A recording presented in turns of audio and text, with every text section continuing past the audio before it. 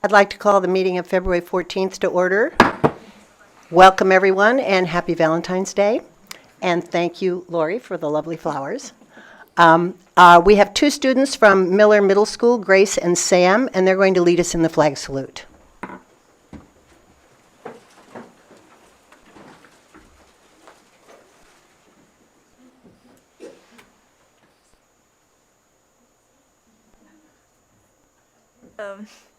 I pledge allegiance to the flag of the United States of America and to the republic for which it stands, one nation, under God, indivisible, with liberty and justice for all.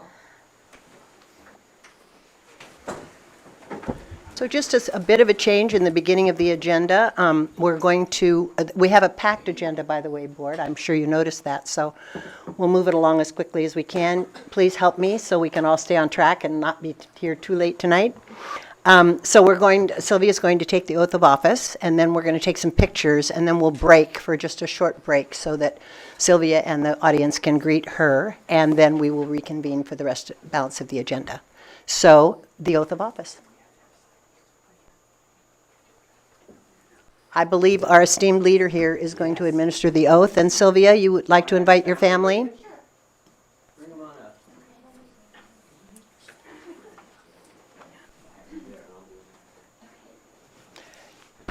Leslie, you're going to get a picture of the board too, right? Okay. Otherwise, I'll think you're... Okay. Please repeat after me. I state your name. Oh, yeah. You can raise a hand if you want to. I don't know. Yeah. Yeah. Raise your right hand. Okay. I state your name. I, Sylvia Leong, Do solemnly swear do solemnly swear that I will support and defend that I will support and defend the Constitution of the United States the Constitution of the United States and the Constitution of the State of California and the Constitution of the State of California against all enemies, foreign and domestic, against all enemies, foreign and domestic, that I will bear true faith and allegiance that I will bear true faith and allegiance to the Constitution of the United States to the Constitution of the United States and the Constitution of the State of California, and the Constitution of the State of California, that I take this obligation freely that I take this obligation freely without any mental reservation or purpose of evasion. without any mental reservation or purpose of evasion, Very good. And that I will well and faithfully discharge and that I will well and faithfully discharge the duties upon which I am about to enter. the duties upon which I am about to enter. Congratulations and welcome aboard. Thank you. Now, so if you were to look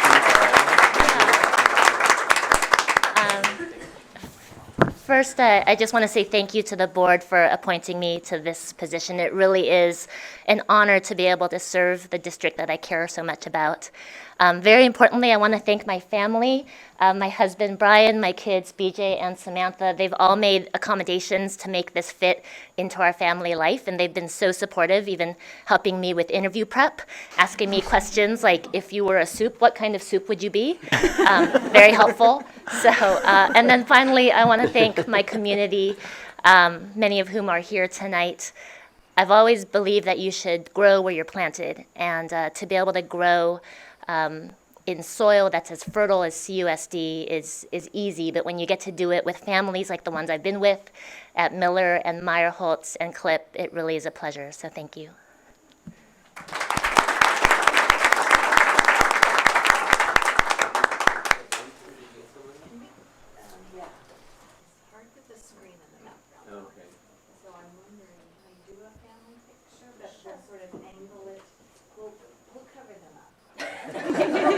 Photoshop them out. And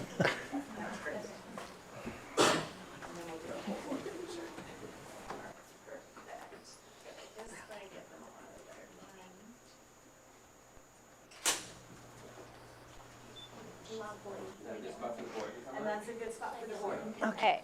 Yep. We're going to do it with the whole board? Okay. Okay. With all of them. Okay. Sorry, Corey. Hold on. Oh, no. Never moving again. Okay, Pam.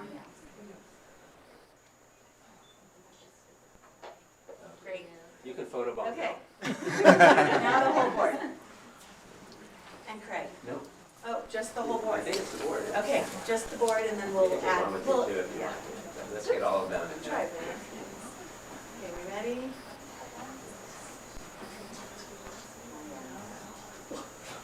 Be all over Twitter. Yeah. Any other pictures you want before we break? Okay, so we'll break for 5 or 10 minutes. whatever we have, 5 or 10 minutes. Great. I'll hammer on the gavel.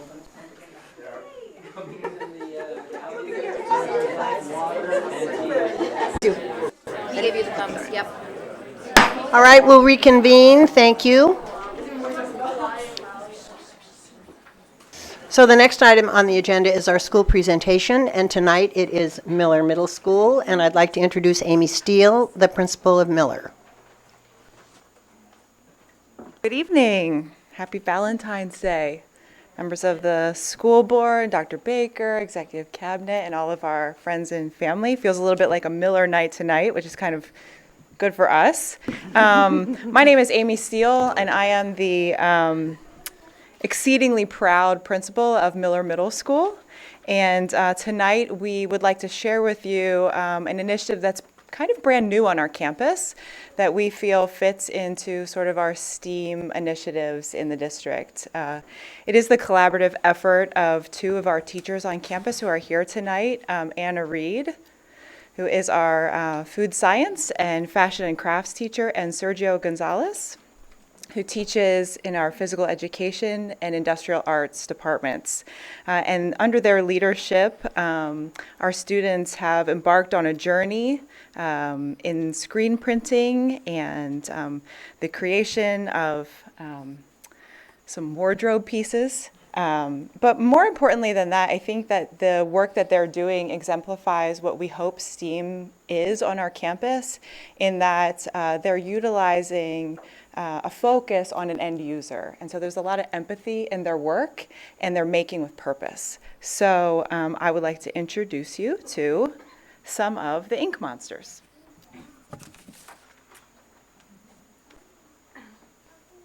Okay, so good evening. I'm Sam Strand and I'm in 8th grade.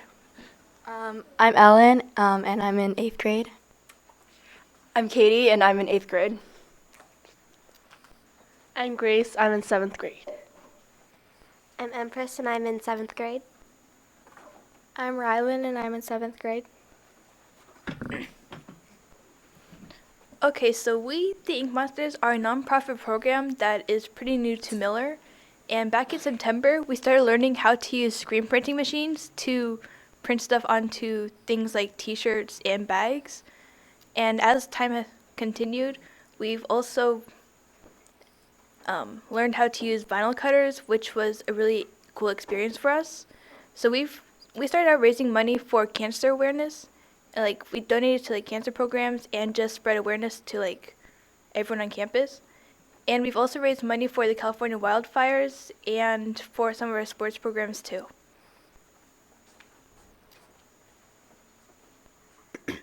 I made this video for you guys to watch, and it shows the process of the ink monsters.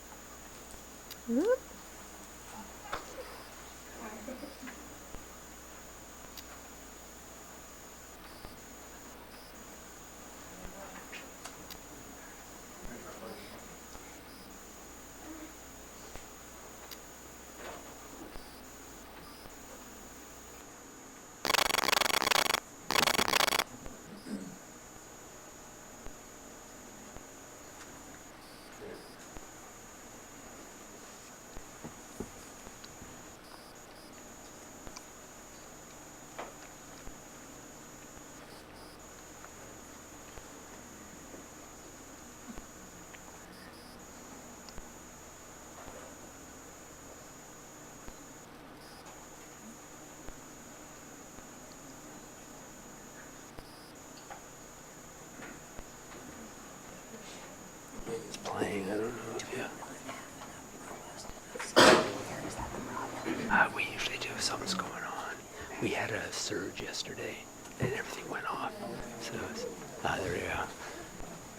volume.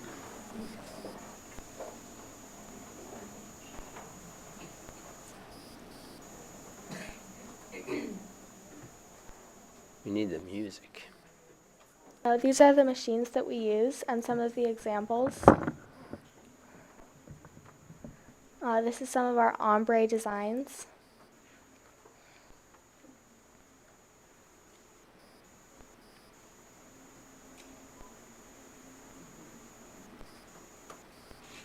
This is some of our finished products that we've created.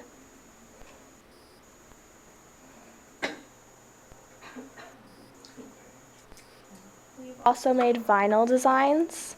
This is the electronic template that we use to make it. This is the vinyl materials. This is the Cricut cutter that we use for cutting the vinyl.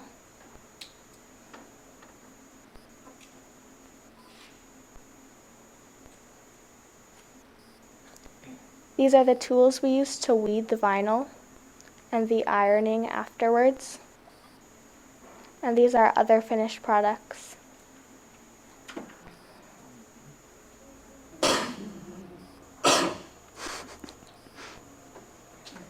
Yes.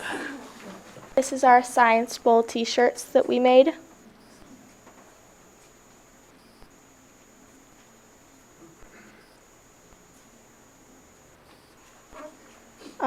We took a field trip a little while back, and this is some of the pictures.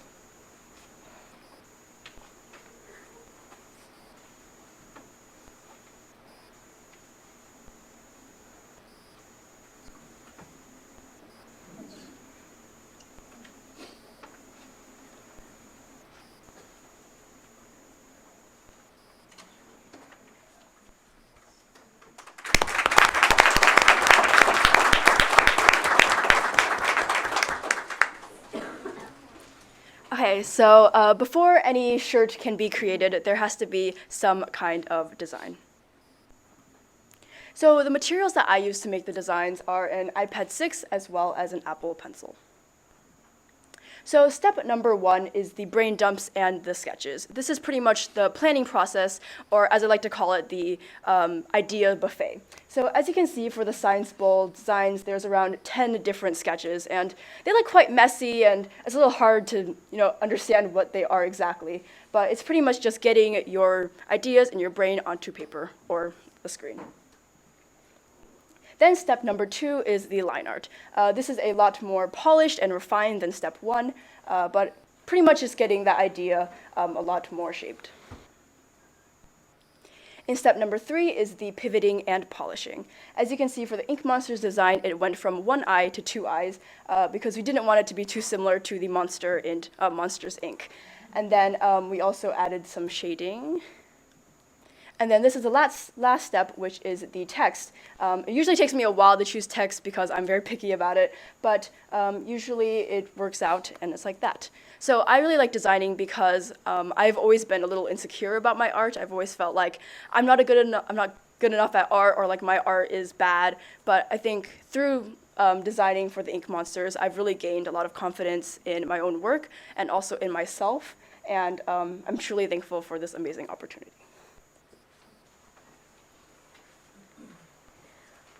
We use 2 different types of methods to make t-shirts.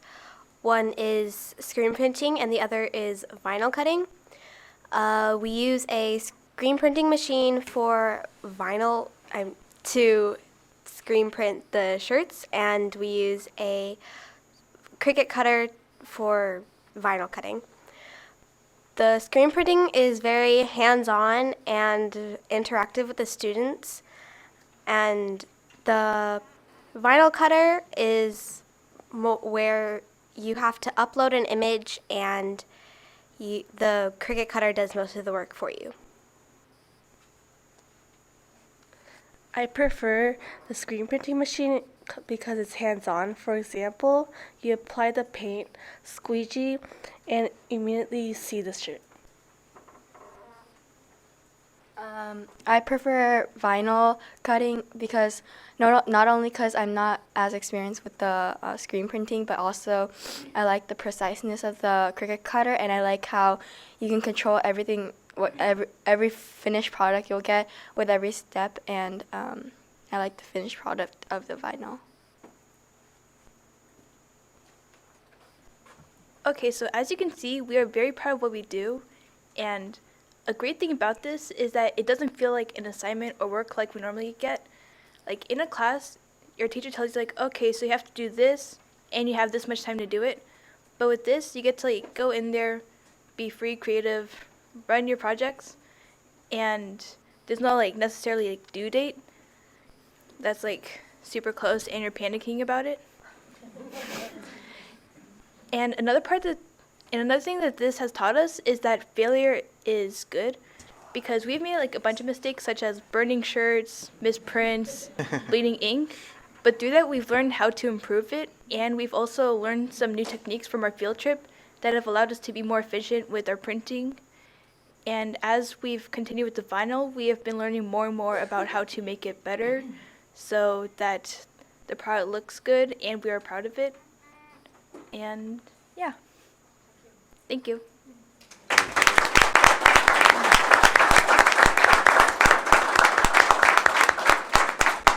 Thank you so much. I always say one of the best things we do at our board meetings is have kids come and share with us. So we really appreciate you sharing this. We want to get a picture with the board, and I have some certificates for you. So.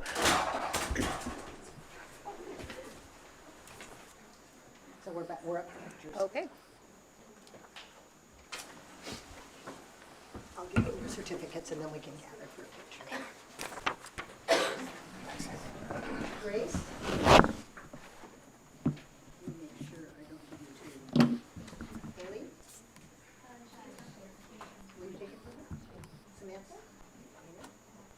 Ellen? Rylan?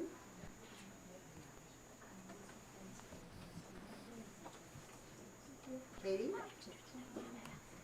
Do one of you have two? So what's your name? Empress. Oh, Empress. Okay. Thank you again, girls. So we want you over here, I think, in front of the board. This is good. Yeah, this is good. She can join too. She's got it. That way a little bit. And then we'll just look between you because you're taller than all of us.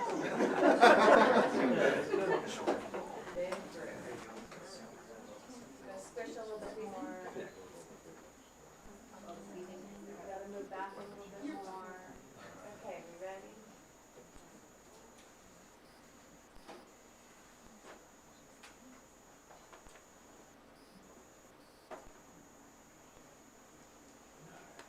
Okay, thank you guys. That was a great presentation.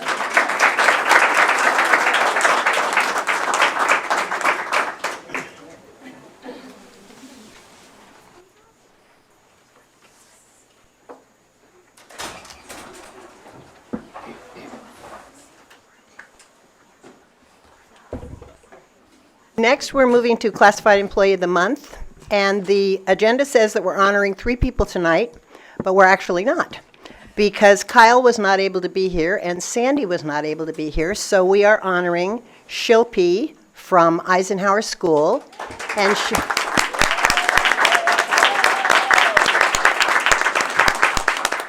Shilpi Jane. Shilpi, if you would go up and stand at the podium so we can embarrass you, that would be great. I can tell.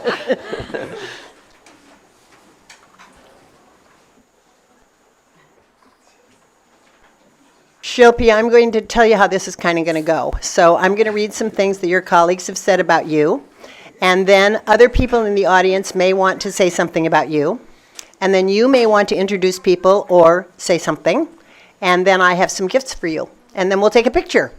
So I'm going to start by reading what your colleagues said about you. The following is a summary of the write-up that the Eisenhower staff provided in support of their nomination of Sandy and Shilpi. So for the board members and for the audience, Sandy and Shilpi actually worked together. So they were nominated together, but Sandy was not able to be here. The Eisenhower staff would like to nominate Sandy Gonzalez and Shilpi Jain for Classified Employees of the Month.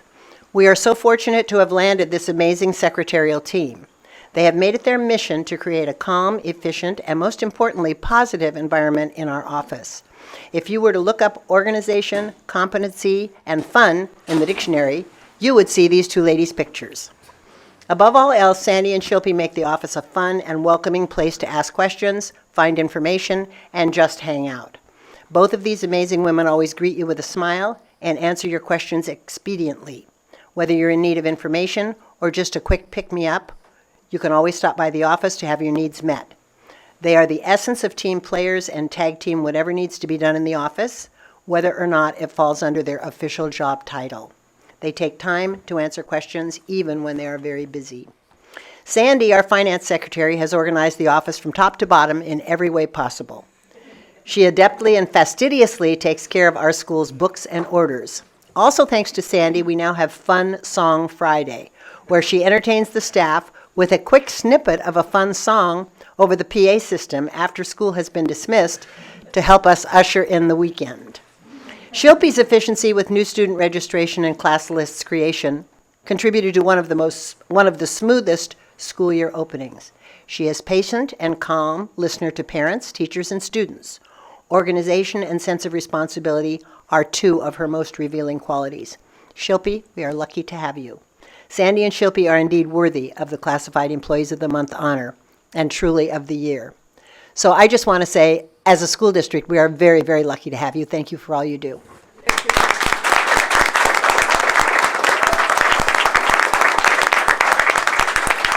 Is there anyone else who would like to speak? Yes, please. All right. So good evening. I'm Joanne Connor. I'm the principal at Eisenhower, and I'm the lucky person who gets to work with Shilpi and Sandy. And Sandy was having surgery, that's why she couldn't be here. I know she would have loved to be here, and is very sad she can't. But I know Shilpi will stand for her and explain everything that happened and how we embarrassed her. So that really, what Phyllis read, really summarizes how our staff feels about both of these ladies.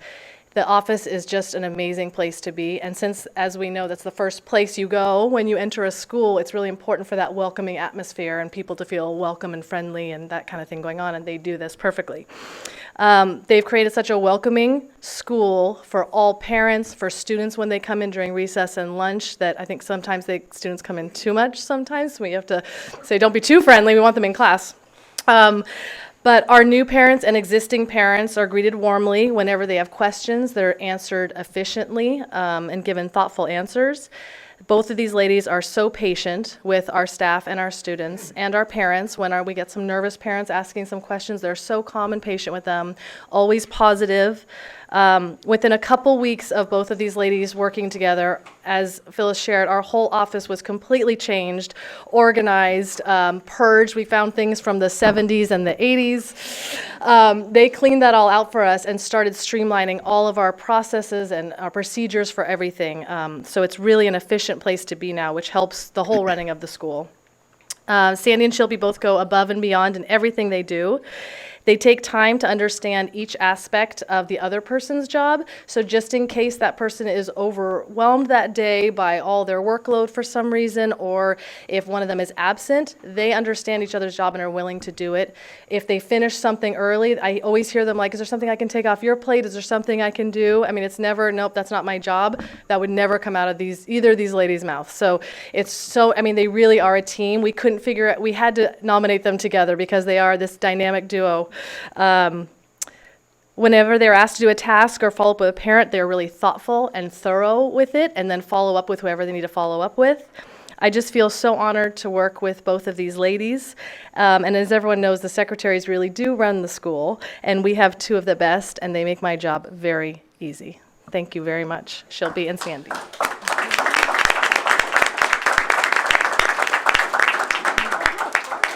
Anyone else have some? Aha, Barbara. Stay right here, Shelby. I'm going to embarrass her a little bit more. I'm Barbara Fritch, and I'm one of the teachers on the staff at Eisenhower. And I just wanted to let Shelby know how this nomination came about.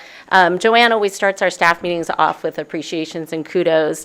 And at the beginning of the year, every staff meeting, somebody was saying, oh my gosh, Shelby did this. Oh my gosh, Sandy did that. They are making our lives so much easier. And the poor things, they're always in the office during the staff meetings, so they didn't ever get to hear any of these great things we were saying about them. So after like the third meeting where we kept saying, wow, yes, they have just turned the organization around, made everything so efficient, we said, okay, we need to nominate them. So we had submitted your nomination way back in October. I had asked all the staff to send me comments, and so here are just a few of them. I will give you a copy of this, Shilpi, but as you can see, it was quite lengthy. I mean, I have 3 pages of comments here from the staff. Things like, Sandy and Shilpi put up with childish whining, tantrums, and nagging all day. That's just from the adults. They also deal with children. Seriously, Sandy and Shilpi have demanding jobs that can try a body's patience and skill, but I have yet to see them falter under pressure. Requests I make are addressed quickly and efficiently. They are also not only strong as individuals, but make a valuable team. They have done an amazing job creating a more positive and efficient office. They are quick to solve problems, friendly and welcoming to everyone. They are the essence of team players and tag team, whatever needs to be done in the office, whether or not it falls under their official title. It goes on and on like this, and I speak for everybody, Shilpi, when I say that you and Sandy have just made Eisenhower such the office such a wonderful place to be. I mean, Eisenhower is always a wonderful place to be, but the office especially, they have just turned that around. As Joanne said, they have organized everything. I mean, they have totally given Marie Kondo a run for her money, because these two are sparking joy all over the place. So we thank you very, very much, Shilpi, and we thank Sandy in absentia, and we are just so appreciative of everything you do for us at Eisenhower. Thank you.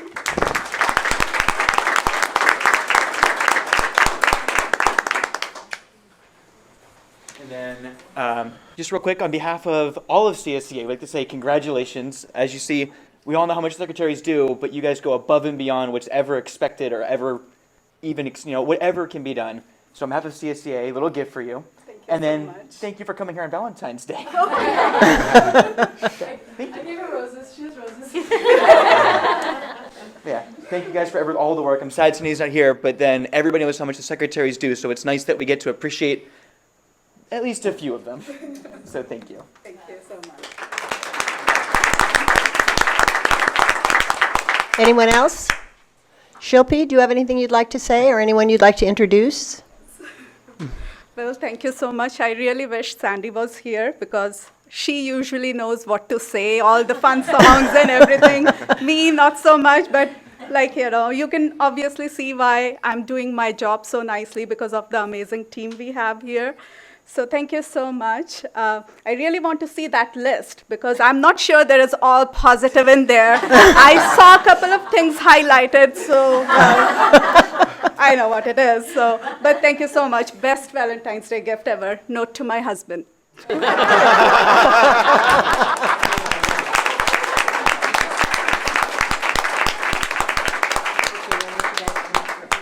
right, photo up. So I have a gift for you and one for Sandy. Will you take Sandy's turn? Yes. And congratulations. We want to get a picture over here in the photo gallery.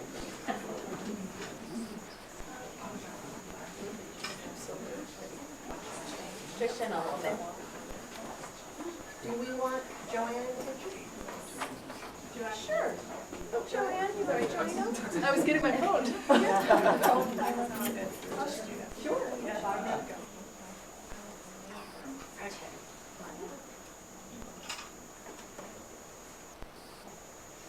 Should we get one? Let's get one with Barbara. Barbara, come on. I know. Nora. All right, you guys from staff is here. You got to join them. Come on. I guarantee that probably every teacher would have come if it wasn't Valentine's. They were like, oh! There we go. Okay.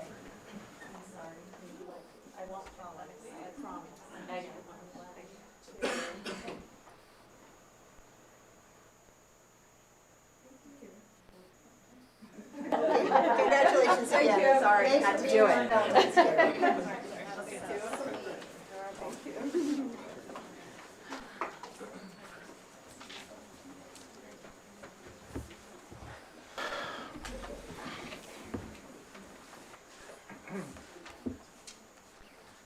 Next, we have board agenda approval. Any comments or things that anybody wants to change or?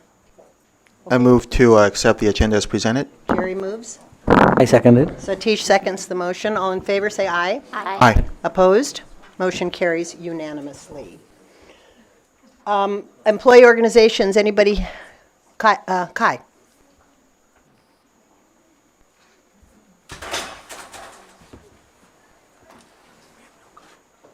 Dr. Baker, CUSD School Board, thank you for letting me speak. As we're wrapping up the negotiations from last year, I just want to take this opportunity to say how much we appreciate the spirit in which we had our negotiations.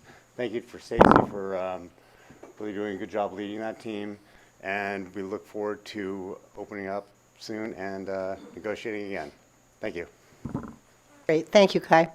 Anyone else from employee organizations?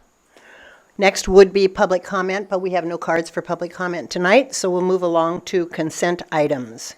The first item will be, we will deal with the first item separately.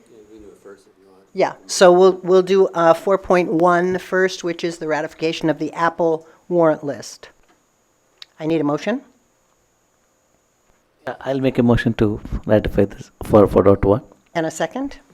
I can second that. Okay. Moved and seconded. All in favor of 4.1, say aye. Aye. Opposed? Passes. And, oh, I'm sorry, 4-0 and a recusal, yes. There you go, thanks. So now we need a motion for the rest of the consent items. I can move 4.2 through 4.8 on the consent calendar. A second? I can second that. Okay.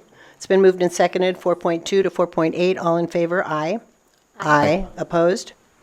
Motion carries 5-0. Next is an information presentation on the rating update on Measure H, and I think that's Jeff.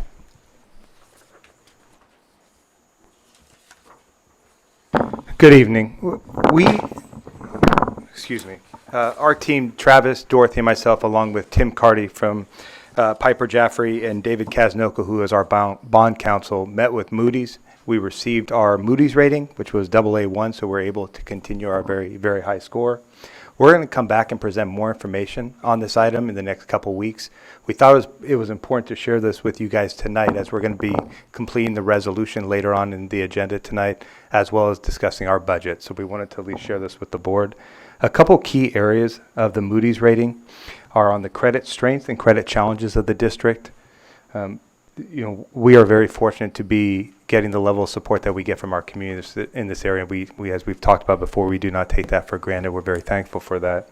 And that has led us to be able to maintain a very high rating with Moody, as well as the conservative management that we've done as a district as well.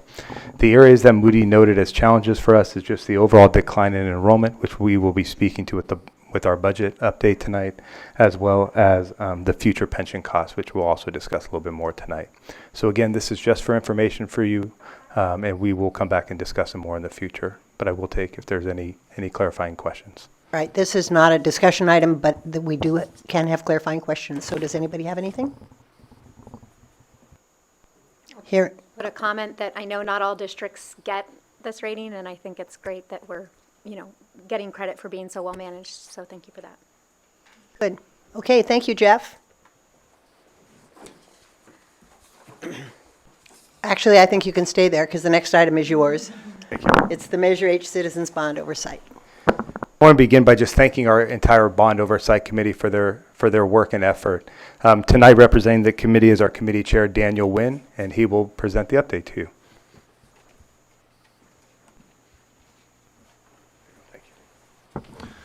President Vogel, governing board members, my name is Daniel Wynn. I'm the chair of the Citizen Bond Oversight Committee. Let me just give you a quick background. The citizens of the Cupertino Union School District passed Measure H, a general obligation bond measure, back in June 2012.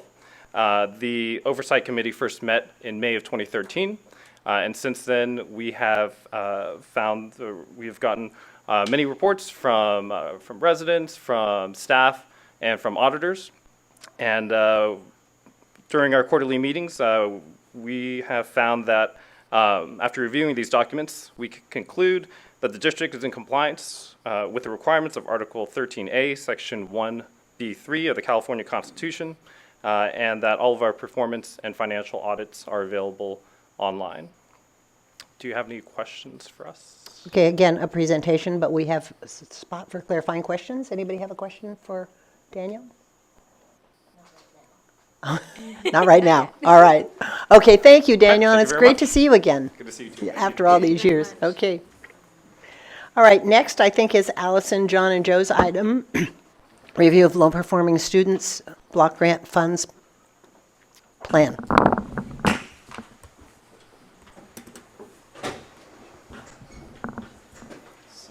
I going to take that over? Is that what you think I should do? Is it okay if we use his computer? Yeah. All right, so I'll just, Oh, here? do you want to plug in? Okay. So while John's getting set up there, I'll just give a little introduction and then I'm going to step out of the way and let John take over. I wanted to just highlight that when this opportunity came up this year, we were very excited because this really is addressing something that we've been working on all year, and John will help make that connection as part of the presentation. And we're excited to dig into this, and also the work that we're doing in this area, you're going to get some more information about as we get into SIPSA and LCAP season. That's coming up. During the winter, we look at annual updates, and then into the spring, we go into goal setting. So all of the work that John is mentioning in this report, we're working closely with the principals on, and we'll have a chance to go a little deeper when we get into the goals for next year. Thank you, John. Thank you. So thanks for that connection to LCAP. So I'm just going to, I hope it's okay, scoot this back, because I have some notes. So it's nice to come in front of this new configuration. Nice to see you all as board members. Thanks for being here. I'm actually, so rarely do we talk about money coming in, so this is, put on a smile. So I'm going to talk about some money coming into the district. This is a block grant that goes to all the schools in California if they have a plan and their board accepts the plan. So our work tonight is to give you information about this, and then hopefully when we come back on the 28th, we'll be able to approve this and move forward and keep the money. So just as an overview, what is this grant? We'll talk about what it is, how we are using it to support the achievement of all of our students, and in particular our low-performing students, and the next steps should we approve the grant, should you approve the grant, how we'll go about doing that work. So I know you had a chance to look at this in advance, but really this is the whole grant in a nutshell. It's funding for all schools with a plan to address the achievement gap in schools.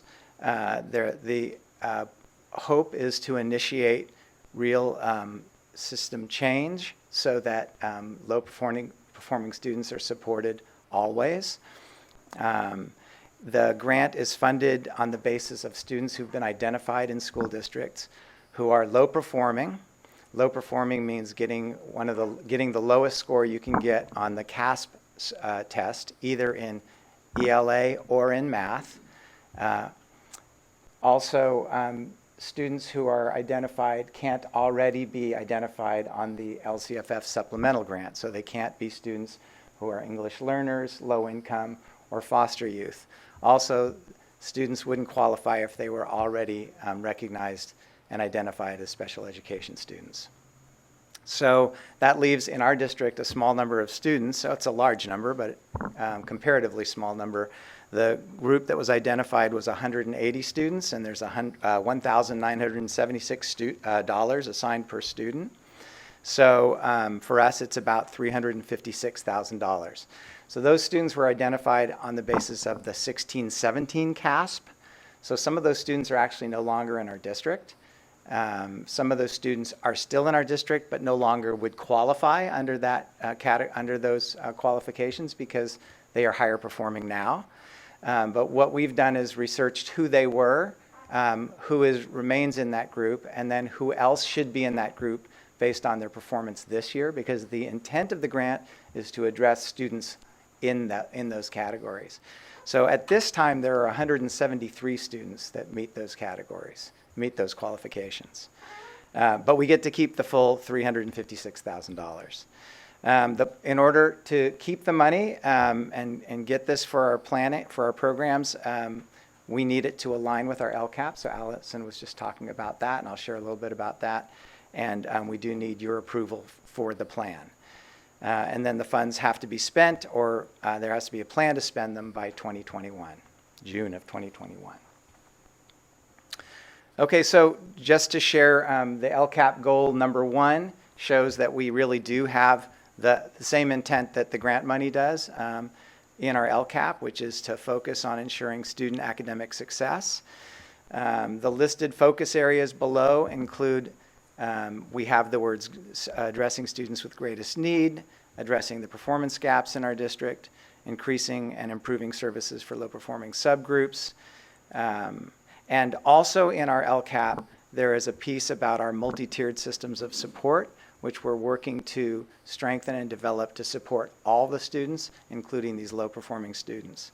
But in all ways, not just academically, but social and emotionally, and in mental health, and all of those ways. So all of that is aligned. The intent of the grant is aligned.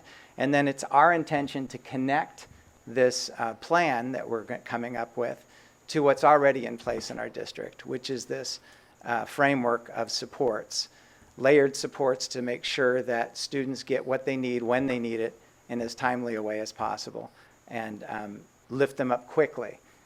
So we are already working in a lot of ways to develop that framework. We don't want to create a new plan with this money or to do something different, because we need really to all be on the same pathway. So we're attaching this to our existing structure. So these are the 3 steps that we would like to use this money. We have a plan to use this money to support. So one of them is redesigning the way we identify and support low-performing students. So I'll talk to you about each of these in the next slides, but that idea is called collaborative support teams. The next one down is having a universal screening and diagnostic assessment for all our students, so that we quickly identify early on and at periods throughout the year those students that need extra support, and then intervene right then instead of waiting to see a larger failure over time. And then the last area is to develop our base level, so classroom level, school-wide social and emotional learning. We know that that is closely, social and emotional learning is closely correlated to academic achievement, but also just success in life over long term. So those are the 3 ways we'd like to support our low-performing students. So the first one's called collaborative support teams. So you probably know that there are already traditional systems in place in our schools to support low-performing students. However, a number of our students still struggle. The steps that are in place already include planning meetings with teachers and parents. That's the first level. I'm going to get to these notes so I get all the acronyms right. The SSP, Student Learning Plan Meeting. So that's the basic level. Right away when somebody starts to struggle, a kid starts to struggle, parents and teachers get together and just talk quickly. And then it moves to the IST. That's the Intervention Strategy Team. That's a teacher, a parent, and a student, and possibly a principal, and possibly special services people in the room, all talking about, excuse me, it's not the parent. It's all the special services team and the teacher talking about a student. And when the parent is brought in, that's called the SST, the Student Success Team. So now the parents are there talking about one student, same student who's been in all of these meetings, the focus of all of these meetings. That is the traditional way that supports are developed and intervention is applied for students. If it need go that way, a general education student could be at the SST recommended for assessment towards an IEP for special education if a learning disability is suspected. So that's the traditional progression, and it's a number of meetings, and each of those meetings requires scheduling and a calendar and people to show up, and it's high intervention around one student. The collaborative support team is different. It's a new model. We actually have 10 sites that are in the middle of this now, piloting this in the district. And it is a collaborative meeting. So at the beginning of the year, in the middle of the year, and at the end of the year, planned meeting times occur where the whole grade level in middle schools, the whole house that serves a number of kids, come together and go through the top needs students that teachers are serving at that time. So it's about a 90-minute meeting. Let's go back to the easiest way to think about it is in a K-5 model where the entire kindergarten grade level meets with the principal, the counselor, the special services team, and the kids come up and they are talked about as a group. What happens in this is that teachers are able to share their successful strategies, and our resource teachers are able to share strategies and resources right there in the meeting. And interventions are laid out, and then there's a course of action with people assigned actions, and in about 10 to 12 weeks, this happens again, and the entire team meets again. So over the course of the year, there are 3 meetings, collaborative meetings, where whole grade levels get together and talk about their students that need support. The effect is that students are immediately served, they're tracked for progress, and interventions are tweaked and made better over time, and students have a better chance of succeeding, and there are more people in the school site that know who those students are and then can support them.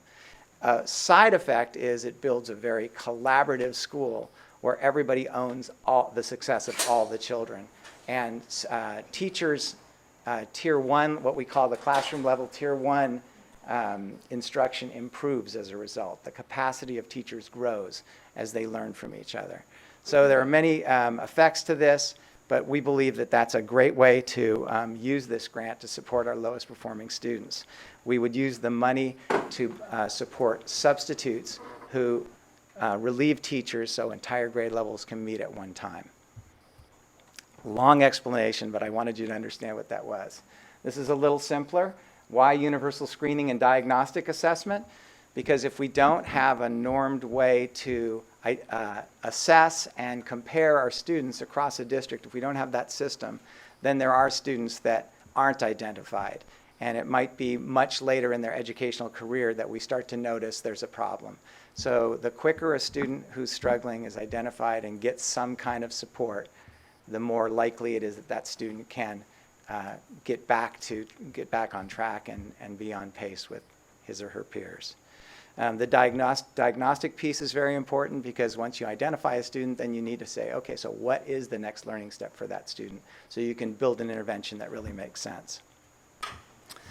The social and emotional learning piece might not at first seem as obvious, but we've been doing a lot of research over the past several years.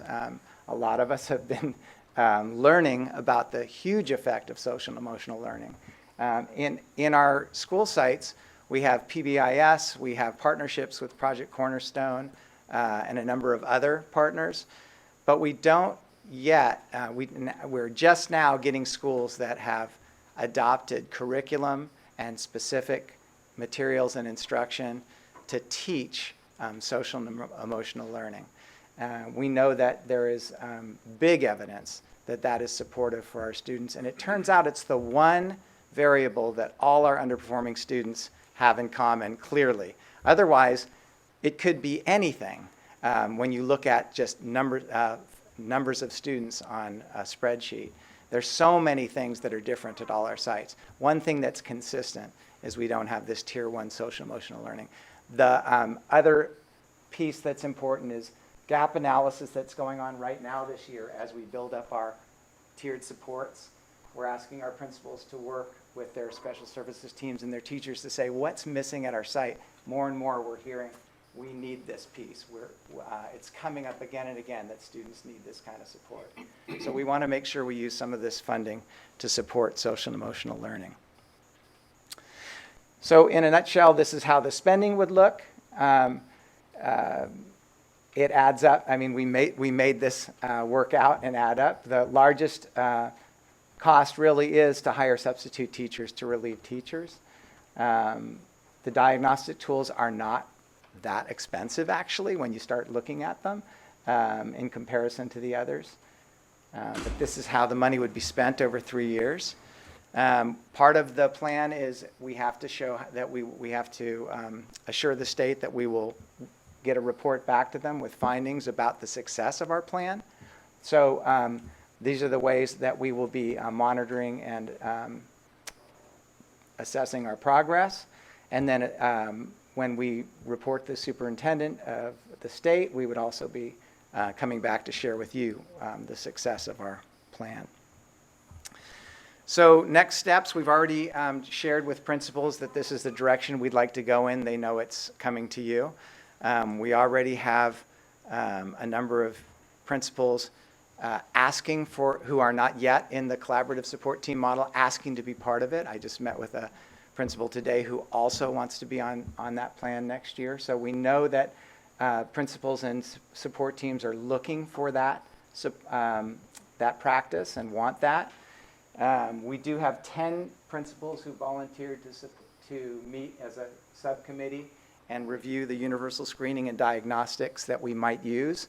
They want to be part of selecting those and part of developing the protocols for those, but they're excited about that. And we have a number of schools that are asking already to pre-pilot materials. We're pre-piloting middle school social and emotional learning curriculum at Lawson School. We've got 2 schools, I don't want to say, Meyerholtz is using Second Step. Whole School, Lawson is using Second Step. We have 2 schools that are using something called Caring School Communities. It's actually not our intention to come up with one final social and emotional learning curriculum, because if schools love what they have, we would not say you can't use that, you have to use this. But we do have some guides to help schools determine what they want and what will work for them. And we also have some assessment to see how students are making progress. So that's all part of the process there. So that's our plan. I'll come back on the 28th to hopefully answer any final questions. And that we do need to submit our plan on March 1st, which is actually the day after the 28th. That's 28 days, and so in February. So at this time, I'm happy to answer questions, and Joe's here to do the same. Okay, so we will be voting on this at our next meeting. So who has questions? Jerry. All right, just 2 quick questions about success measures. So first of all, what are the local measures we use to measure progress for social emotional learning? In the slides, it says there's CASP and other local CUSD measures. I was wondering if you could say a few words about what are the measures we use for that aspect. For the social and emotional learning? Yes. So at this time, we are not measuring social and emotional learning per student. We're measuring school climate through our California Healthy Kids Survey. I think Allison got back to you and shared that in some of our schools we have a percentage rate of 70% participation, which makes those results valid. In some of our schools we do not. But we are measuring as best we can our school climates, which is a reflection on social and emotional learning. There's also the potential to add questions to those in the future as we give those, so we can measure some of the social and emotional learning that way, but we aren't at this time doing that per student. Right. Okay. Thanks. And then the other one is around measure of success, right? So, so you talked about using CASP to measure success, and I was wondering if there was any sort of criteria for success, either from the grant giver, the state, or ourselves. Are we looking at improvement from the beginning of the year, improvement compared to peer groups? I wonder if you could say a few words about what we would consider successful, or people that give us the money, what they would consider to be success. So I think So I'm thinking that what they would like to see is a much smaller number of students that are in that qualifying criteria. I mean, we as a district, we don't want to see any of the students who are low performing staying in that place. What we consider success is, early intervention and quickly seeing them rise up. We have very high test scores overall, but we do have a number of students that don't score well on CASP. And we don't want English language learning or foster youth or low socioeconomic, excuses for that. We believe everyone should be able to perform well. So none of the principals want any of that in their records, right? They're all working really hard with their teachers to support performance. So I would say per the state, they would like to see a much smaller number. They would like to see the students that were identified, if they're still in the district, performing higher. So we'll share those results with them. Okay, thank you. Absolutely. Anyone else? Sylvia? So I had a couple questions. One was a clarifying. First of all, it was really great. I'm really excited about this program. Thank you. I think the fact that there's only 180 kids out of 18,000 kids or 17,000 kids is amazing. I had a clarifying question about that number, though. So you said that they were identified by being the lowest performing on the CASP test. I'm wondering if is that like a lowest in the state? Is there a particular bar, or is that lowest in our district? And if so, how is that compared to other districts? So they're using the criteria of a level 1, which means didn't meet the standards at all. And then level 1 is the lowest that's the lowest category you can score on the CASP test. And if you have a 1 in English language arts, you can have a 1 in math or a 2 in math. If you have a 3 in math, you don't qualify for this funding. So you can have a 1 and 2, you can have a 2 and 1. You can have a 1 and no score, because some students don't finish the assessment or take it at all, and you can have a no score and a 1. So those are the level, that's how the state measures it. It doesn't mean that they're the lowest students in the state, it just means all the students in the state who get a score of 1, which is the lowest score you can score on a CASP test, in either ELA or in language arts, qualify for this grant. Sorry, it's really confusing, I know. My second question has more to do with the methodology with the collaborative support teams. And I know that the plan is to use sub time, and teacher release time for that time. And I know sub shortages is an issue. So I'm wondering about the choice for that, to do it during school time versus maybe adjunct pay after school, and just what was the reasoning behind that? I mean, the trick is getting your whole team, so it includes, principals work after hours all the time anyway, that's their work. But getting your support, your special services team, so that would be your speech and language pathologist, your behaviorists if you have those, your resource specialist teacher, your school psychologist, your counselor, and then getting an entire grade level together. Really the best way the only way to get all those people together in a regular systematic way is to embed it in their school day. Otherwise, there are just always things that take people out. And what you need is a collaborative team. You don't want any holes in the team. Somebody say, oh, I missed it, I don't know about that. However, having said that, we do have some principals that have said they want to use learning days for this. They want to find other ways to use this time. It's just over the course of this year, we've learned that really the only truly viable way to have all those people together on a regular basis, it's about 2 days per site, 3 times a year, is to embed it in the school day. Now these are roving subs, so the kids are only seeing a sub in their classroom for that 90 minutes, just to let you know. And then their teacher is back for the rest of the day. So over a 2-day period, it's really the principal, all the special services people that are in that room the entire time. It's just the grade level teachers that have to be released to come and then go back. If that helps. Yes. Yeah. Thank you. Anyone else? Yeah. Satish? Yeah, I have one question. So how is this trend? Is it like, are we doing better year after year, or do we have a goal? Like now we have 180. What is that we are anticipating next year? Would it be a similar trend, or because you said 173 also? Now we're at 173. Yeah. Right. So is it like do we have a goal of like 10% reduction or 20% reduction? Anything like that? Did we do any analysis on that? So no, and I can actually go back in time and bring that to the next board meeting and let you know what it looks like going back in time. And then we haven't set a goal to minimize that by a certain percentage. Great idea. Because that could be one of the, again, another measuring, another measure actually, are we doing really good or not? Because next year, if you, of course, the kids move, but still we should have, I think, some level of a target. Yes, and that is one way that we can connect to the LCAP and SIPSAs, because we do set those longer term goals and then what the little steps will be along the way to get to the target. So we can come back to that question. We always set goals in CASP for making sure the kids are making progress, and we can make sure to reflect this. So there's an easy way to see the connection.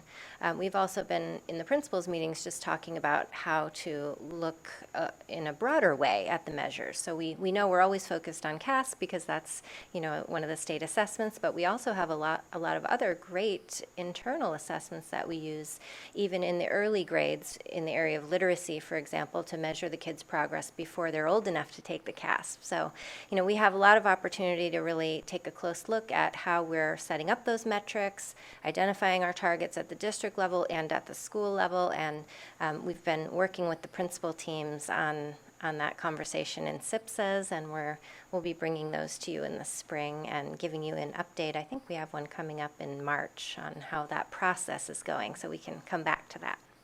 Thank you.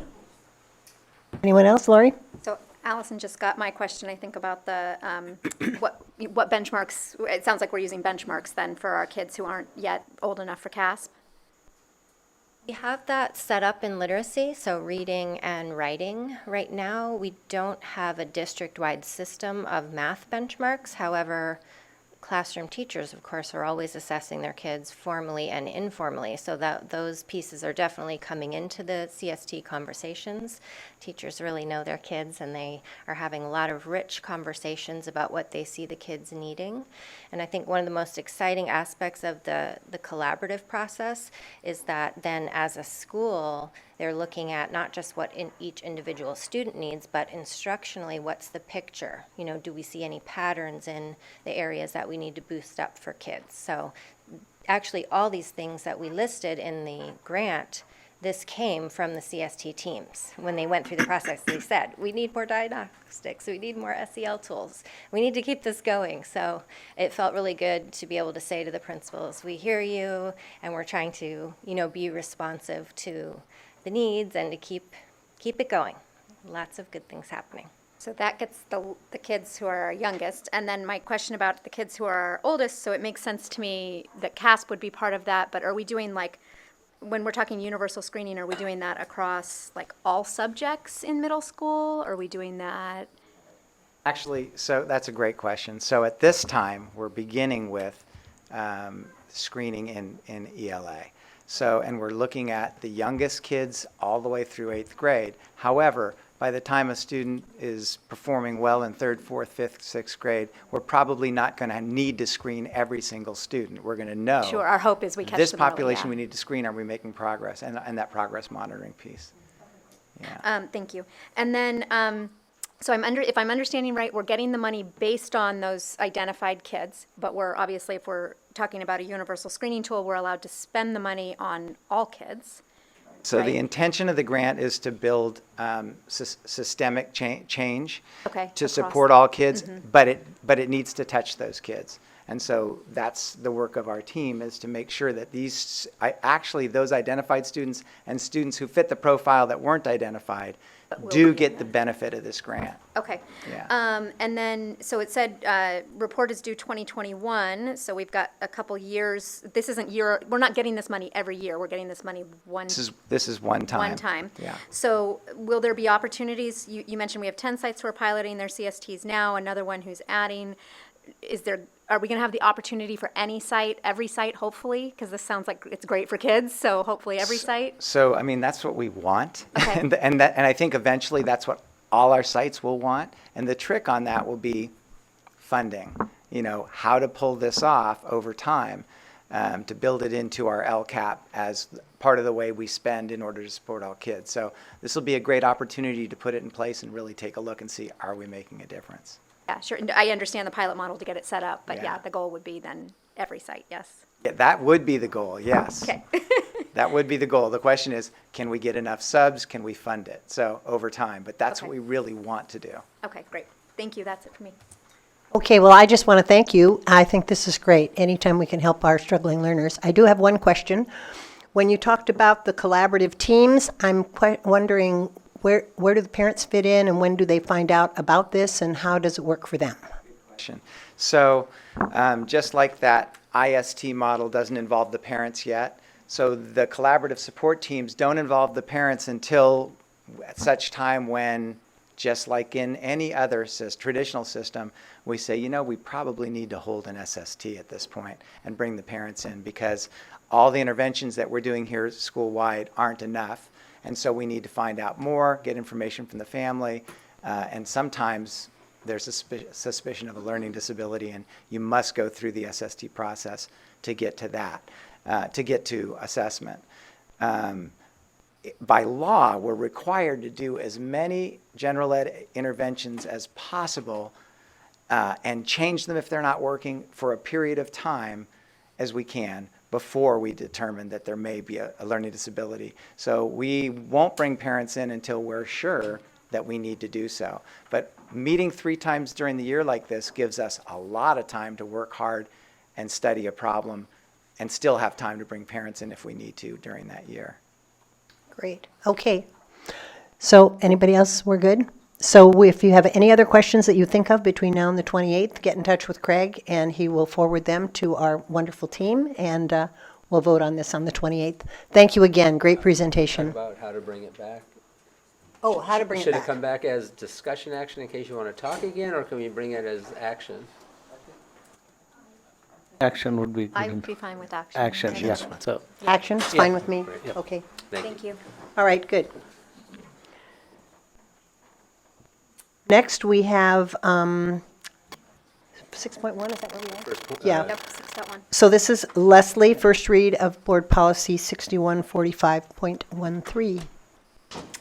Hi there. So the board policy that you have in front of you today is based on a new law, AB 699 and Ed Code 234.7, and it really refers to educational equity for all students. It is modeled after the CSBA recommendation with no changes. And so tonight it's here for you to have an opportunity to read and review. One of the things I wanted to note is a lot of the language in this where it talks about ensuring that that all students, regardless of their citizenship or immigration status, have the same rights. Last year, we spent time modifying policies to reflect that language, and we needed to ensure that we actually had one specific policy related to our response to immigration enforcement.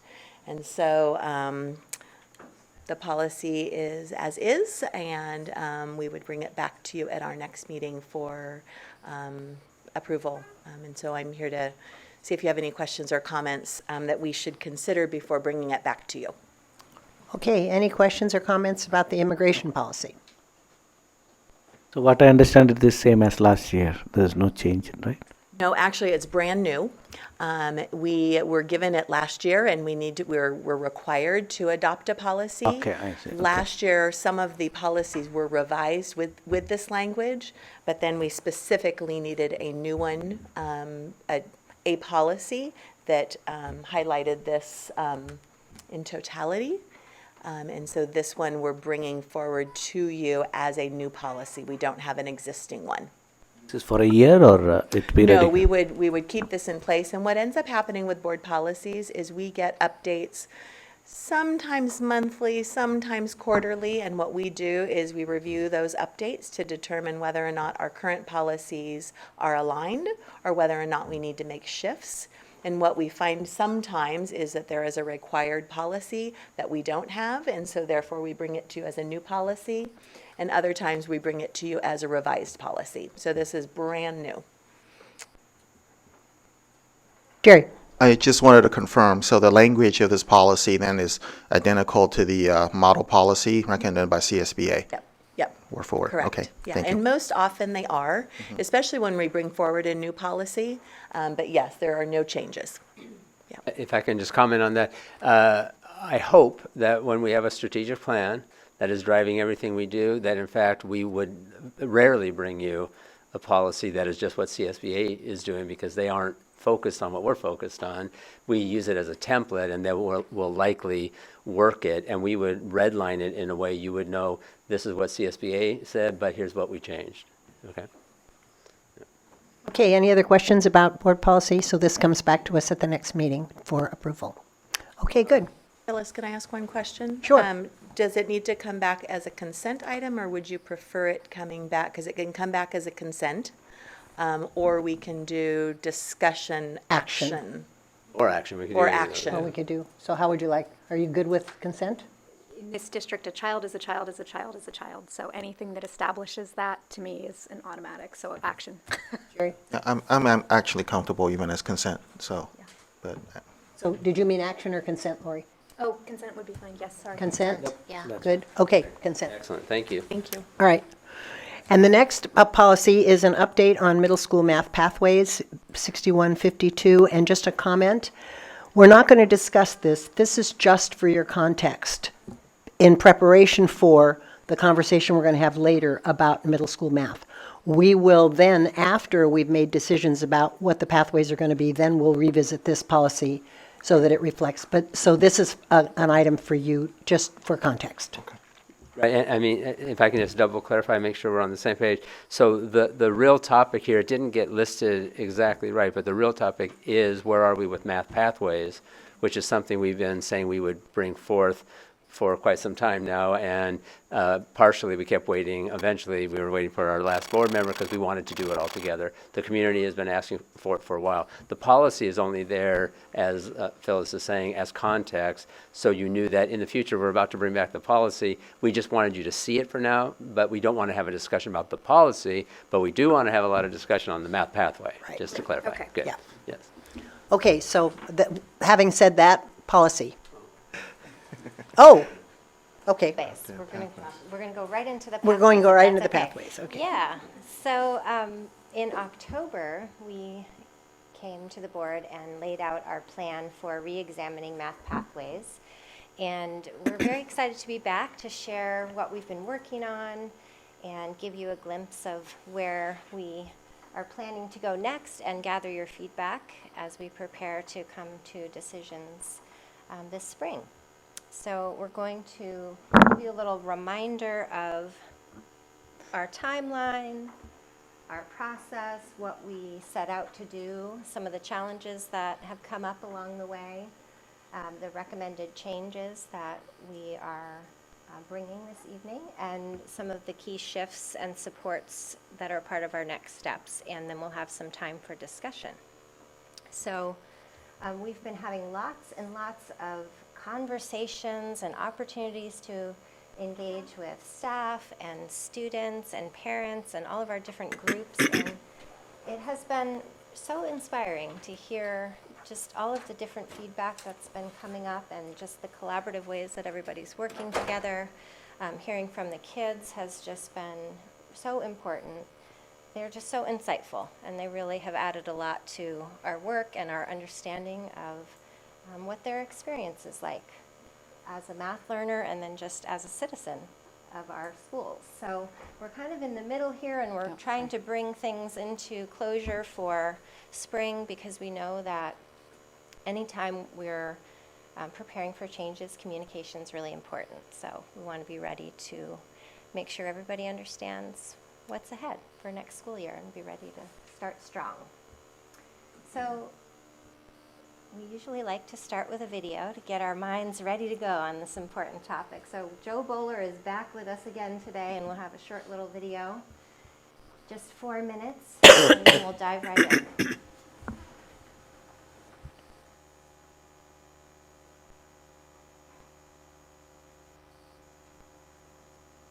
In the current technological age that we live in, it's really important for people to be mathematical thinkers. You need it in every aspect of life. not just numerical things like mortgages, but working with technology, working out all sorts of things. In many, many jobs also. I mean, they're predicting that in the next few years, 60% of jobs will need numerical comfort with numbers and mathematical reasoning, but only 20% of workers have that. So one of the biggest problems I see in mathematics education is there are almost two pathways kids can go down in their math learning, and many kids go down a faulty pathway, a pathway that's damaging for them quite early in their career. And that pathway is one where they think math is a subject where you have lots of rules to remember. They don't see a role for thinking because they're being taught very procedurally, and they often just see math as this really a long ladder, if you like, of rules upon rules upon rules. They're not connected. They don't mean anything, you just have to remember them. One of the things we know about math learning is that a process takes place when you learn math called compression. It's a process in the brain, so that if you're learning some new mathematics, it's almost like it takes up a big space in your brain. You have to think about, how does this work, what does it look like, when does it work? So when you're introducing, say, addition to young children, that ideas of addition are taking up a lot of space. But as you move further on in math, those earlier ideas get compressed in your brain. Now, that act of compression happens through having a conceptual understanding of math. When you learn conceptually, you can engage in this compression because math is a conceptual subject. It builds on each other. There's not a lot to remember actually in math. It's mainly ideas that connect with each other. And if you learn in that conceptual way, then this compression goes on. If you don't, if you just taught procedure after procedure and you think math is a long list of procedures, it's very hard for that compression, and instead your mind is just full of it. Kids try and remember lots and lots and lots of methods, so that mathematical act isn't happening. So it's really important that students are learning math in the right way. So what we really need is students need to be flexible problem solvers. We know that one thing that separates high achieving students from low achieving students in elementary school is the kids who are successful are those who can flexibly use numbers. So if you give students problems such as 23 take away 17, the successful students will break up the number 23 and just think, well, I have two 10s, I'll take 17 off 20. They'll use the numbers flexibly. Kids who are unsuccessful will cling on to methods they've been taught, like subtracting, counting backwards, and try and use those methods. And those can be very complicated to use. So I would say my biggest frustration probably is we know how to teach math well. We've got decades of research that tell us how to teach well. Myself and 4 of my graduate students taught a 5-week algebra class over the summer to some disaffected 7th and 8th graders, and they learned a huge amount. They learned more algebra in that class than they'd done all year in their school class, and it was fantastic. They were engaged, they enjoyed it, they came in dreading being there and hating the idea of spending their summer doing math, and a few weeks into it, they were like jostling at the door to come into class. They were super excited about doing the problems. So we know how to teach math well. What's really frustrating for me is it's hard to get that out into schools and classrooms. So teachers don't typically have time to read journal articles. We really have to find other ways of getting research ideas out to schools so that we can shift and help teachers teach in these better ways. So what I love about that particular video as it relates to this work is it reminds us that what we're trying to do here is not just about re-examining our pathways, but it's so much bigger than that.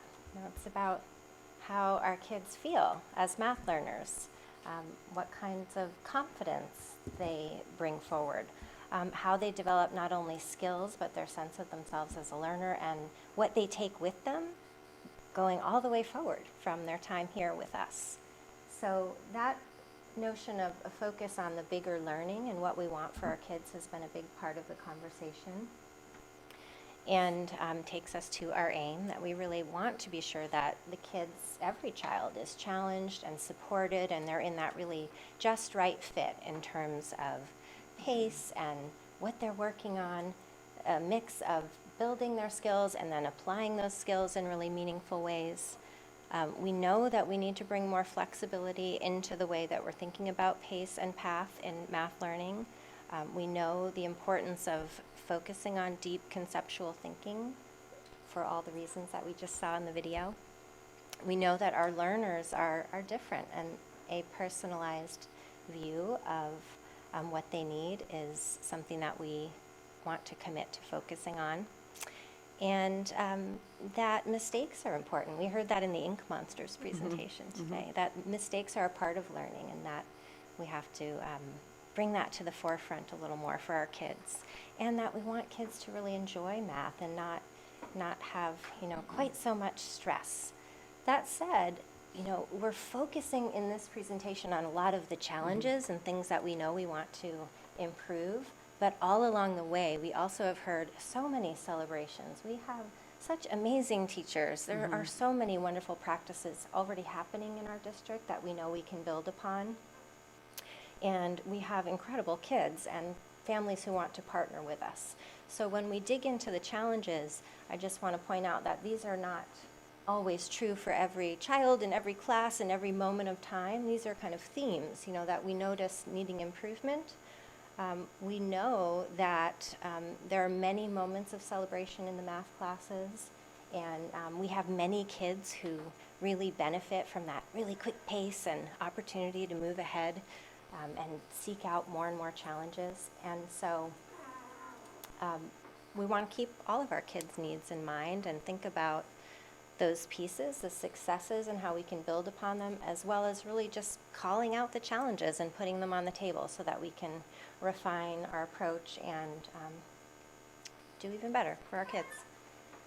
So some of the challenges that have come up in the conversations, and some of these things we highlighted in the fall as well, are the negative social emotional impacts that sometimes happen for some kids around course placement. So that idea of kind of identifying as your math class, and how that can feel for kids. Along with that, sometimes for kids it can feel like a competition or a race, and sometimes that can be counterproductive to those bigger goals that we're trying to get after.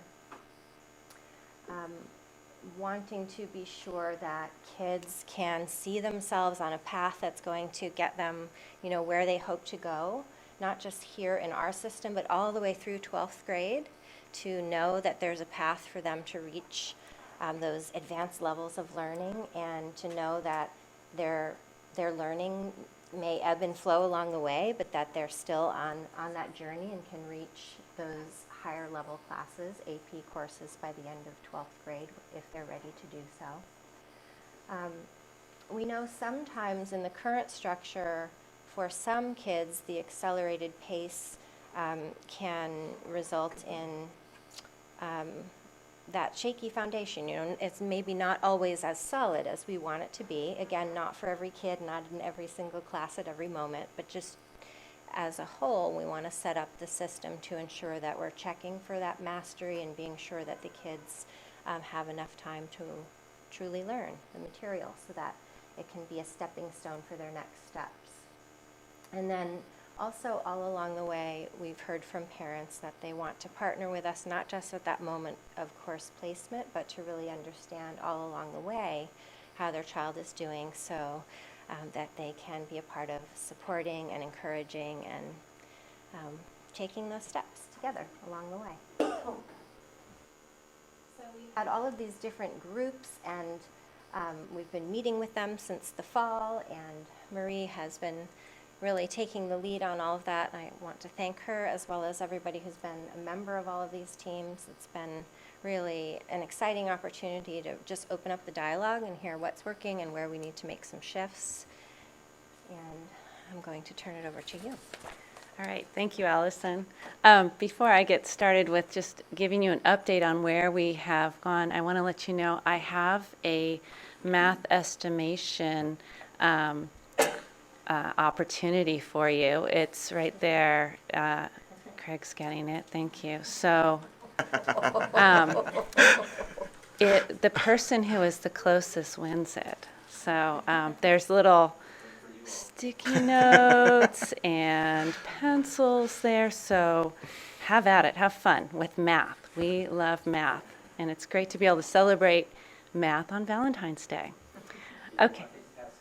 Yeah, you can even just pass the basket around. And if people... Not this. You don't get to count them. You get to make an estimation, to put it in the look? basket Yes. at some point. Okay. Okay. And we'll pass it to you all too. Thank you. All right, so here's an update on the communication and engagement. We have done a lot around this. We've been working with the principals since August. The teacher research team has been going on for a while, since October. We've shared information with the community. We've gathered input from the community. We've gathered input from the teachers. We've gone out and talked with students at every single site in the middle school, which has been my favorite thing to do. Well, I've also absolutely loved working with the teachers and the community members in our Math Advisory Council. So there's just a lot that's been going on, and what we haven't done yet is share the results broadly yet, because we wanted to share with you first. So that's our next big step.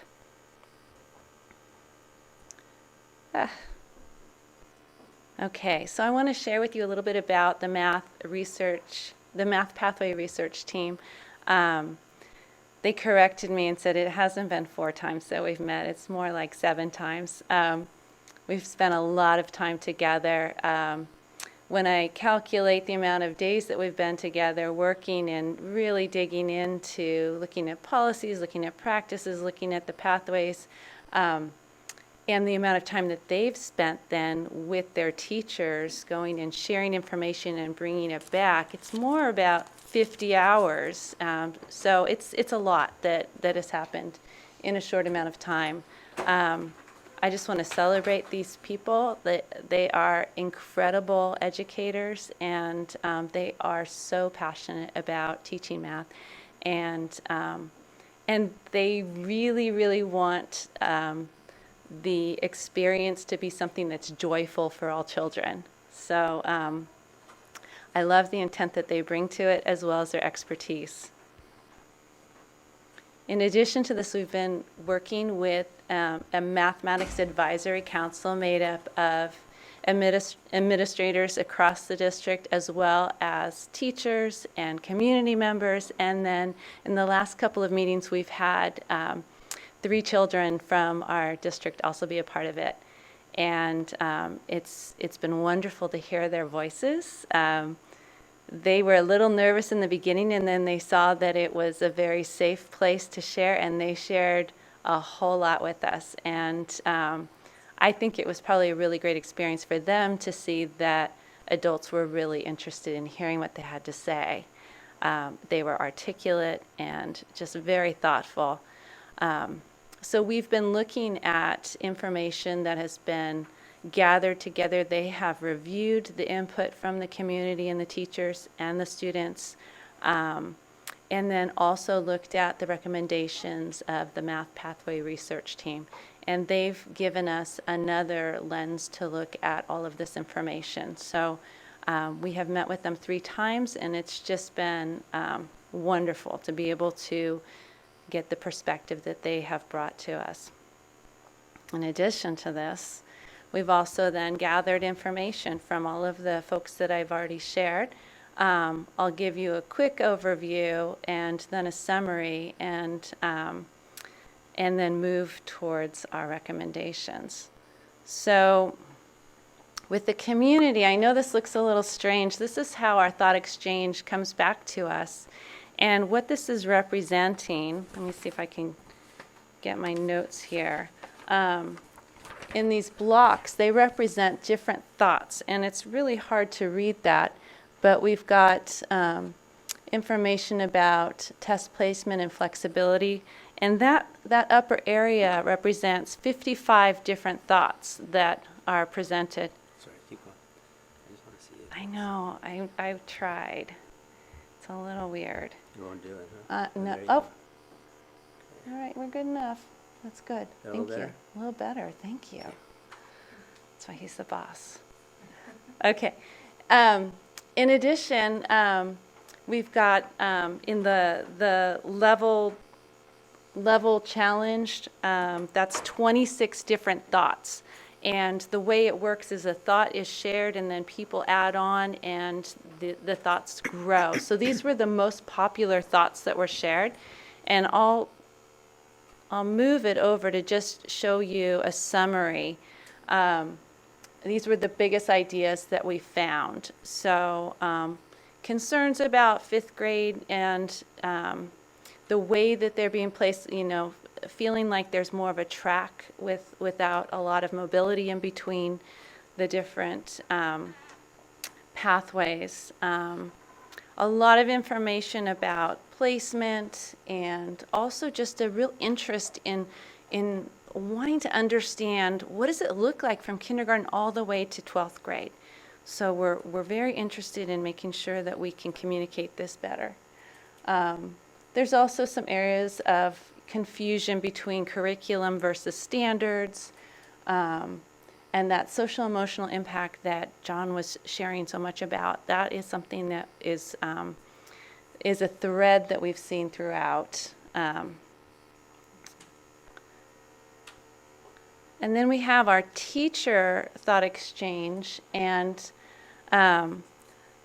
less areas, but the thoughts are just more condensed. So we've got, again, test placement flexibility as a concern, teaching support, social emotional impacts were pretty big, levels challenge, not as big as for the community, but still a concern, and then personalization. So there's similar trends that we see, and here's a summary of the teacher thought exchange. So concerns about the stress level that, oops, I wonder if we can get that over a little bit more. Concerns about the stress level that students feel, and some students, feeling that some students might not be placed in the right course, and concerns about flexibility, and then that big piece about that social identity, associating their identity with their math level. These are big concerns that we talked a lot about also in the math pathway research team. So all of these different pieces, we thought and weighed in and looked at so much as we were moving forward. Lastly, this is sort of a summary of the focus groups. These are the big ideas that came out. The kids love their passionate math teachers. And they really felt like the concepts that they teach are in depth. They love the group work that they have. They love the learning multiple ways to solve a problem.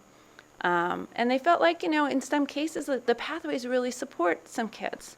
But then they said, however, they talked about the flexibility, that there's concerns about flexibility. And then even within a course, there were a lot of kids that talked about if they were in the accelerated course or not. Sometimes when a whole class is learning something, if the class moves forward and they don't have it, the class is still moving forward. And they were concerned about that because they themselves knew that a gap was starting to form, and they didn't want that to happen. So that was echoed at pretty much every site that we visited. There was also concerns about weighting of tests and the ways to raise their scores. These are the things that the kids are thinking about. And although none of these students were in 5th grade, they were 6th through 8th grade, they all talked about how there was a lot of pressure put on them as 5th graders, and they felt like that was a lot to ask of a 5th grader. And then they also, especially for the kids that were in the accelerated class, they did mention that sometimes it's hard for them to ask for help, and it was a mental thing, that sometimes they felt like, gosh, I'm supposed to be smart, I'm supposed to know all this, so I can't possibly ask for help. So they were starting to self-limit, and they felt like they weren't learning the skills that they needed in order to be able to get the help they needed. So that was just a reflection that they gave, and it helped us to think that, boy, we need to really work on growth mindset. We need to work on supports for all students. So key takeaways that we had from all of these inputs, I think you can see that. We're recognizing that the current pathway is causing stress for some of our students, for a number of our students, and we don't like that. And we're also noticing that the accelerated pathway can sometimes go so quickly that it doesn't have the time to go deep into conceptual learning. Now, these are remarkable teachers, and they will find ways to go deep, but sometimes there's so much to cover that it's challenging. And we're also noticing that the pathways are inflexible, and that there's too much emphasis being placed on the fifth graders, in the assessments that they take. And just in general, we may not be taking into account all of the developmental shifts that take place for a child. When they're in middle school in particular, so much is going on. Their hormones are starting to fire, and all sorts of things are going on. Their brains are developing in many ways. Their bodies are growing. And all of us that are parents know that there is never just an even trajectory for the development of a child, that there's, they might sit at a plateau for a while and then just take off. So we need to take that into account. And we want to make sure that all students have access to higher learning. So I want to share with you where we're at. Today is the 14th, and I'm going to share the recommendations for the pathways. In addition to that, you've received the board policy revisions for 6152.1, and that's just for you to be able to have time to review it, and I'll come back on the 28th so we can do a first read at that time. And then if we need subsequent meetings for that, we can certainly have those, so it's all just sort of laid out there. My hope is by April, we'll be good to go with all the plans. Yes. Corner over, everything will fit in your screen. You know what I mean? Oh.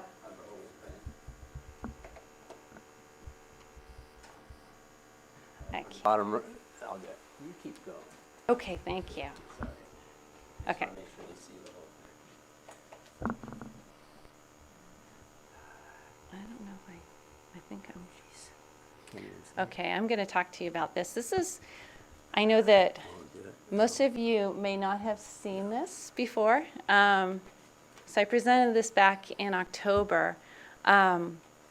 So this shows the different pathways and the enrollment numbers.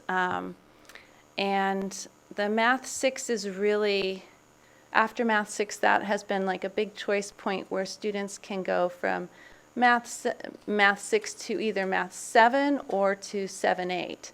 And then that Math 6-7 has just been its own sort of pathway. And it's been a bit challenging to move into that from other tracks. It's not impossible, but it has been a challenge. So this is what we've been working with, and this is what all of that feedback has been about.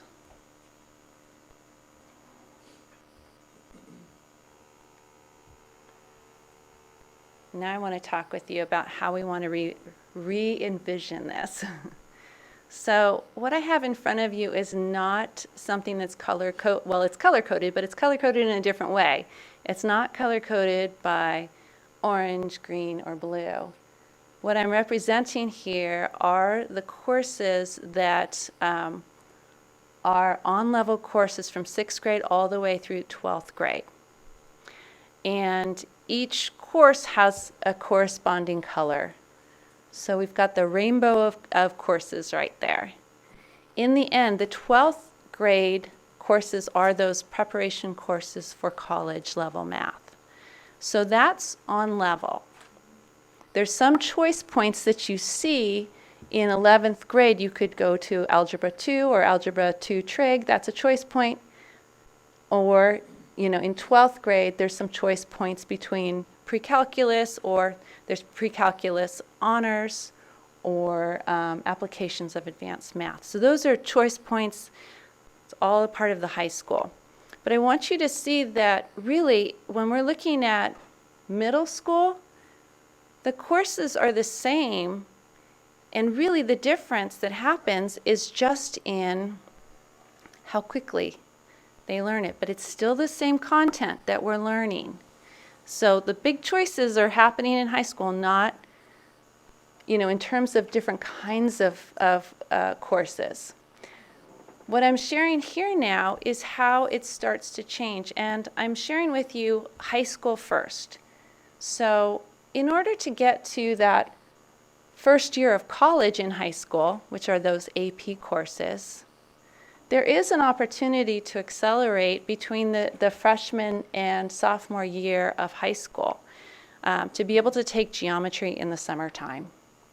And that will get you to AP Calc AB, or AP Calc BC, or AP Statistics. Can I just add? Yes. We have been so grateful for the partnership from Yes. Fremont Union High School District. We've been working closely with our colleagues over there, and actually Marianne Hugh came to our last Math Advisory Council meeting, and we went over this with our group, and they have just been wonderful and eager to partner with us as we go forward as well. Thanks for sharing that, Allison. It's true. Our colleagues are sharing that they really want to make sure that we have a trajectory that works from our elementary school district and just continues on. So they've just been fantastic. And all of this has been reviewed by them so that we make sure that we've got it right. Now what I'm showing you is a different perspective, and this would be with 2 acceleration points that we currently have. But the change that we're proposing is to slow things down a little in the Math 6 course, 6+ course. So currently in our Math 6-7 course, we teach a smidgen of Math 6, and then all of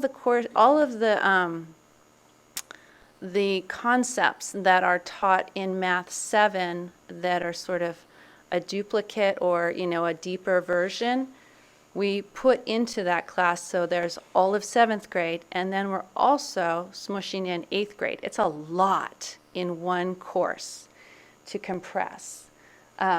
So our suggestion now is to have a Math 6 class, which is all of Math 6 standards, in addition to half of the Math 7 standards, and that's it. We don't want to even touch 8th grade in a 6th grade course. And then in the Math 7-8, it would be the other half of 7th grade and 8th grade. It's a compression still, but it's not as much as it's been. And then we would like to have algebra and geometry be their own courses. So algebra would be on our end, geometry would be over in high school. You can see that the trajectory ends up in the same place as if students took that geometry course in the summer. Our last proposed pathway is to look at a way to finally at the end go to 2 years of college in high school, and being able to have those AP courses in the junior year. This has been what has traditionally been called our orange track, but again, we are looking at reconfiguring the way that those courses are laid out. So in Math 6+, we're still looking at adding 7th grade in there. And then what we have talked about is in algebra and geometry to split up Math 8 to have the courses that align with algebra go in the algebra course. The courses, the standards that align with geometry go in the geometry course. So it's just a splitting of those two, the sections of standards that fit most appropriately. And the math teachers are pretty certain that this is a good approach to take. Again, it's fast, but some of the students are ready for that challenge and really enjoy that. It is not something that would be for all because it is very fast. So those are the different possibilities that we wanted to lay out for you, and to just be able to show how this progression can work. In addition to this, the other piece that we've really been talking about is what's going on inside the classroom. So the Math Pathway Research Team has been starting to trial different ways to personalize learning. And so we've spent a lot of time recently looking at this. And this is just one possibility. There's a number of ways to personalize. Some of the math teachers are already engaged in something called Math Workshop. And so we're looking at how we can bring that to more. And within this Math Workshop, it's very similar to the workshops that we have for reading and writing. You would start with a whole group opening, and then students can have some rotations where there's independent work that might be also associated with the target skills that the student needs to work on. There's targeted small group instruction based on the instructional level that the students have and that just right learning moment that they need, and then collaborative work. And then finally a check-in to see how it went. So that kind of all fits within a math workshop, and that's something that we are very, very interested in looking at and developing some professional development beyond just the test that we're running right now. So summarizing just these key shifts and supports. We do not want to talk about math anymore in terms of color groups or tracks. We think that's not working so well. We want to personalize and make sure that we are supporting students right at their learning edge. We want to allow all students to be able to reach their end goal, and what Ms. Hugh was talking about was that they want to continue that pathway of really making sure that students are working towards the goals that they have for 12th grade. So we want to work in collaboration on that. Social emotional learning and growth mindset is something that we really want to embed in math because we think this is super, super essential. We want to have more opportunities for parent and student input. We also want to make sure that students are placed in the correct course at all times, so there would be more diagnostic assessments. And we'll grandfather this in, but we want to make sure that we're not causing stress to students who are in the wrong placement. We want to provide professional development to support all of the teachers, and we want to make sure that we're also not skipping standards or going at a faster rate than what works for students.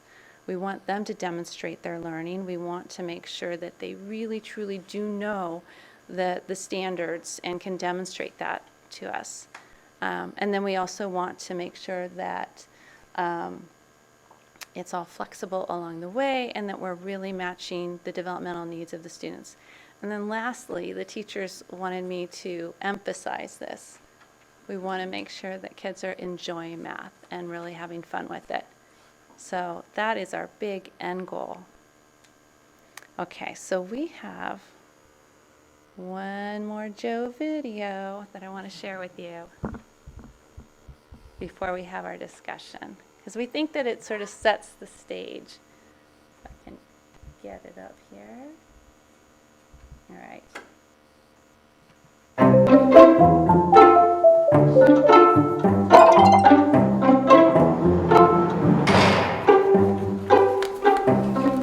Some people think I'm not good at math. I can never do anything. I'm not good at it. I'm just gonna give up.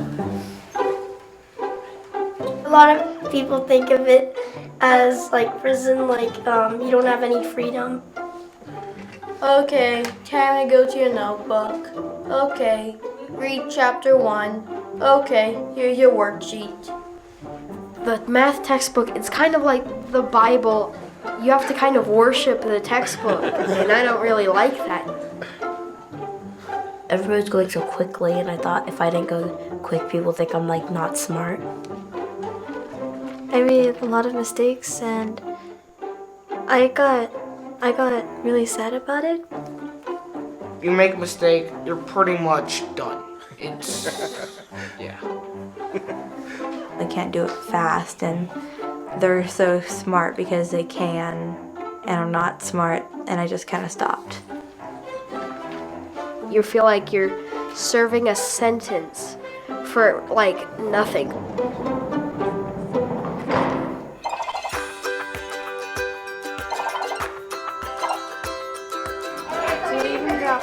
I love it. That does look like a cuboid. Oh, we got it! I've done better with math when I was talking with people, sharing ideas. 4 or 5 brains work better than one. I'll see it one way, but then someone else will see it another way, and I'll be like, oh my gosh, that makes so much sense. I love that we're getting different answers out because lots of problems in math, there are different answers. Have more than one way to solve the question. Because in real life, you're not going to just do one thing. You're going to do many things. You're going to need to use different methods. Yay!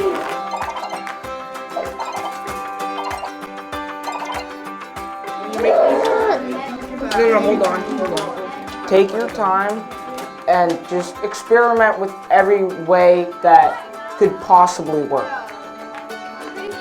You definitely have to be patient because certain problems, they take forever. Math isn't about speed, and you can make mistakes and you learn from them. Yeah, I did that too! Yes! I'll do. Math isn't like the enemy, and it can't hurt me. You can run wild, you can pass ideas by each other. I thought that math was all about right answers and wrong. Now that I believe that math is really about ideas and creativity, it's a lot more inspiring. And these were the students that were mentioned before. 5 weeks.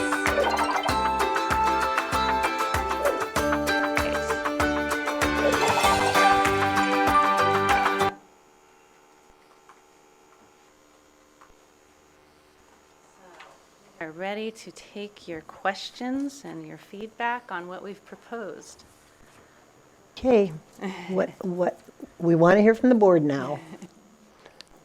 Who wants to start? Can start one. Okay. Simple one. How much of this community input is already been, factored here when in the key takeaways? In the takeaways? Yeah, the last slide before this, right? So, few slides before we had a summary of it. Yes. And here. So the degree of community input being embedded in Correct. what we were saying here? Yeah. Okay.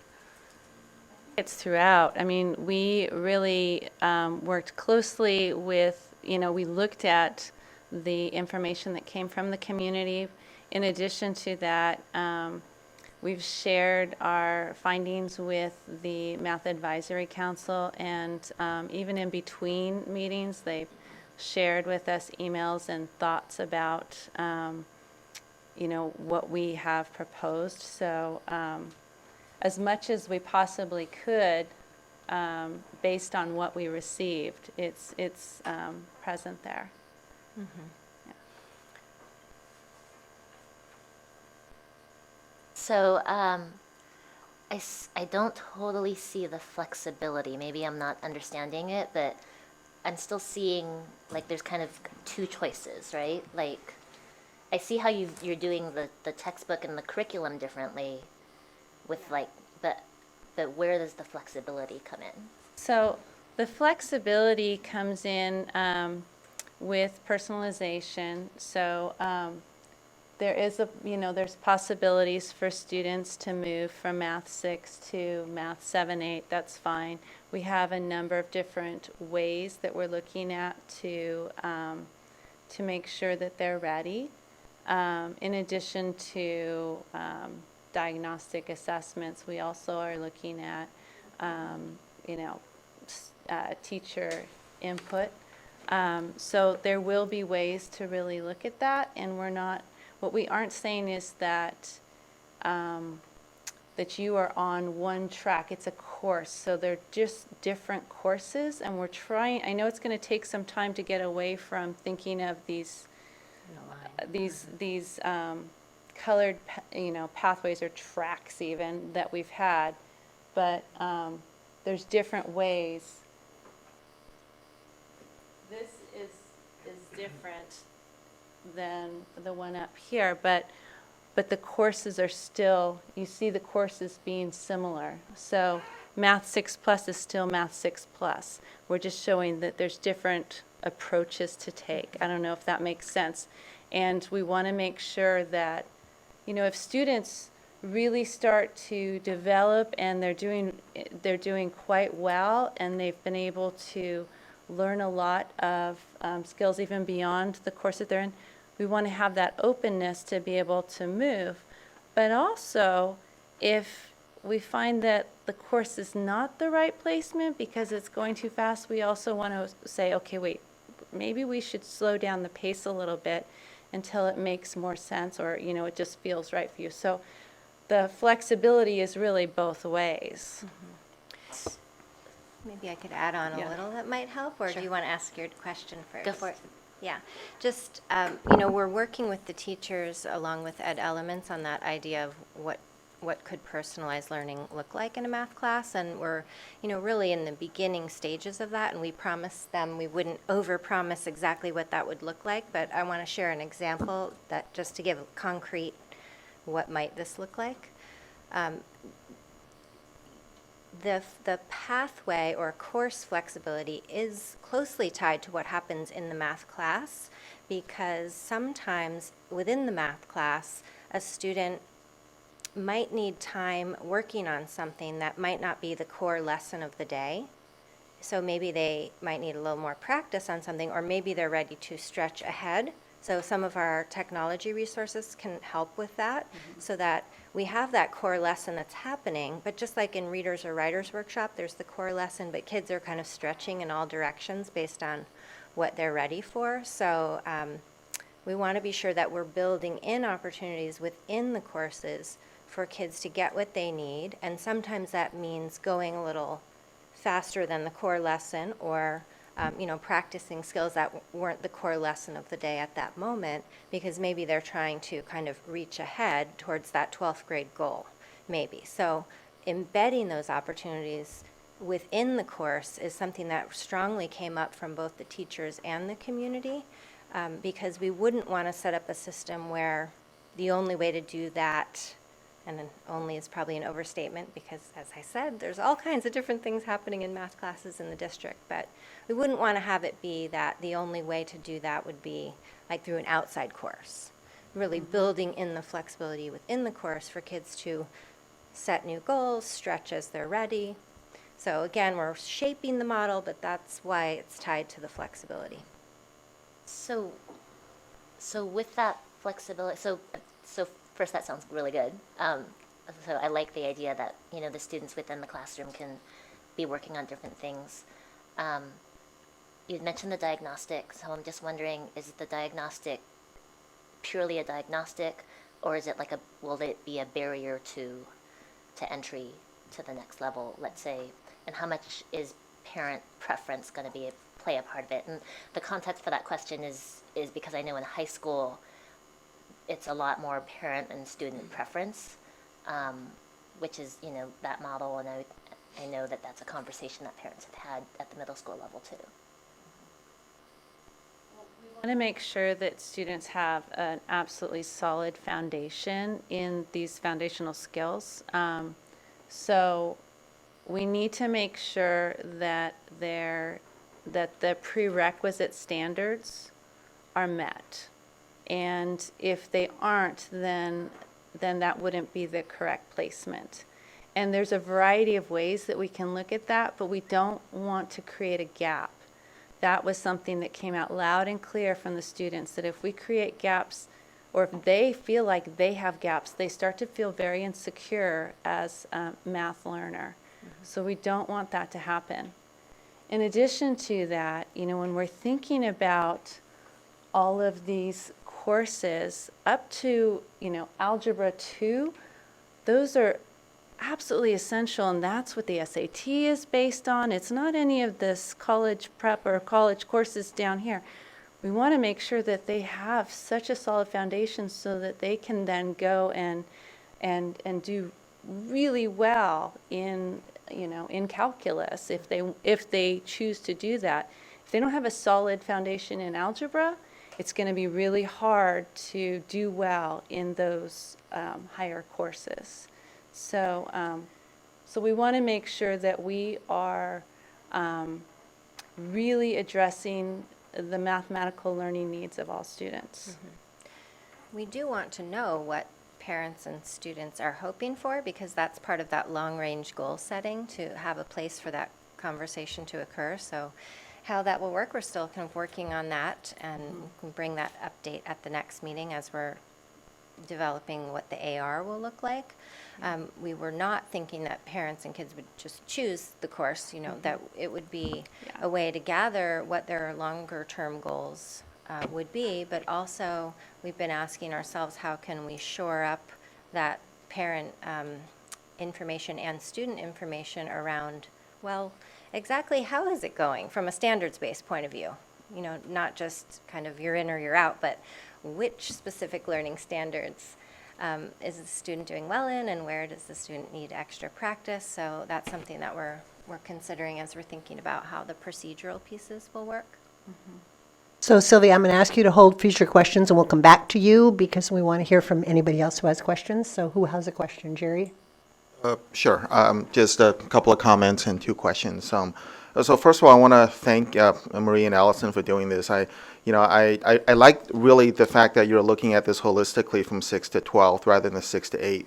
And I have a 7th grader, right? So I've spent a couple of weeknights this week remembering how to factor 5th order polynomials, and so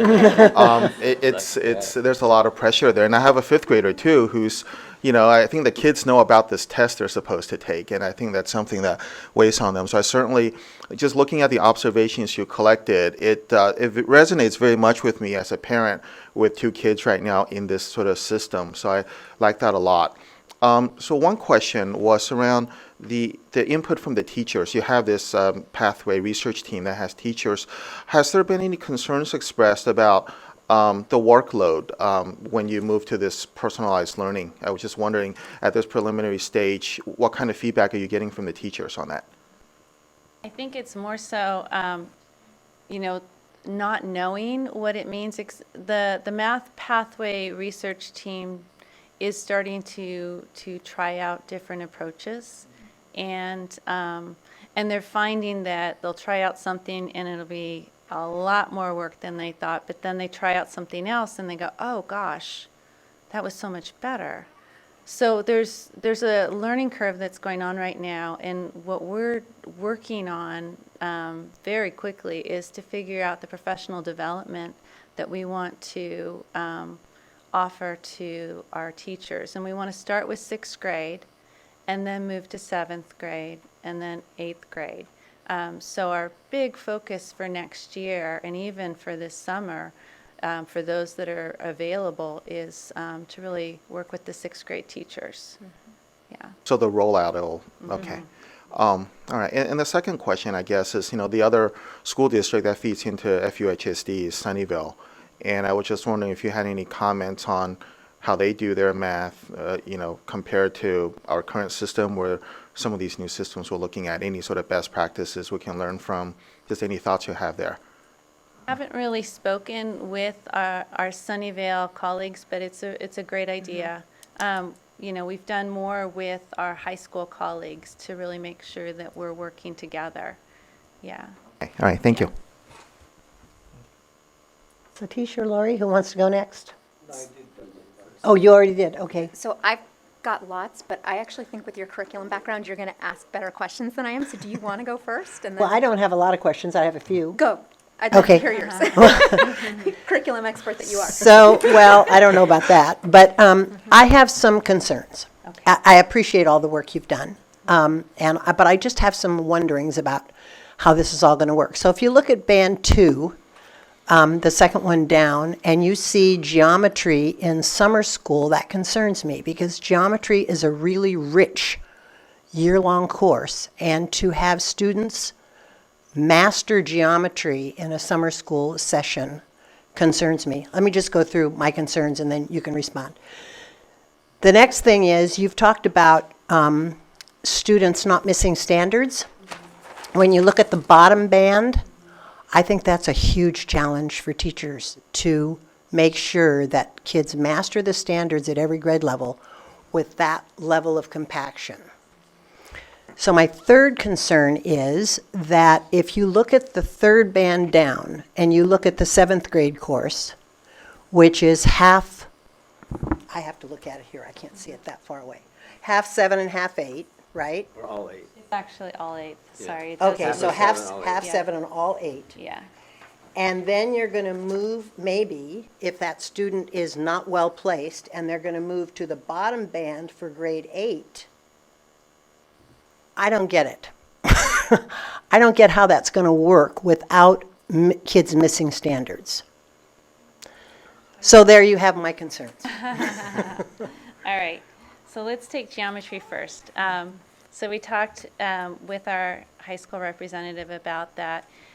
It is a fast course, and it is offered by the high school, and it's offered to any high school student that wants to be a part of it. So high school teachers are teaching it within Fremont Union High School District. It's 4 hours a day. It's a lot. And then they work really closely with the students to make sure that if there's anything that they weren't able to cover, that they are kind of backfilling or supporting in the next year. So she talked about that, how there's a connection with those students. So, and it's not for everyone. Definitely not for everyone. And they talk closely with the students. If they had, I think it's, if they have a C in algebra, they don't recommend it. And can I, my understanding is that this is the only option they would allow. This is their course at their standard.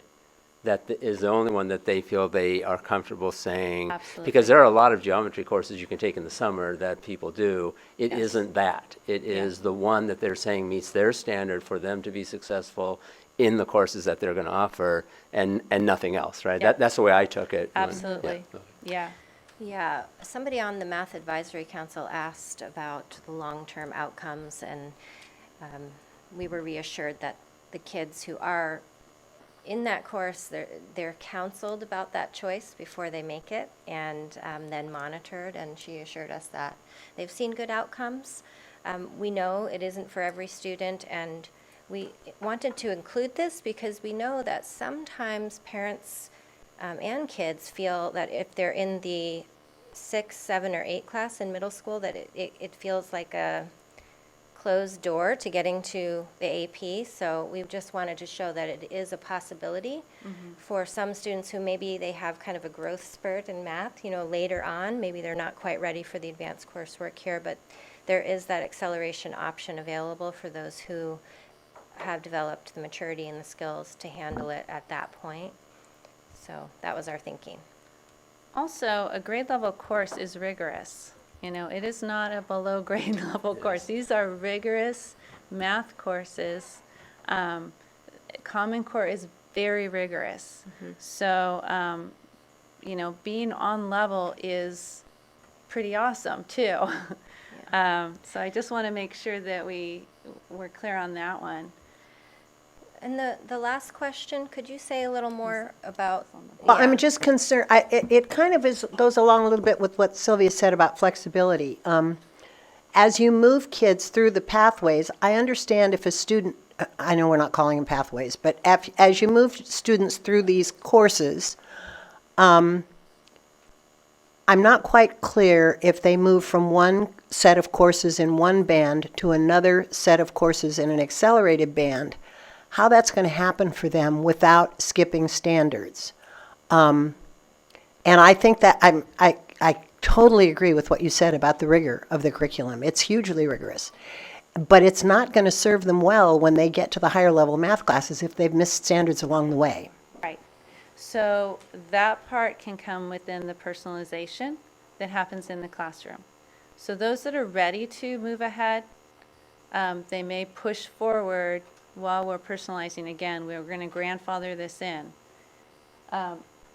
We're also making sure that there's not even any skipping in this band right here. There's nothing. Mm-hmm. It's all embedded. The personalization. It's the pace. Yeah, it's just a little bit faster. The personalization was happening here to finish the last part of 7th grade, and then there's no skipping here. It's just split. Sorry. Yeah. So it's not. There's no skipping in the Math 8. There's no skipping in algebra and geometry. So it's in there. Right, It's just I know that. faster. Yeah. Yeah, and if I could just add to it, there is a conceptual thing here because we're so used to things a certain way.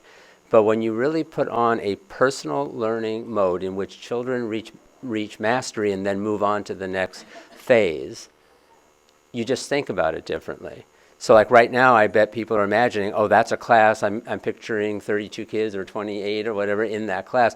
But if you think of it more as, I know for sure, I have known many, many students who can do that bottom pathway, but what if I said it's only 5 kids, just to make up a number? I bet you'd all say, oh, I can imagine there are 5 kids who can move that quickly through math because it's just their pace, it's where they are, it's who they are, and they're totally fine with it. And I think you can imagine classes being full in the Common Core 6, and that's fine. But after a while, you start thinking, well, wait a minute. Imagine 3 years from now, once we get this down and teachers feel really prepared and are able to do personalized learning, that every child, you just start in 6th grade Common Core, and you are on a flexible path that says you can go up to BC Calc or beyond by the time reaching mastery all along the way at the time and at a pace that works for you as a learner, which is really what it should be. But we're so used to thinking in these compartmentalized time, room, space, number of kids in a class, right? And so I just want to say right now, we have to do as much as we can to get rid of the notion of pathway because all we're doing is tracking kids. We're calling it something else, but we're telling a kid by the end of 5th grade, so they start worrying in 3rd grade where they're going to be. They're not mentally healthy around math by the time they are getting into middle school, and it's a rat race. It's not what we want. So number one, we're trying to get rid of that notion and rethink it and say, what if we built it around where children are, what they're ready to do, and make a different pace. The thing is, we can't just switch to that model overnight. You can't do that. So round one is get rid of the color bands and stop tracking kids. Start thinking about how we can do our classrooms to meet the individual needs of our kids moving forward. Let's work with the teachers because I think that they get it and they would really like to move in a new direction, but they need some time to get there. They don't want to just be thrown into something they're not prepared to do. But that's where we are headed, and we do have to get into this mastery-based model. We give assessments all along the way. Is this child, we're not skipping things. You don't move on until you show that you are able to do certain things and to communicate it in some way so you're ready to go to the next level. That's the kind of model we want to put in place. But right now what we have is the worst. And we have kids who are being pushed into geometry because they think it's the holy grail, and they are the ones who are struggling the most. We're not doing them a favor. And we have a policy that says you can't move them back if they're struggling at that level. That is not a personalized model. That is not meeting the needs of our children. So those are the things really behind all of this story and behind all of the pictures and everything. That's what's going on and what we're trying to make happen here. So Lori, you're on. I want to very briefly tell a quick story to that, which is I do have a friend who their family worked together with teachers to move their student down out of geometry in 8th grade because that was what was best for him as a learner. And when that happened, he was really worried that he was going to get a lot of pushback from his peers or teasing. And when Mom checked in with him a little bit while later, his comment back was, "No, Mom, not only did nobody tease me, but I actually had friends who said, I wish I could too." Yeah. So I think that sums up what you just said really quite accurately. Okay, so where do I want to start? Your Math 8 algebra and your Math 8 geometry that's in your bottom pathway, I assume would we need to do anything, and if so, are we on that track to get those, whatever the requirement we need for those to be AG certified? Yeah, we work really closely with the high school, and we're already doing some compaction right now. Right. So so whatever our new course we end up with, we'd be good Right, for them we'll to be get fine. full credit for the AG. And for we that. wouldn't do that right away. Again, this has to be a grandfathered in progression that happens because there's students already in the system right now. So we can't shift it all. Yeah, and I'm fine with continuing to have that bottom pathway. I do know students that is exactly where they need to be. We need to have that track for those students, but we need to just, I think, be better at our placement. I want to make sure I say thank you to you and especially to our teachers for being brave enough to have this conversation and to own that we can keep improving while also celebrating what's already going well for our students. I know this hasn't been an easy process for you, so thank you.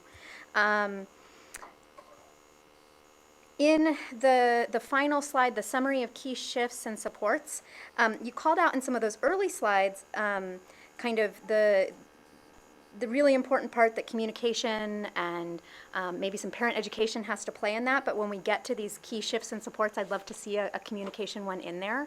That would be awesome.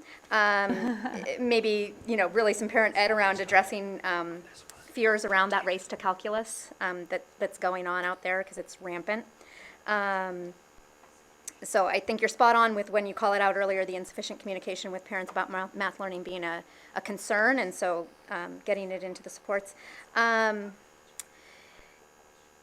When it comes back to us, I don't know if, I don't think I understand yet exactly what would happen in terms of if you bring the board policy back to us and we're not yet seeing, because it's still a work in progress, which is totally okay, what that new placement mechanism would look like. Whenever that comes back, it would be great to understand, whether or not it's next meeting or if it's one of the future meetings, to understand what the plan is for our current 6th, 7th, and 8th graders that are, well, more so our 6th and 7th graders that are already midstream in this, and whether or not we would or wouldn't have a shift point there as well. So that's just for future meeting. And then I'm just going to throw this one out there. It doesn't need to be a part of this, but the next time our board revisits math, our data, I guess, with the high school district around where our successes are, I would love to also see our data disaggregated by gender. I want to know that our girls are having every opportunity to access at the same rate that our boys are, and that they are succeeding, and making sure that we are looking at our program universally in that way too. And I know that's a little different than what the state asks us to disaggregate our data, but I think we owe it to our kids. So. So I'm going to stop you for a Yep, minute. there you go. Back to Sylvia because I didn't let her finish. I have so many questions. I know. I think this is an important enough one to take the time. That's just me, but. Okay, so I'll just do one and then we can ping pong back. Is that okay? Well, I'm wondering do we want to have Lori and Sylvia, since they both have a lot of questions, do this offline, or do we want to take the time now to do it so the rest of us can hear the questions and the responses? Satish and Jerry, how are you feeling about that? I'm okay listening to them. I Okay. expect to be here a long Taking time. the time? If it is not too much. If it's not too much, okay. Keep it under 2 months and we're good. Oh, so whose turn is it? Sylvia? Well, first a comment, I guess, because I just went to incoming freshman night at Lynbrook with my daughter, and during the QA session, the number one question was about geometry and taking it over the summer and where they could take it, and getting a sense that the students that hadn't taken or weren't in geometry in 8th grade, they felt this urgency, very strong urgency to take it over the summer so that they could be on track with all the rest of the students for Algebra 2, Trig, or Algebra 2. So just something to, that to be aware of, that the community, has a desire to see their children be accelerated in math, whether or not that's healthy or best for the child. That's just the way the community is. I think I'm trying to still, so Craig, sorry. Sorry, yeah. Just so We were talking about the Warriors.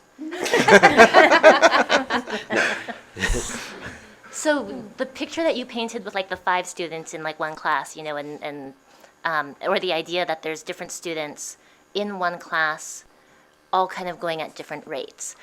That's where I can kind of see the stigma being erased a little bit, because if the name of the class is just whatever, math, but then the students within there have different flexibility to be going at different paces, then I see how that works in terms of how it would affect the peer, thing. And I think I appreciate the story from Lori, because I actually have a story that's totally opposite of that, which is that there was a family where the student was pulled back, and now he's marked as, oh, I'm not good at math. And that's just, and the other kids just say, oh yeah, you're not good at math, right? And I think it changes once they get to high school, because once you get to high school, there are different placements for the humanities and for the sciences and other things. There's other choices where you can accelerate and show that, these are the areas that you're good in. But in middle school, unfortunately, math is the only place that there's these kind of levels. And so I want to be aware of that, that's still something. So I guess I see, what I'm trying to say is, if that personalization can happen in a class where the title of that class isn't then attached to your identity as a student, then I see how that could work, but I'm not totally seeing that yet, or how these kind of courses are still connected to the negative social emotional.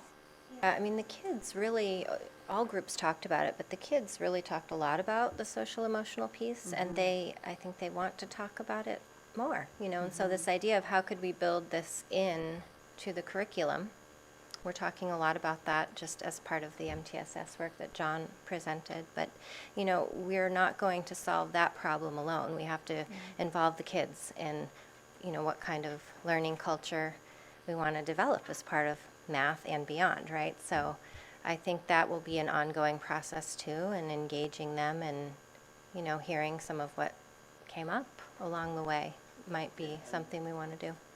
Like so many things we do in education, it's really hard to just say we're going from doing this to doing that. And I would say that we're not doing 5th grade testing anymore. The messaging to everybody, parents and children, is everybody starts with Common Core 6. Everybody enters middle school, you take Common Core 6. Nobody's not doing that, right? That's a huge different message we're giving from the get-go, which helps us with a transition to thinking differently about it. It also gives the middle schools the time to engage with students about what's the right math for you to be doing here, and not being stressed out about it from 3rd grade on. So I do think it's a really important step that we're taking in this example, without trying to push something that we know we're not ready as a system to just take on a whole new way that everybody does something. We're just not prepared for it. We haven't done the professional development. We haven't done all the things that it would take, and the times and the piloting and learning that has to happen to do this. So, but I don't want you to think that we're not trying to tackle certain parts of it, and I do think that those steps are big for us. I hear you correctly, so there's the assessment in 5th grade is going away? Well, we assess every year, right? So yes, we will continue to do that, but we're not doing it as a way to say, we're telling you, in 5th grade, here's the course you're taking in 6th grade. The main messaging I'm hoping we're still doing is going to be about everybody starts their Common Core 6, and you're going to get your class placement later, et cetera. But we're trying to de-emphasize in elementary school, I think, or do we move off of that? We're not ready for that yet. I know. So I'm wondering, I have a wondering. We have some people here to present on another topic later in the agenda who have traveled a ways, and they need to get home maybe for tomorrow. So I'm going to suggest that we suspend this discussion temporarily. We have one public comment that we'll hear, and then move on with the agenda and come back to this later on in the meeting. Are you guys okay with that? I know it's an important topic. We want to discuss it. To be respectful to But we also want to be respectful of our guests that are here. Okay, if everybody's good with that. All right, David?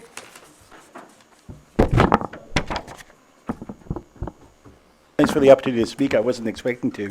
I actually was here to hear those guys.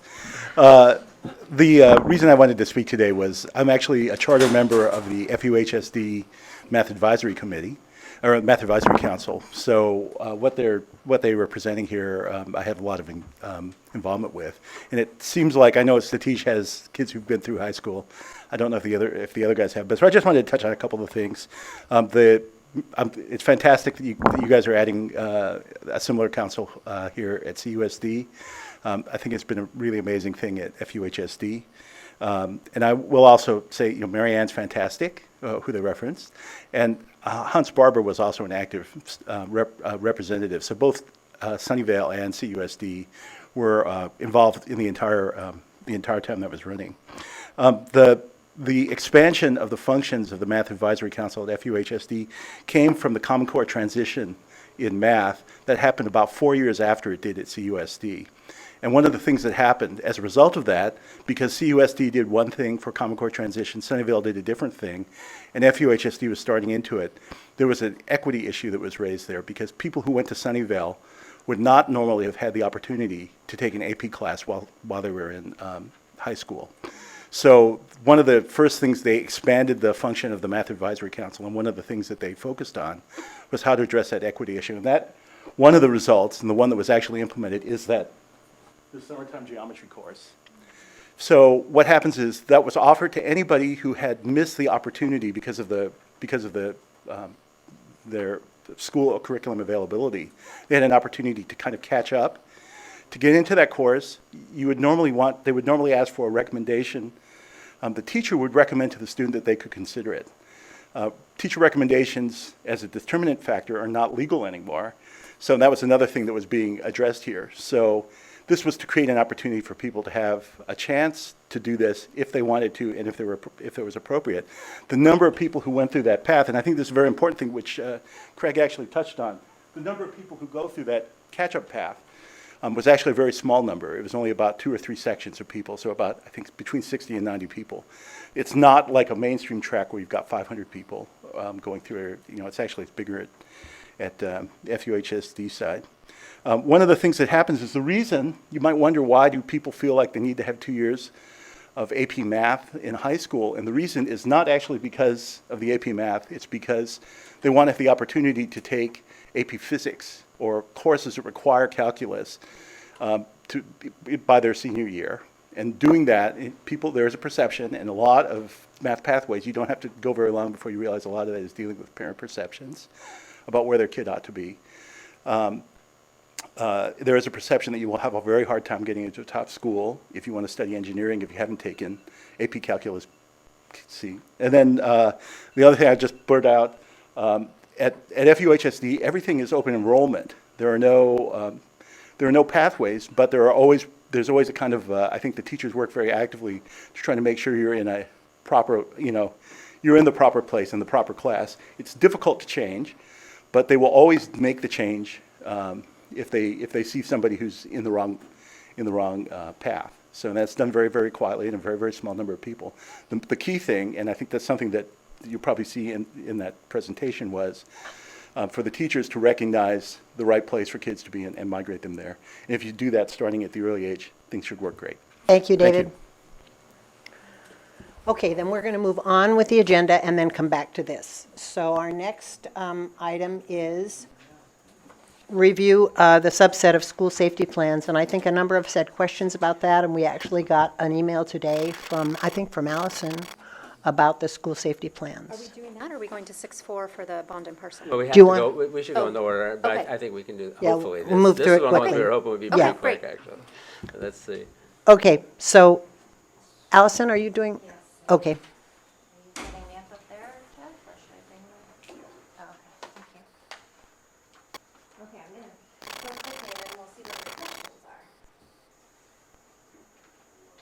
Oh, I have the slides. This one? Yeah. Since, Allison, hold on one quick second here. I just want to check in. Given the explanation that we're stuck in a situation where we were handed this chore last minute and we have to make a decision by next meeting, and we have only a sample set of these plans, and knowing that we're going to have to pass something and do a better job on timing next year, we'll start a lot earlier. I'm just wondering, do you need any kind of presentation, or, because I've talked with each of you about this a little bit, so I'm just wondering, could we just like do comments on it and see where we are, and just let us know, are you going to be okay with us bringing it next time or not, what you need in order to be able to feel comfortable passing this first year's, quick version of this thing. You know what I mean? I'm just saying it could be just let them dive in on this. I don't know. What do you think of that? Or I don't know, do you it's feel up like to the you want a board. presentation would be Do you better? want to hear the presentation, or do you have enough information? How long is the presentation? Do it in 3 minutes, probably. I'll I just can do the name highlights. that too now. All Yeah, right. I think here. Yeah. Okay, go ahead, Allison. Okay, so essentially, in January, we received notice of new requirements for school safety plans. Of course, we've done these annually, but the tricky part this year is that we were notified of the new mandates in January, and we know that we need to have them approved by the board as of March 1st with new requirements and new components. So schools were midstream or finished with the old template and had to redo it all and have all the stakeholder meetings to meet the new requirements in a short time frame.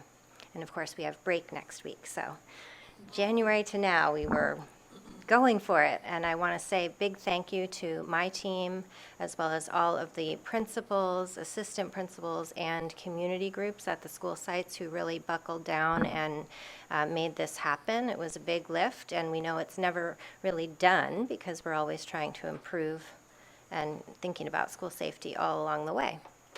So in a nutshell, the new plan takes what used to be our red binder, all the policies and procedures, and all the great work that we're doing around school climate, MTSS, social emotional learning, and it puts it together. So it's actually an improvement, just the timing wasn't so great. And this new way of thinking about it will work with all of the other things that we're doing, SIPSAs and LCAP and MTSS, because it's really about not just, having refreshed backpacks and procedures every year, but really thinking about the feel of your school and how things are working, not just in terms of preparedness, but how kids feel about being part of a school community and safety on campus. And we were notified of all of the different essential components, the policies, the procedures, many of the things that were highlighted in the prior plans, highlighting all the celebrations and wonderful climate building pieces that are already in place. And using data, that was a new piece too. So we built in the checks data this year as our common source, as John mentioned. That's our climate data. We're in the process of making sure it's meaningful and that we're getting the response rates we need to make it valid. So we've been working on that and building it in preparation for LCAP and SIPSAs. We used what we had this year, even though we knew some of the response rates were quite a bit lower than the target number. But overall, I think this is going to be a great practice because we have a measure there. It's not just the ideas, but that checking on how it's going for the kids. So we put it all in there and had the meetings much quicker than we would like to. We know that this is an ongoing conversation, and we'll have an opportunity to improve things and link it to our other improvement areas going forward, and we promise not to bring it to you at the last moment in the future. So what questions do you have? I just think it's interesting, the state always has a way of not getting how school districts work and how it is that you have to bring people together to make these decisions, and they don't give us very good timelines. Anyway, what do we want to hear from the board about school safety? Plans. I'll go first this time. So I had already asked in pre-board, but I'll just say it here so that we know. So all of these are already compliant, and staff has ensured that for us already. So, yes? Yes. Okay. Really then, at first I wasn't quite clear on what you needed from us as the board, because it's, not necessarily my place to evaluate the goals, but more so to make sure that, all the sites are being supported in achieving whatever goals they've set out. So I guess where I came back to is, in reading through the 5 examples you gave us, there's a variety of funding sources identified, but one of the themes that went through it was coming back to kind of a category which I guess some sites defined as general fund, a category that some sites described as some sort of parent-funded source, and then slip funds. And so some of those obviously we have control over right now, some of those we don't. But I do know, after all the years I spent on site council, how tight slip funds can be at our sites. And so if slip funds is going to be one of the primary drivers for resources to meet these goals, I just want to make sure we're adequately thinking through that in this year's budget planning, as we look to making sure we're doing the best we can under very extremely limited resources to help our schools be successful in meeting those goals they're setting. So. Yes. So I see Dorothy's here. Thank you, Dorothy, for working with me on the school budgets. We've been having SIPSA support sessions for the principals as we're gearing up to set goals and align the budgets. And I'm working with Jeff and Dorothy on that question. How do we make it easier for principals to know what each of the budgets is called, how it all works together against goals? And we're taking a close look at that so that we can ensure that we're, just as you're saying, not just kind of, tunnel vision on the one thing, but then realizing, oops, we use that, for helping with math, or we want to be sure we're looking broadly at the goals and broadly at the resources and then matching it. So you'll see that showing up again in the SIPSAs, and, the actual budget assigned could shift between now and then too. Mm-hmm. Anybody else? I'll just comment. I had asked a question about some of the actions and how they link to the school climate measures weren't really clear to me. And I understand that this year we don't have enough participants to have statistically valid data. So I just I understand this is being done in a very short time frame. Imagine all the work that must have gone into this. But it just I guess as feedback for future that linkage of action to that wasn't really clear to me looking at the plans. But again, different sites have their own different goals, and so as long as all the required elements are in there, I guess I'm happy. So thank you. Thank you. I know we can improve the explanation between all the sections. We had a master template that we can, refine and try to help make some of those links a little clearer for the future, for sure. Yeah. Sylvia or Satish, any comment or question? Give some samples of certain schools, 5 schools also. So every school have a timeline to make it and adapt it. Like how? Yes, it's tomorrow. Schools, I hope you're listening. No, I know everybody's working on it. We've been in constant communication about this, and I really appreciate it. It's tough to, just even find a time on the calendar to have the meeting sometimes, and it's been a big push, but I know everybody's working hard. Great. Sylvia, did you have anything? Okay, well, thank you very much. And we'll approve these at the next meeting. Is that what we do? Yeah. Do you want it discussion action or just action? So yeah, how do you want it? I'm okay with action. Action is. Pull it for discussion if we needed to. And you right? can, well, We can make a motion on and action, then- after you do the motion, you could still do Yeah. any discussion. We always do that, yes. Okay, so I'm fine with action. Yeah. Action, okay? Okay, action is good. All right, bond, parcel tax process and guidelines. Thank you. I also want to acknowledge thank you to the board for moving this item up a little bit for our guests that are here tonight. So one of the things that we wanted to do is begin the discussion around a parcel tax and a bond and go through a little bit of education. Obviously, with a new board and new needs in the district, we wanted to start off from the ground level. And so we're fortunate to have representatives from TBWB Strategies, EMC Research, and Stradling Yoka Carlson Roth Law Firm. And so if it's okay with them, we will start off with Joy speaking first, and then we'll get Kerrigan Bennett to join us after. I won't introduce them all. We'll just kind of expedite that a little bit. So with that said, Joy. I'll let you go ahead and scroll through. All right. Good evening, members of the board. Joy Tatarka with TBWB Strategies. We have had the pleasure of working with the district for many years now on the previous bonds and parcel taxes. I know some of you, I know many of you are new, so we just thought that this might be helpful to kind of go through our qualifications as well as a little bit about the process and the difference between the two. So our company is a nonpartisan strategy and communication consulting firm. This is all we do is public finance measures. We've won over 95% of our school measures, and that's all over the state, and we've also had some out-of-state bonds and parcel taxes too. Over 350 of them, 20 billion in voter-approved funding. We particularly have done a lot of work both here in your county as well as just for your school district. So I just put in some of the last ones that our firm had worked with in your community, just so that you have those there as well. But we've also worked with many of your neighbors and are continuing to work with some of your neighbors, including Saratoga, who is renewing their parcel tax at this May election. So bond and parcel tax timing and planning.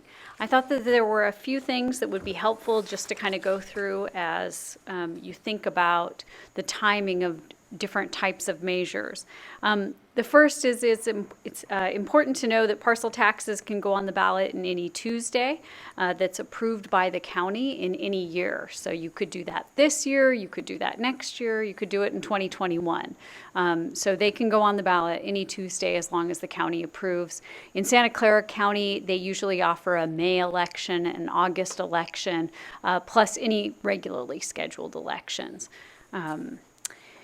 Prop 39 bonds, though, can only go on regularly scheduled elections. So you might think of those as the presidential election years. So in 2020, that would be March for the primary or November for the general election.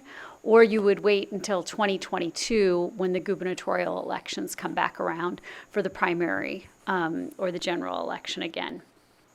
The thresholds for approval, bond measures require 55%. That's for a Prop 39 bond.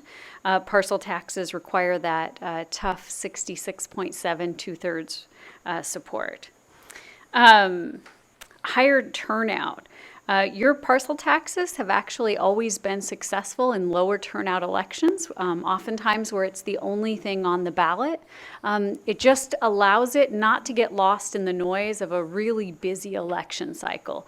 It's the only thing that voters are thinking about, and that can often be really helpful for you because you have a record of success and trust and support by your community. Your bonds have typically been successful in higher turnout elections, so it's great that you have the opportunity of a big presidential election coming up to consider. So I just kind of mentioned those opportunities for a parcel tax or the bond. Those are the first available, but obviously all the other options would still be available. This is just kind of a quick look of how bonds and parcel taxes did across the state and particularly here in Santa Clara County. There were 105 bonds on the November ballot, 87 passed, and just listing there a few of the Santa Clara County ones.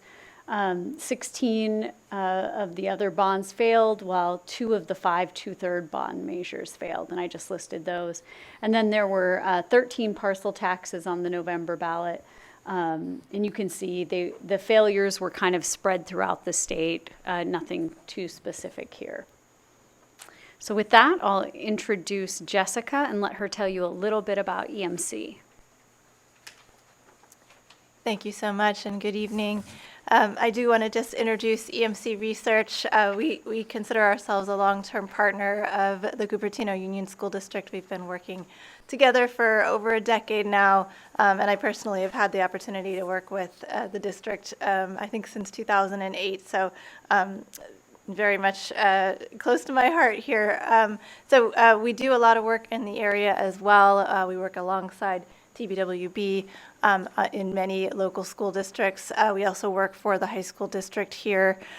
So, you know, our service standards do include tailored research for each of our clients. We don't use a cookie cutter approach. We definitely want to listen and hear from each of our clients and try to address the specific needs for each specific client. And of course, our emphasis is placed on providing results that are usable and actionable and help with strategic decision making. We also provide ongoing consultation on the application of research results for as long as they're used. So a lot of people wonder these days, how do you do surveys, given you know, how people use phones and landlines and all those kinds of questions. So some basic practices for EMC research. We do incorporate both dialing of landlines and cell phones legally by hand dialing into our interviewing. We also use email to online methodology, so we're incorporating many different ways of reaching voters in this age of sort of having more difficulty in reaching people. So we use, you know, we're actually sticklers for quality control. We use a number of different techniques for making sure we obtain a representative sample of your community of voters. Things like checking data daily, using appropriate weighting if necessary, and incorporating multiple modes of reaching the population, as I mentioned. So in a nutshell, we worry about the science so you can focus on the results. For the district, we have proposed a mixed mode methodology, as I mentioned, incorporating email to online interviews, telephone interviews, including landlines and cell phones. That does maximize the sample size achievable and the survey reliability. We're estimating about 600 interviews, and we also are planning for, given our understanding of the research goals, using a split sample methodology helps us gather unbiased data in order to understand support at various tax rates. We anticipate an 18-minute survey length, and we would provide interviewing in English and Chinese languages. And then just the last slide that we put together today to share with you is a look back at some of the historical polling in the district, along with some election results going back to April 2008. So what I like to see here, you can see that poll results are shown in the purple and the election results in the blue. So just going back, for example, to the May 2009 parcel tax election, since then we have seen support for local school measures right at or above the 2/3 level, and so that's always encouraging for us to see. And so I just wanted to take us back to look at that. Thank you. We're both happy to answer any questions that you might have. We know we're kind of rushing through this a little bit quickly, but we wanted to be respectful of your time tonight. This is just a basic election timeline that we use in our office to sort of walk through the different steps so that it's easy to see what you do at each phase. And you'll notice that the first, regardless of whether it would be a bond or a parcel tax that the district were considering, the first step really is that feasibility stage, where you're looking to see, do the needs that we have match the values and priorities of our community? And can we make something work that they would be supportive of? Because as a board, you want to know that if you're going to go out and ask people for their help, that they're going to support whatever it is that you're wanting to achieve. that really is the stage that you're kind of at now. You know, what is the feasibility of a potential revenue measure for the district? Once that feasibility study comes back to the board, you'll have an opportunity to see the results and then make a decision about whether you would want to move forward with something. It's not at that time that you would vote to put something on the ballot, just that, yes, we still want to explore the possibility of that. So you'll notice that there are two black boxes sort of in the middle there, building consensus and building a strong measure.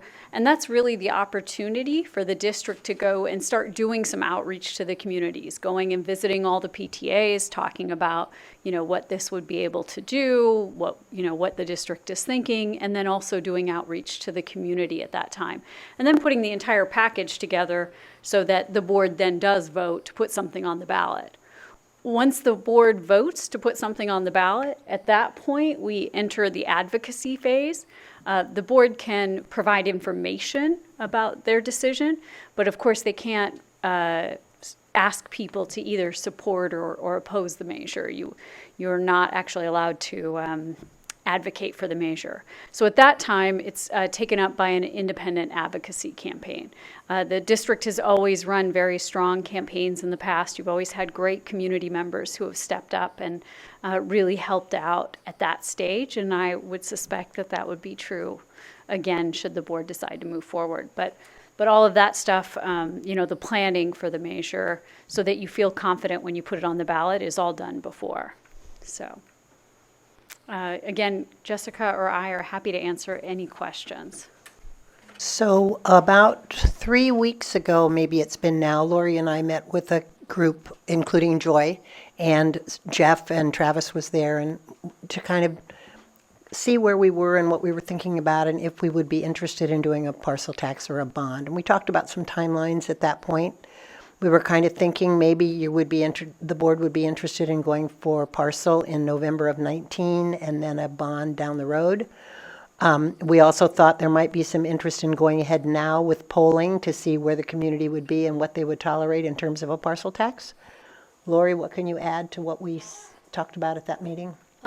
Just that a lot of that was coming out of discussions in budget advisory, and the fact that, as we all know, with our priority on balancing our budget, that that's going to be really tough to do without continuing to be as creative and comprehensive as we can in generating new funds. So it did seem in talking that out that it might make strategic sense for us to lean towards looking at a parcel first rather than at a bond to create some more stable, ongoing, predictable funding for us if the community is there with us. And the way to start that process of knowing if the community is there with us is to kind of go down this path. So, yeah, to do the feasibility study and the polling and the... Now, the feasibility study and the polling, the district is allowed to pay for that out of any of the campaigning that we do, or any of the, all the rest of it has to be private funds that we would raise. So do you have any questions for folks? That a committee, the Friends of CUSD would raise. Right. A citizens committee would raise. The committee would do, yeah. So this is going to come back to us for vote next time. Oh, then the vote would be whether or not we want to move forward with the polling and the feasibility. So now, So I questions feel or like comments? we have a presentation on the process of doing this. I'd like to maybe hear a bit more about the why. I understand there are budget issues, but there are some decision points here in terms of why off your election 2019 versus 20 for the parcel tax. Is it because of the low turnout, or are there other reasons financially? I mean, I have a whole set of questions here, so I know we're short on time. I'll just... No, that's okay. Go ahead. This is important. Yeah, ask them. Yeah. So maybe you could speak a bit on the parcel tax for this year, 2019. What the reason is it financial? Is it to catch a low turnout election? Can you speak a bit on this, please?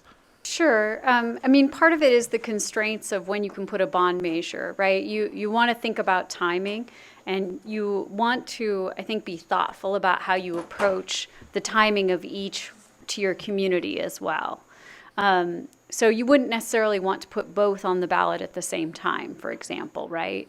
That's not necessarily the best thought out process. So knowing when you're limited to put bonds on the ballot and you have more flexibility with parcel taxes, I think that is one of the considerations. The second one might be timing of when you would receive the funds. So taking advantage of an election this year in November would allow you to receive the funds sooner rather than waiting till 2020. I think August, if the county offered you an August election, I think it's a really tough time because you count on the support of your parents in elections like this. And I think a lot of families are gone when they would receive their ballots in the mail. And so I think August, although it would be available as a potential election date, I think wouldn't be very ideal for the district for that reason. So that kind of backs you into November, which, you know, is still good timing because you have had success in lower turnout elections. So we wouldn't know for sure that the priorities and everything would match up without doing the feasibility study. But based on your past performance, it would lead us to believe that November would be good timing and a thought, and it allows you really a good time to think out things, you know, from now being January until you'd have to call the election 88 days before Election Day, so that's August. So it gives you a lot of time between now and August to really think this out and make sure you're going down the right path. I want to go back to the question you asked about what is the reason or why would we even want to consider going out. I think part of it you will see that when we go over the 5-year multi-year or the multi-year projection coming up, because what you're going to see is we've been working really, really hard to cut down our structural deficit that we've had as a district. But in doing so, that has forced us to really cut back what we're allocating to departments. So if we take a look at what we allocated to departments in 17-18, next year we're building our budget at 80% of that for each of our departments. We are also recommending a $2.9 million personnel cut. It's for a total of $4.2 million. That's a loss. That is an impact on us regardless. Even if we try and minimize the impact on a classroom, that's still an impact on us as a district. And so I think the why goes back to what else can we do for our students that we don't want to function at a base model. I think what Allison has shared tonight and her team is there's so much more we want to do and provide for our students. In order for us to do that, it's not going to come from dollars coming from the state. It's going to be what we produce here in our community. Thanks. And then would this feasibility study also give us some data on how much to ask for? That's part? Could you speak a bit on what kind of data will we get back from this feasibility study? Sure. So that's definitely a conversation that we would have going into the development of a poll. So we would certainly want to ask, what is the level of need? What dollar amount are you thinking of? Are there multiple dollar amounts that you're thinking of? And if so, we would certainly incorporate that into the questionnaire drafting, and we'd get you some feedback on support at various levels. Thank you. Yes. I just had a quick question about, do we do this with before we put anything on the ballot? We have in the past, and I've been involved in the last 3, and we've always done a feasibility study before. I've been involved in probably 6 or 7 of these, and we've always done it also, yeah. And do we always just do it for the one thing? So for example, I don't know how much this is going to cost us, but do we just ask for the parcel tax this time and then the next time ask for the bond measure? Or can we ask both questions at once? I don't know if that saves money or, We talked about that a little bit. Go ahead, yeah. Yeah, I want to defer to Jessica on this, but it does, I think that if you want a definitive answer on one thing, it's better to understand where people's support is of that one thing. It's not that you can't ask both, but attitudes and people's opinions in your community may change from year to year. So you might do yourself a disservice, and I'll let Jessica speak further. Sure. Yeah, just to piggyback on that, what a poll gives you is really a snapshot. It's a moment in time. How is the community feeling at the time that the poll is taken? So certainly outside factors influence that. What happens in the district will influence that. What measures have been on the ballot may or may not influence that. If you our goal in designing a survey is really to try to simulate sort of an election environment to see if the election were held today, what would support be for a given measure. Then if you ask about more than one measure, you're sort of taking away that what the election simulation really looks like or what the actual election might look like. That said, we can certainly try to gather some feedback about for example, a parcel tax and a bond, but probably one would be the focus of the survey, and really the data would be not biased for that one particular measure that we were focusing on. And when I say biased, I'm talking about all kinds of things like order effects. So we consider the order of questions very carefully.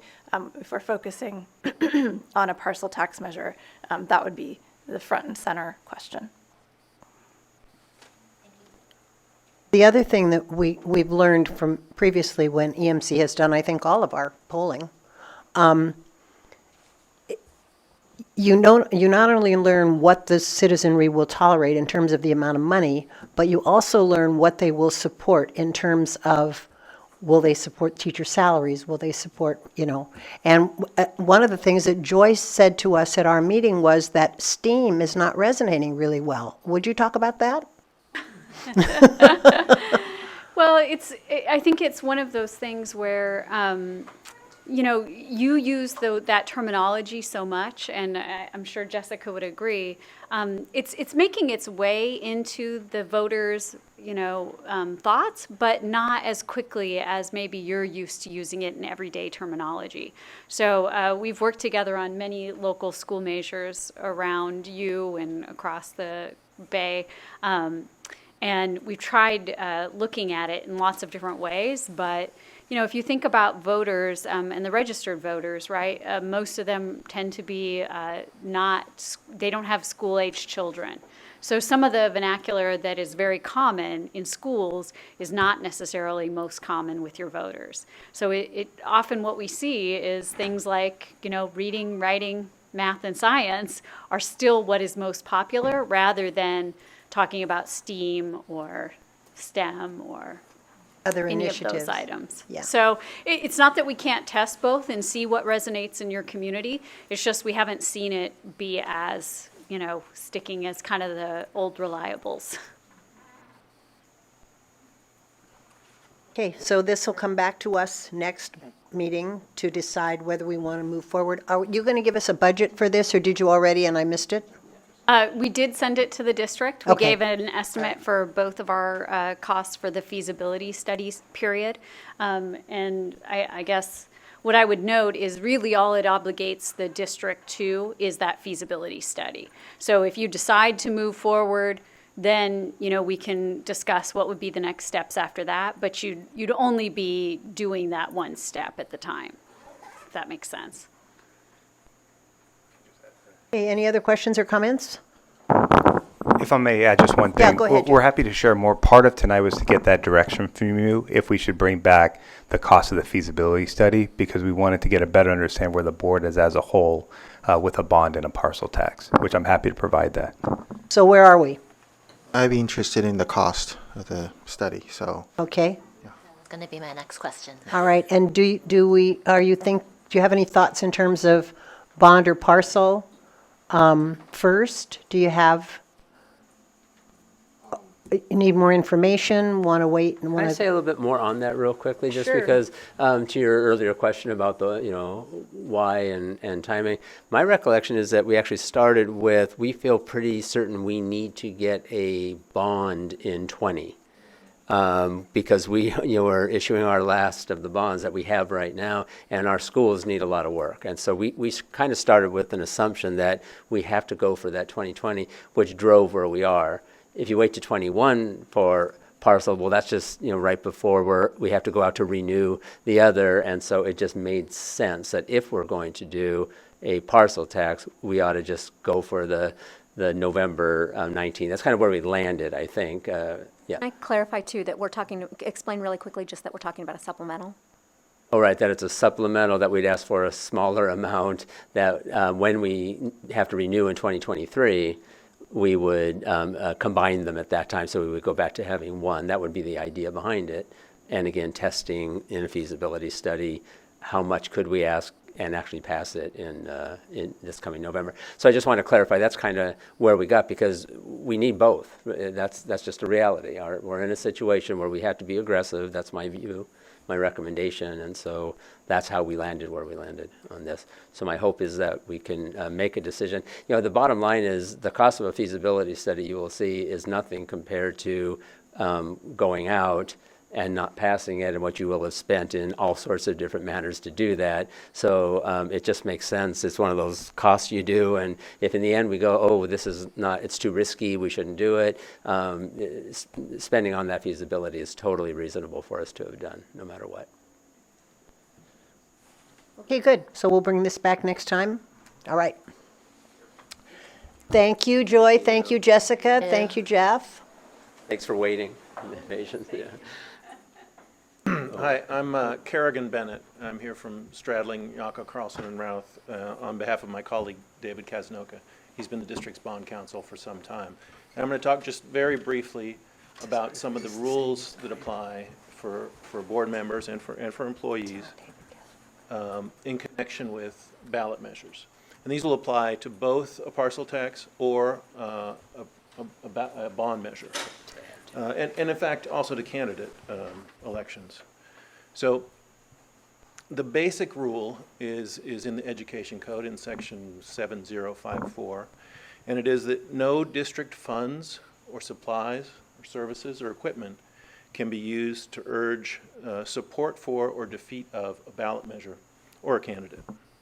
Now, notwithstanding that general rule, you can, as you've heard, use those same district resources to provide information to the public about the possible effects of a ballot measure, so long as that information constitutes a fair and impartial presentation of all of the facts that's necessary to enable the public to reach an informed decision on the ballot measure. So, advocacy, you cannot use district funds for. Information, you can. And those basic rules are most commonly applied in terms of looking at board conduct, employee conduct, fundraising, and in fact, student conduct on campus as well. And sometimes activities are viewed differently depending on when they happen, whether the activities happen before a board has decided to call an election or after. So for board members, they typically play a very important role in a successful bond election. As they're not employees of the district, they're able to engage in campaign activities even during the normal workday, and so it's very common for board members to be an important part of a campaign effort. Board members, of course, are the actual individuals that will have to decide to put a bond measure, a ballot measure, before the voters. And in doing that, you can use district funds to fund a feasibility study, to do polling, even to establish focus groups to determine whether a ballot measure or parcel tax has a good chance of passing, whether it's even worth taking the step to put it before the voters. You can also use it, as I said before, to provide information to the voters about the needs which will be addressed by a ballot measure, and also the costs, the actual taxes that will have to be paid. So a word or two about the process here of calling election is probably worthwhile. For a parcel measure, the required vote is only a majority of the board. For a Proposition 39 bond measure that would require only a 55% approval of the voters, you need 2/3 of the board to vote in favor of it. So we need 4 votes to get it on the ballot. So this is worth keeping in mind when we get around to that time of the year when you would be considering a resolution. If you have even one member who's not at a meeting, we really need the remaining 4 to be unanimous in favor of it in order to carry and be able to put the ballot measure before the voters. You know, from many perspectives, members of the board have an obligation to the community to explain to them why they actually put the bond measure or a parcel tax on the ballot, why the district needs the new facility monies or revenues. And in the context of speeches they give to the public or to other institutions, board members would be expected to advocate for the bond measure, to state the benefits that made that ballot measure worth putting before the voters, and to advocate for its passage. There's a few things you'd need to keep in mind when you do that. And the first is that board members still can't make use of district funds, services, supplies, or equipment in engaging in campaign advocacy. So, for example, a district email account shouldn't be used to send campaign emails or to urge passage of the measure. Now, here I'll say, if your district emails are public, if they're generally known, if they appear on the district website, you're likely to get campaign inquiries during a campaign about, at that address. The safer course of action there is to reply to the sender from a private email address if the message is one of advocacy and not just, providing information that you would to any constituent.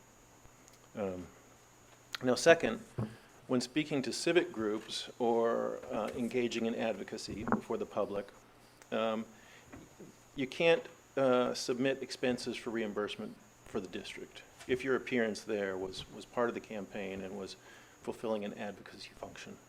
Those costs should be borne by the campaign itself or by the individual.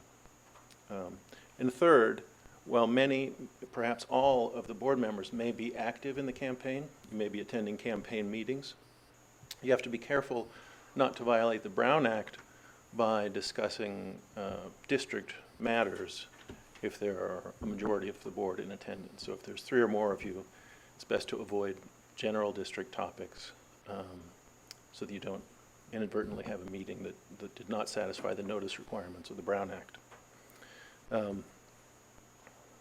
While engaging in those campaign activities and advocacy, you can sign letters identifying yourself as a board member using the name of the district. That's completely permitted. That doesn't conflict with the rules. And at meetings of the board, of course, you're free to express your own opinions about the ballot measure. You're free to report if you have attended campaign functions, if you want to report on campaign activities, support in the community for the ballot measure, and why it's important. You're entitled to the same free speech rights as any private citizen. Now, a little bit about also formulating the actual ballot measures. We're a long way from having anything brought before you to be proofread and placed on the ballot. But the short ballot statements that would be formulated for a parcel tax or a bond measure are limited to 75 words. And recently, more of the content of that 75 words has been mandated. We're required now to include more information about the tax rate and the duration of the charge for a ballot measure. Information that previously was provided as part of a tax rate statement, now it's required to be placed in that 75-word statement. So even before that, I would say that the language in those 75-word statements has become tortured. It's very difficult to communicate all the things you want to do with a parcel tax, even more so with a bond measure, in those 75 words. And we have to ensure in crafting them that we don't use language that inadvertently restricts your use of proceeds to some smaller subset of what we had in mind at the outset of the planning phase. So that being said, if you've looked at other ballot measures when you voted yourself, or you've looked at other ones for the district, you may find that they did not read in a grammatically correct way, that there was a lot of reliance on, I would say, unorthodox punctuation, tying these concepts together and using a lot of buzzwords. It's awkward, but it's necessary to preserve flexibility for the district moving forward, provide for all the uses of funds that we would want to have for either of those measures. I think my colleague, David Kazanoka, has provided some guidelines? The memo and then the one that's on the board, yes. Okay, yeah, so here on this page are a list of guidelines, typical activities that an employee could do. And on the following pages, I think there are similar bullets for, I'm not sure how to advance this. Arrow down? We don't actually have to go through. We don't have to go through? I think Yeah. that they had a chance to read that, so I think we can. Sure. if there's questions. I would say for employees, in general, the rules are the same. The rule is the same as I described with respect to the use of district resources. The application is a little more complicated because, of course, district employees during the normal workday aren't free to engage in political advocacy. Their time during the workday is actually a district resource that can't be spent to urge passage or defeat of a ballot measure. And employees have to be even more careful about using district resources, computers, perhaps district supplied phones or other things in an advocacy effort. Something that's not as much of a concern for a board member. Can I ask a quick question? Yeah. I think one of the things people want to know is the intricacies of a board member as citizen being on the Citizens Committee and our staff being on the Citizens Committee as citizens during that advocacy time, because they get to participate in that, but they can't do it as employee or board member. You're there as citizen. When you say citizen, you mean a campaign committee or? On the advocacy campaign committee. Okay, That yes. is a separate committee Yeah. from the district. Absolutely. Yeah. Well, of course, even an employee or an administrator can be part of that committee and can be active in it, but they have to be careful. They has to be outside of normal working hours. They have to be very careful about using district resources, as I said.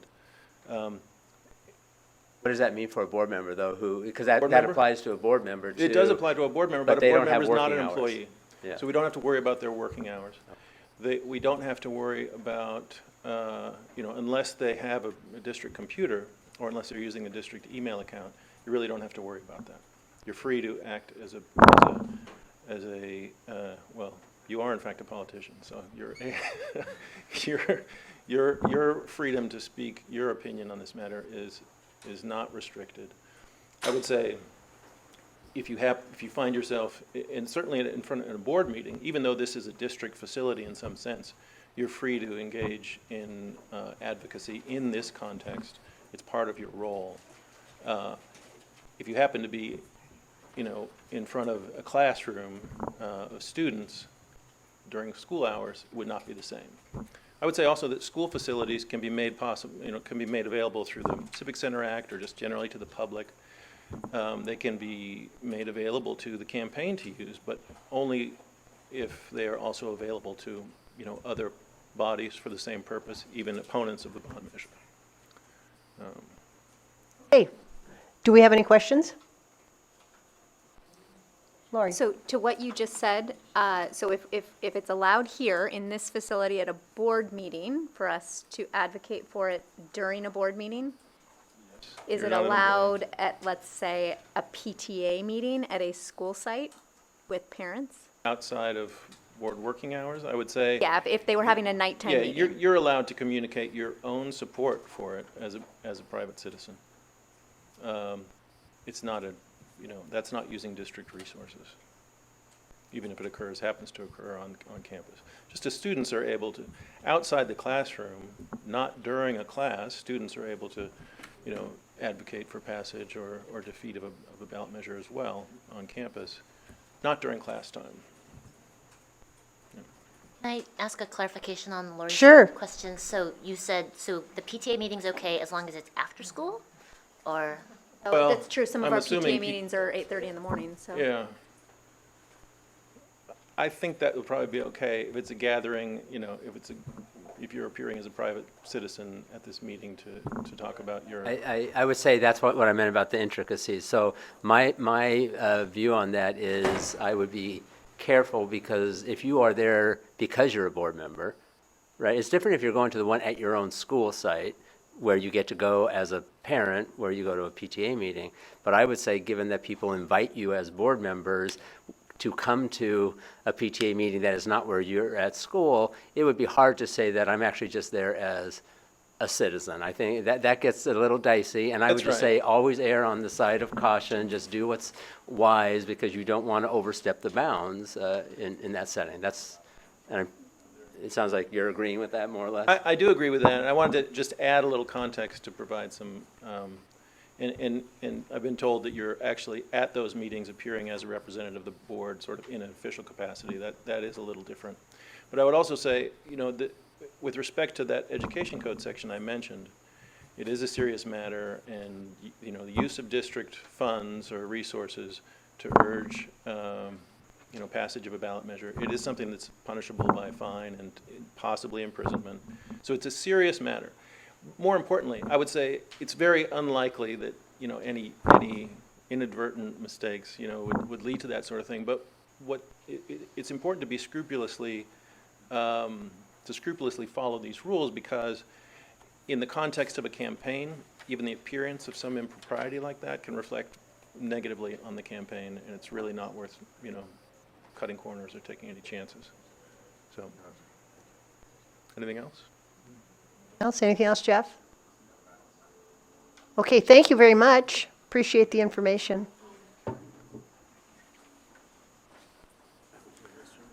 Yeah. So we're going to take a quick, 5-minute restroom break. Yeah. And then head back here at, little before 25. Okay, we're back in session. And I want to talk for just a minute about math before we move on to the next agenda item, because there's a lot for us to discuss, and we all have a lot of questions, and we don't want to make bad decisions about what we're doing for our kids. So there are a couple of ways we can do this. We could just all submit our questions to Craig and get answers in writing from the staff. We could call a special meeting between now and the 28th with a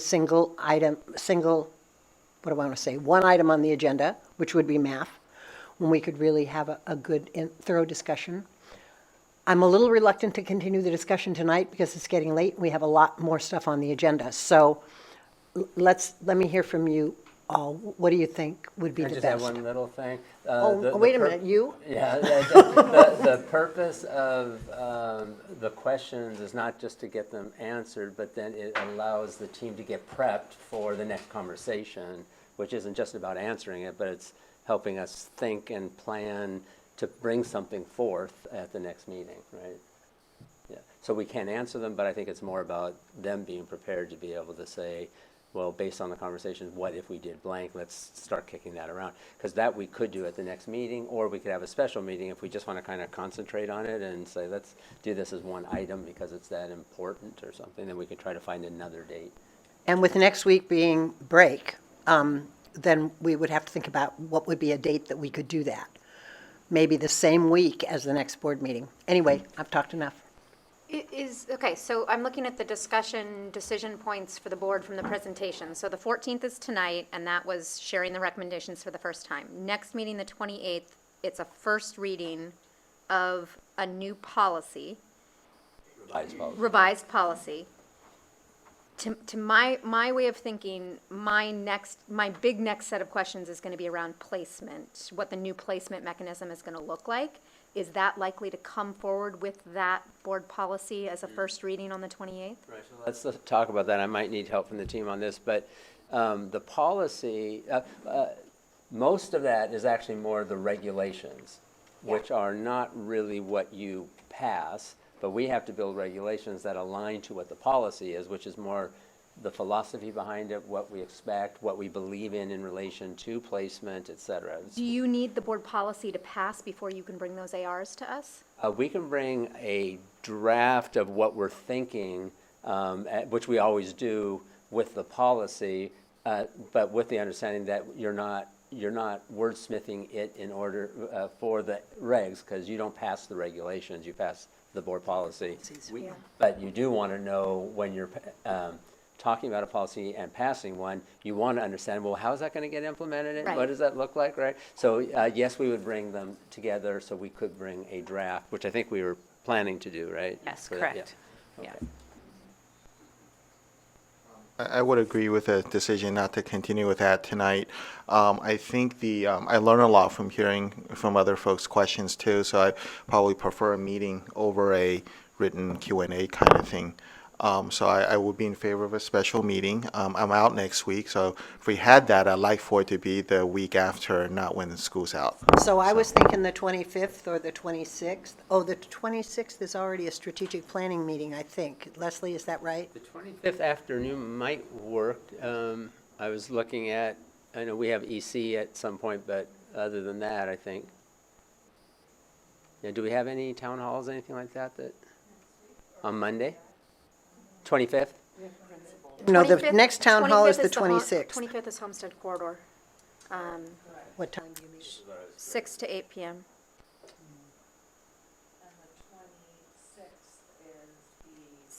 Cupertino Middle Town School Hall. Town Hall. 27th, Wednesday night. That would be better, It's 27. it's the school it's the Santa Clara County School Boards Association monthly meeting, but I can miss that. This is more important to us. And some of this is timing, so I'm thinking this is an hour to 90 minutes of just focused conversation only on math. So on either that Monday or, so maybe the Tuesday, probably not because of the town hall, but it could be a 4:30 in the afternoon, 5 o'clock time frame and be done by 6:30. So I don't know what time like the corridor or other meetings are, but if there's a way to, you can't do Monday, Tuesday. So is Wednesday the only date then? Is Monday that- afternoon, I think. Okay, is a here's the afternoon thing. could Now all of a sudden you're the day before the other meeting. So the other question is, if you submit all the questions and everything, that gives us time to prep and get things done. It's probably easier for us to move a few of the things that are now on the agenda for the 28th to another meeting, and let's just build in a good long conversation on the 28th, right? Because we're right up against that meeting anyway, so I don't know how much we're gaining. I'm still going, well, okay, it's a first read, so we wouldn't be voting the same night. No, it's just a We first wouldn't be read. voting on anything on the 28th. It would be another opportunity for a discussion, lengthy discussion with a minimal agenda, right? Well, plus, waiting 2 more weeks to do the policy itself, I don't think is a huge problem. Because we can still be working on the regs, which is really important for implementation, so we could keep working on that. So we don't really have to do the first read, per se. I mean, I like having it in front of you while you're talking about the math pathway, so you're thinking about, well, what's the relationship between our policy and what we want it to say, and what we're talking about in terms of pathways, right? But we don't actually have to do that, I don't think, on the 28th. We could wait for March 14 or whatever to do the policy. Okay, so it sounds like the 28th, and we wouldn't need to have a special meeting then. We could have another in-depth discussion of math on the 28th. So I want to repeat back so I make sure I'm understanding so that I don't surprise us later with not being comfortable with something. So what you're saying is you would bring it on the 28th if the administrative regulations for the actual, what you're thinking the new placement and pathways would actually look like isn't ready for that first read. We would put off the second read with action on the same night.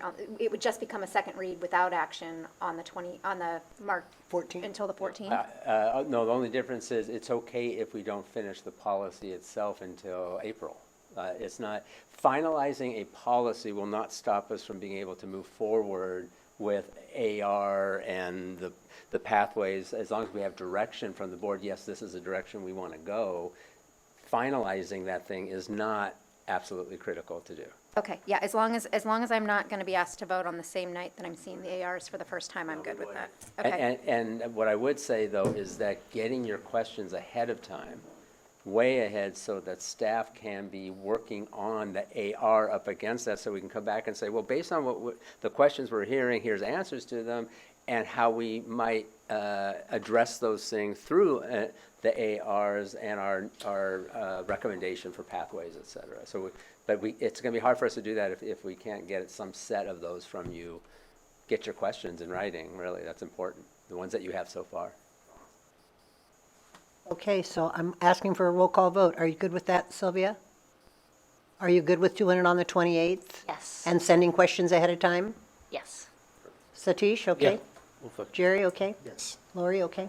All right. And we will do our best to take as much off of the next Agenda. agenda, whatever we can. So, we always have these things we have to do, but we'll try to keep it way shorter than what we had this time anyway. Okay. All right, good. So then we're moving on to Jeff again with the second interim. Thank you, Marie.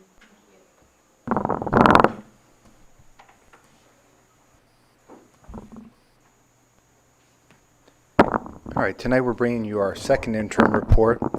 We're bringing you this tonight, and then we'll come back looking for approval on March 14th. It is actually due in the county on March 15th. Dorothy will talk a little bit more about that when we get into it. Again, our district priority is about looking at our overall fiscal solvency. As Board Member Lou asked earlier about the parcel tax and the importance of it, I would go back to what our goal is and why a parcel tax could be important for us as a district. You will see it as we go a little deeper into the numbers tonight. The one change from our last board meeting, the first two ground rules have stayed the same as before. The third is a little bit different. As as Leslie and Allison and Craig have gone out to sites talking about the strategic plan and working towards the strategic plan, the budget has to be in line with it. And as Dorothy's working with Allison, hand in hand with all the plans, we also have to look at our total district budget has to be aligned with the direction we're going as a district, because we have to maximize our dollars to go to the most important things that we decide as a district. 3 areas of focus tonight. The first one is the impact on second interim based on the January governor's budget proposal. I know this board has had an opportunity to see some of the assumptions as well as the pocketbook that came out of it. So we'll highlight a few of the key areas that did positively impact our budget. I would say globally that it was a very friendly budget for us, and it did help us, and we'll be able to show you how that helped us.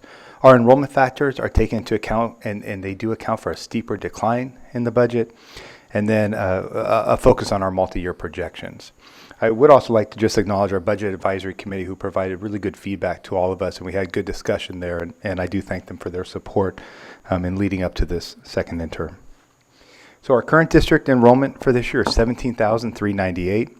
What I want to draw your attention to is the red part, because when we were first building our budget for this year based on Tom Williams, or the demographer report we've used in past years, we've always been a little bit high, 200 students to 500 students. That is really a huge impact on us when we look at our deficit and being able to account for that deficit. And so what Dorothy and I are bringing forward to you tonight is actually the utilization of 16,879. There is still potential for that to be high as well, because the conservative number for 1920 is at 16.7. We do feel more comfortable moving forward with the moderate numbers, because that is still 200 students less than what we were first budgeting for. As we get into May, we actually will take a look at our actual push-through numbers, and then we can match those up. So that's something we can come back and give you another update on, but it is a steeper decline. One of the big things when we talk about a deficit, it's not so much on the first level of cuts that you make based on, I have X amount of students, I divide by 24, 25, depending on elementary and middle, and that produces the number of teachers you have as a district. That takes care of when you bring in the special ed factors at about 10% for us, instructional aids that go along with it. About 65% of the budget of the loss in revenue through the student is made up by just staffing, and so that's where that 2.6 comes in. The other 1.4 we have to identify in our budget, and we have a 1-year grace period, because we are funded on the level from the previous year, so we have 1 year to recoup that, to identify what we're going to cut. One of the challenges we face is we didn't do enough in some years to make up for that following year. And I'll show you a little bit more on that. What I want to turn over to is Dorothy right now, and I'm kind of rushing through some of these. I apologize. So if there's questions on the previous slides, we can come back to it with the MYP.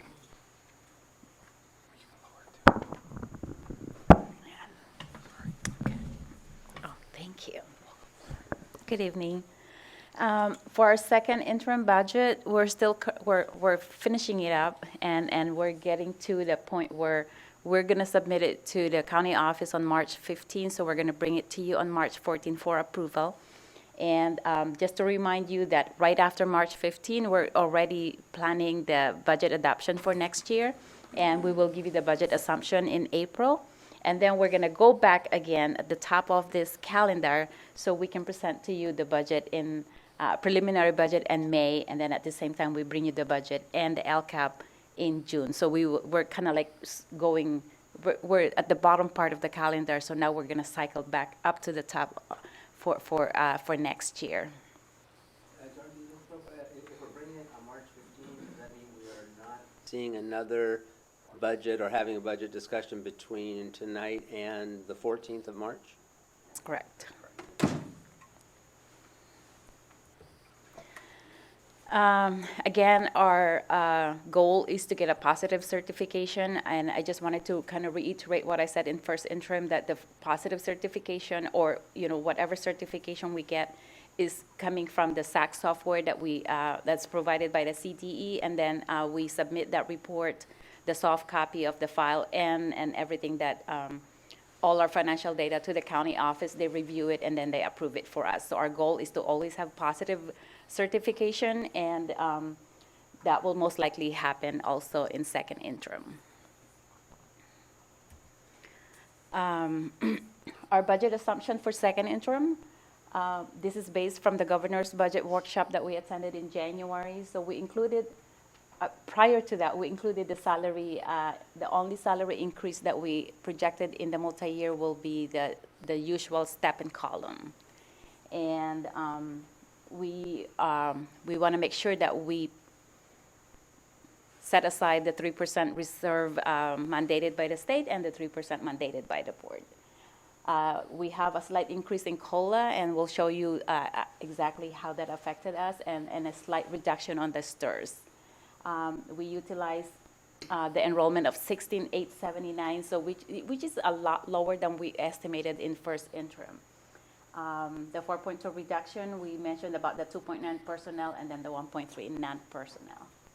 No one-time money for 1920, and so we're relying on the COLA and the reduction of STRS. There's still no changes on the PERS, so whatever rate that's been ongoing, that's been increasing, we're still projecting that. So this is the breakdown of our COLA. We have about 0.89% increase in our COLA that we're projecting for the 1920, and about 0.19 increase in the 2021. And then I wanted to get your attention on the COLA. Our COLA, when we say that 1% of our 1% total is about 1.6 million. The COLA doesn't apply to every single revenue that we get. It only applies to our LCFF, special ed, and mandate black grant. Any other programs doesn't really get COLA. And we're also getting about a reduction of 1.03 STRS in 1920, so we projected that in our multi-year. And there's an ongoing discount or reduction in STRS, 1% in 2021, and then about 0.5 in the following 3 years. So we projected all that in our multi-year.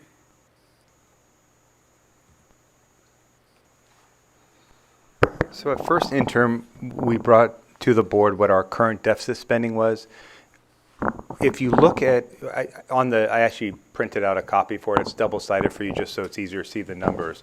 So just through some of the changes in practice that Dorothy and I have been working on with our office, we've been able to pull just short of, or just about $1 million just through some strategies that we have. One of those strategies was just to take a look at positions that weren't filled at the start of the year and bringing those funds back into our end fund balance earlier rather than the sweep at the end of the year, because what we wanted to make sure we presented to the board was the most current actual numbers versus waiting for that large sweep that ends up being $1 million at the end of the year. Let's bring that in now, because that also means people, it also means what we allocate towards our departments. In 1920, we are going to see a significant drop in our structural deficit that is really in line with what the governor proposed and why it was such a big drop. Remember, as we talked about, as the ADA drops, we also make up for the additional funds. We cover about 65% of it through the FTE, or the full-time equivalent staff. We still have to identify the other 35%, which is why you see a little bit of an increase in 2020, 2021. We then address that, and we actually are showing it's coming a positive no longer deficit spending by the time we hit 21, 22. What I would also say is there is potential for it to move up slightly earlier into 2021 just based on the end fund balances that we carry over. So I hope to bring you guys even a more positive result of our overall structural deficit. And then by 2022, 23, you almost see the board will notice that there's almost doubling what we were predicting at first in term.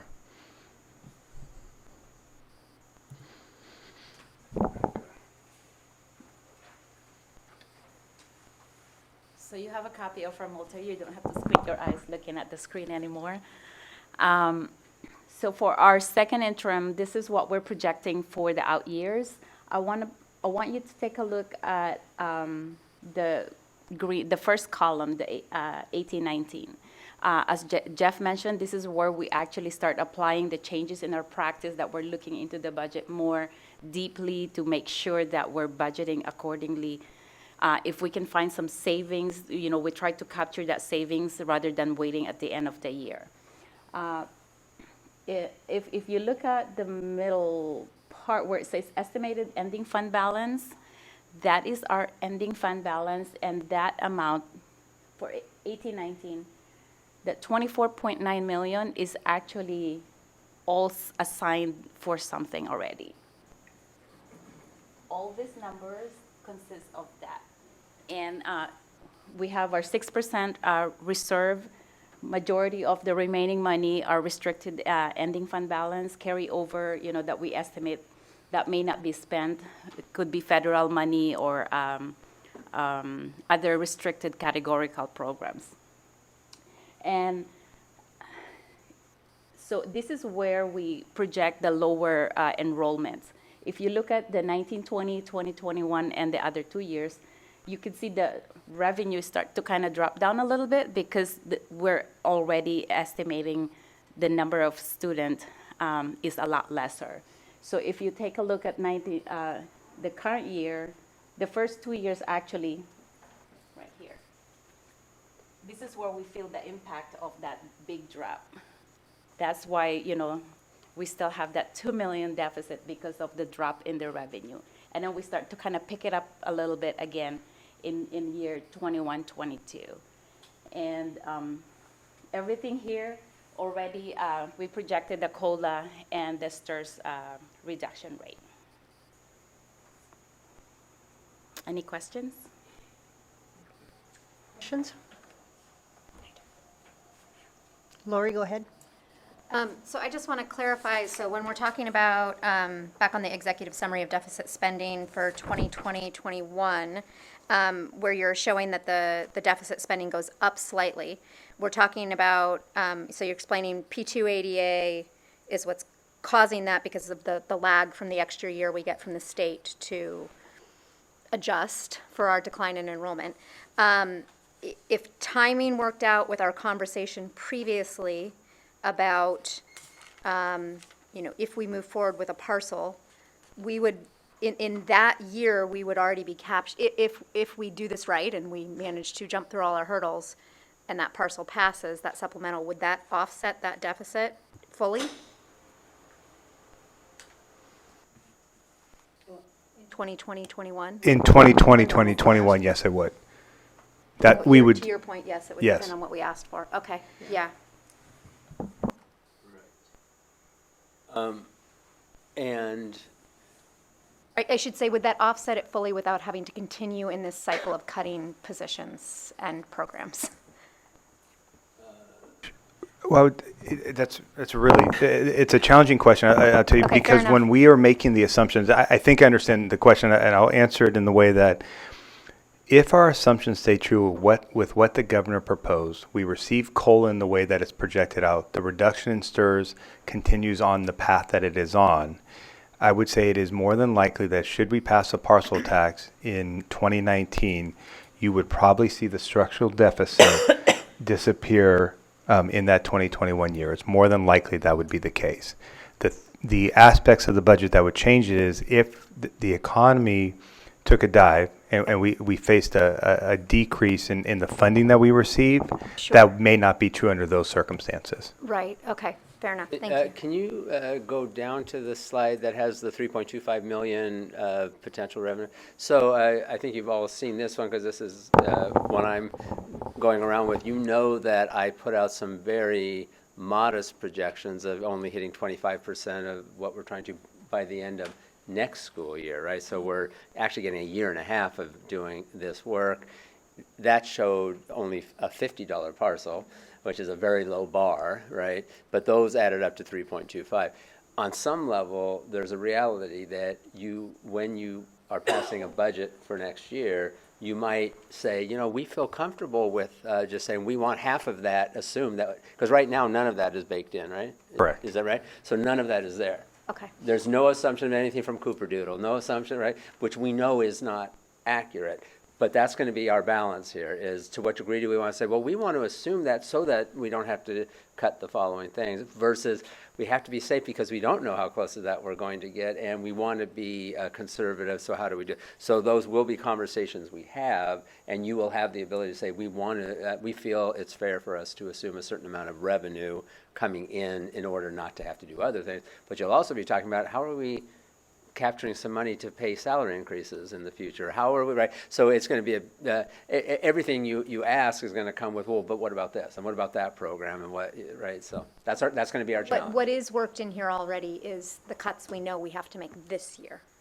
Yes. The ones that we had identified that, Yes. right? The And that was the 2.9 4, plus the it's really 1.3. That is the 4.2. 4.2, and as Craig has gone around and is going around to all the school sites right now, that 3.25 is to fill in only that partial of the gap. But even being able to hit that is huge for us as a district. And so going back to really what is a fair question, why go out for a parcel early? This goes back to that why. We will not be able to increase our revenue without the utilization probably of all four of these. I think, or I'm sorry, let me take that back. Of the top three, the bond will not go to offset any salary. So with that correction, but the first three are all aspects that will improve our revenue in the district. We're not going to see that from the state. As well, I think as the governor has presented his budget, I don't think we're going to see anything change too much yet. We're hopeful, but I think we would have to create that. But we're talking about just to keep what we have now. To keep at and not be in status this cycle quo. of Correct. Yeah, okay, thank you. Anything else? Sylvia, go ahead. So I just had a question about the 2.9 million and the other number. 1.3. So can you give me an idea of how many people that actually is? Because you said it's personnel costs, right? So It varies. We're actually bringing that, I believe, February 28th to the board. Right now, we're still in the process, or I should say HR is in the process of meeting with our employees that will be impacted by that. And on the February 28th meeting, we will bring to you the positions that will be released or cut at that point in time. is there a sense of what that range is, just so I have an idea? Like I don't have that tonight. It may. All right. Yeah, it's probably not something we'd want to just throw out because it just is a panic notion. What I do want to clarify, though, is that the notices that we do and the actions we're taking are preliminary, not final, but in order to be able, in case we have to lay people off by the end of the year, you have to give that notice then, but it doesn't mean we won't learn other things that ends up saying that we don't have to do all of that. But we still have to hit that March 15 date. They're not called preliminary. What do we call the, they're not layoff notices. They are, or their reassignment, depending on what we're doing. No, but what I'm saying is it's not a done deal then that they are laid off. It is it's a notice of that we can then follow up on. Isn't it? There's a name for it. It's just driving me crazy. No? We are doing those with certificated, but not with classified. With certificated, right, correct, yeah. That's true. Anything else, Sylvia? Anybody else have questions? Thank you. Jeff and Dorothy? Thank you. Is there anything you all would need at this time? Because they're bringing the second interim, which there's not a lot we can do with it. I mean, it just is what it is. But if there's anything you felt you needed, you should let them know because they're going to bring it for approval on the 14th of March. Yeah. Okay.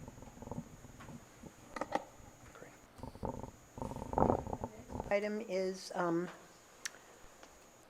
think it's CSBA Delegate Assembly, am I right? Yeah. Oh, yeah, right, yes. So we need to vote for 6 people, I think you got the list, to serve on the California School Boards Association Delegate Assembly. We are Region 20, and we have quite a few delegates there. I usually try not to speak first on things like this. I like to hear from the board before I talk, but I am going to say something about this, just because so many of you are new. So I have some beliefs about the way CSBA Delegate Assembly should work, and I think that our Region 20, we should have representation from across our district. That would mean the north end and the south end, which goes all the way to Gilroy. I think we should have representation from different kinds of districts. Our district, K-8, high school districts, 9-12, like Fremont, and representation from K-12 districts, which are unified. And I think we should have representation from districts that represent basic aid and LCFF. And my personal opinion is that our current delegate assembly is not well balanced in those 3 regards. So I'm going to suggest that we not necessarily vote for all the incumbents. Okay, so here's my thought. I'm just going to throw it out, and you guys can talk about it.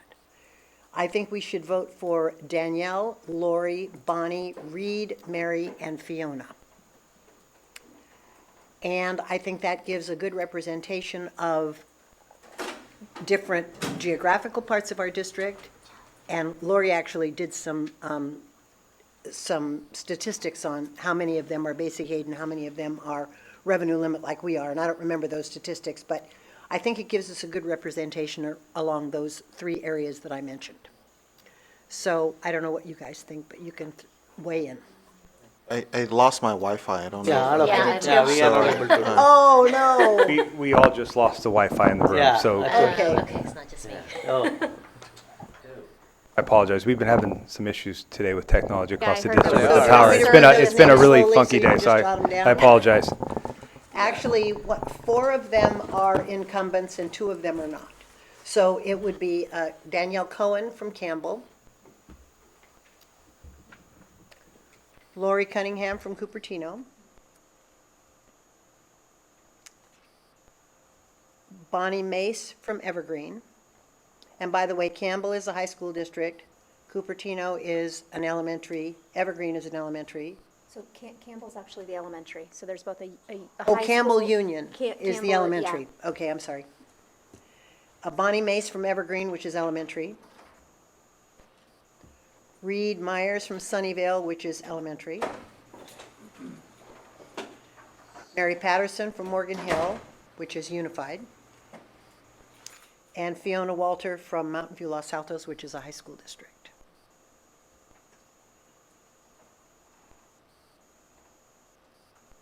So Lori, do you want to weigh in? You did some statistics on this. Yeah, so I guess because I am new, like all of you, I wasn't immediately invested in, necessarily continuing with incumbents just because they're incumbents. I think there's a huge body of knowledge and wisdom that comes with that. And for some of these delegates who have been doing this for, much like Phyllis, 12 years, 16 years, I think in one case, 20 plus years.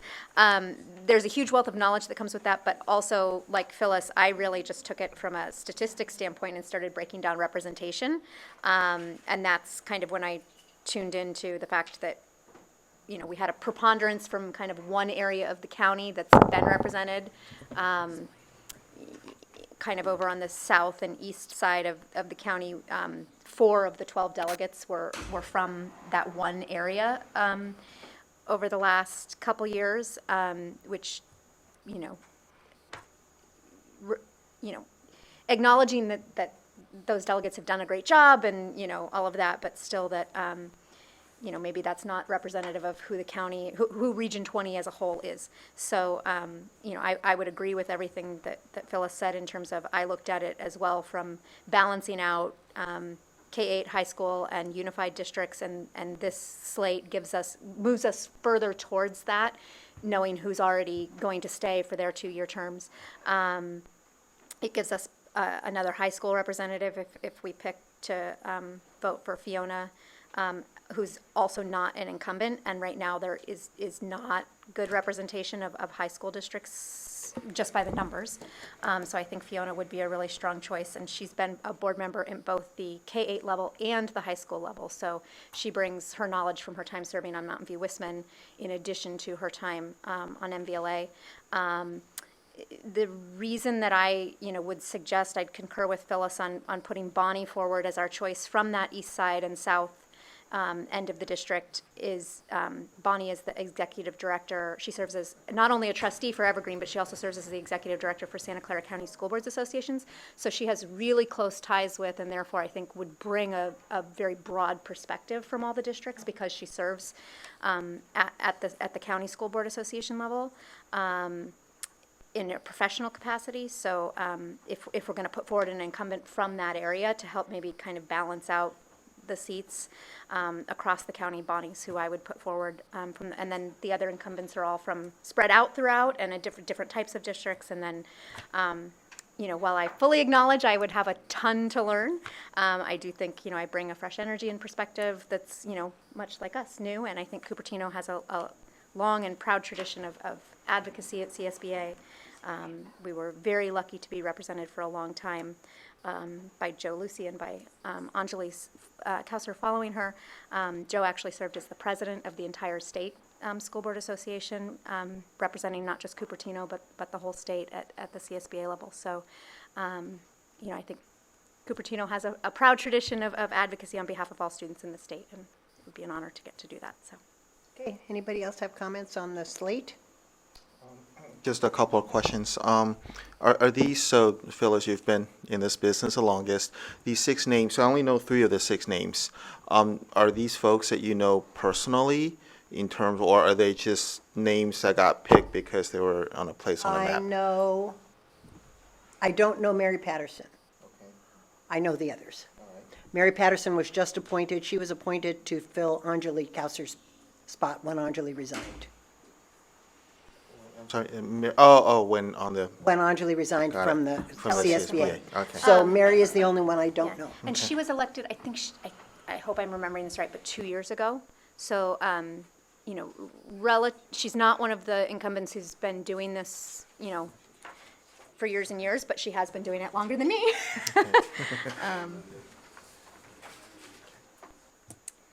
So this is a vote that we make as a board. We don't vote individually.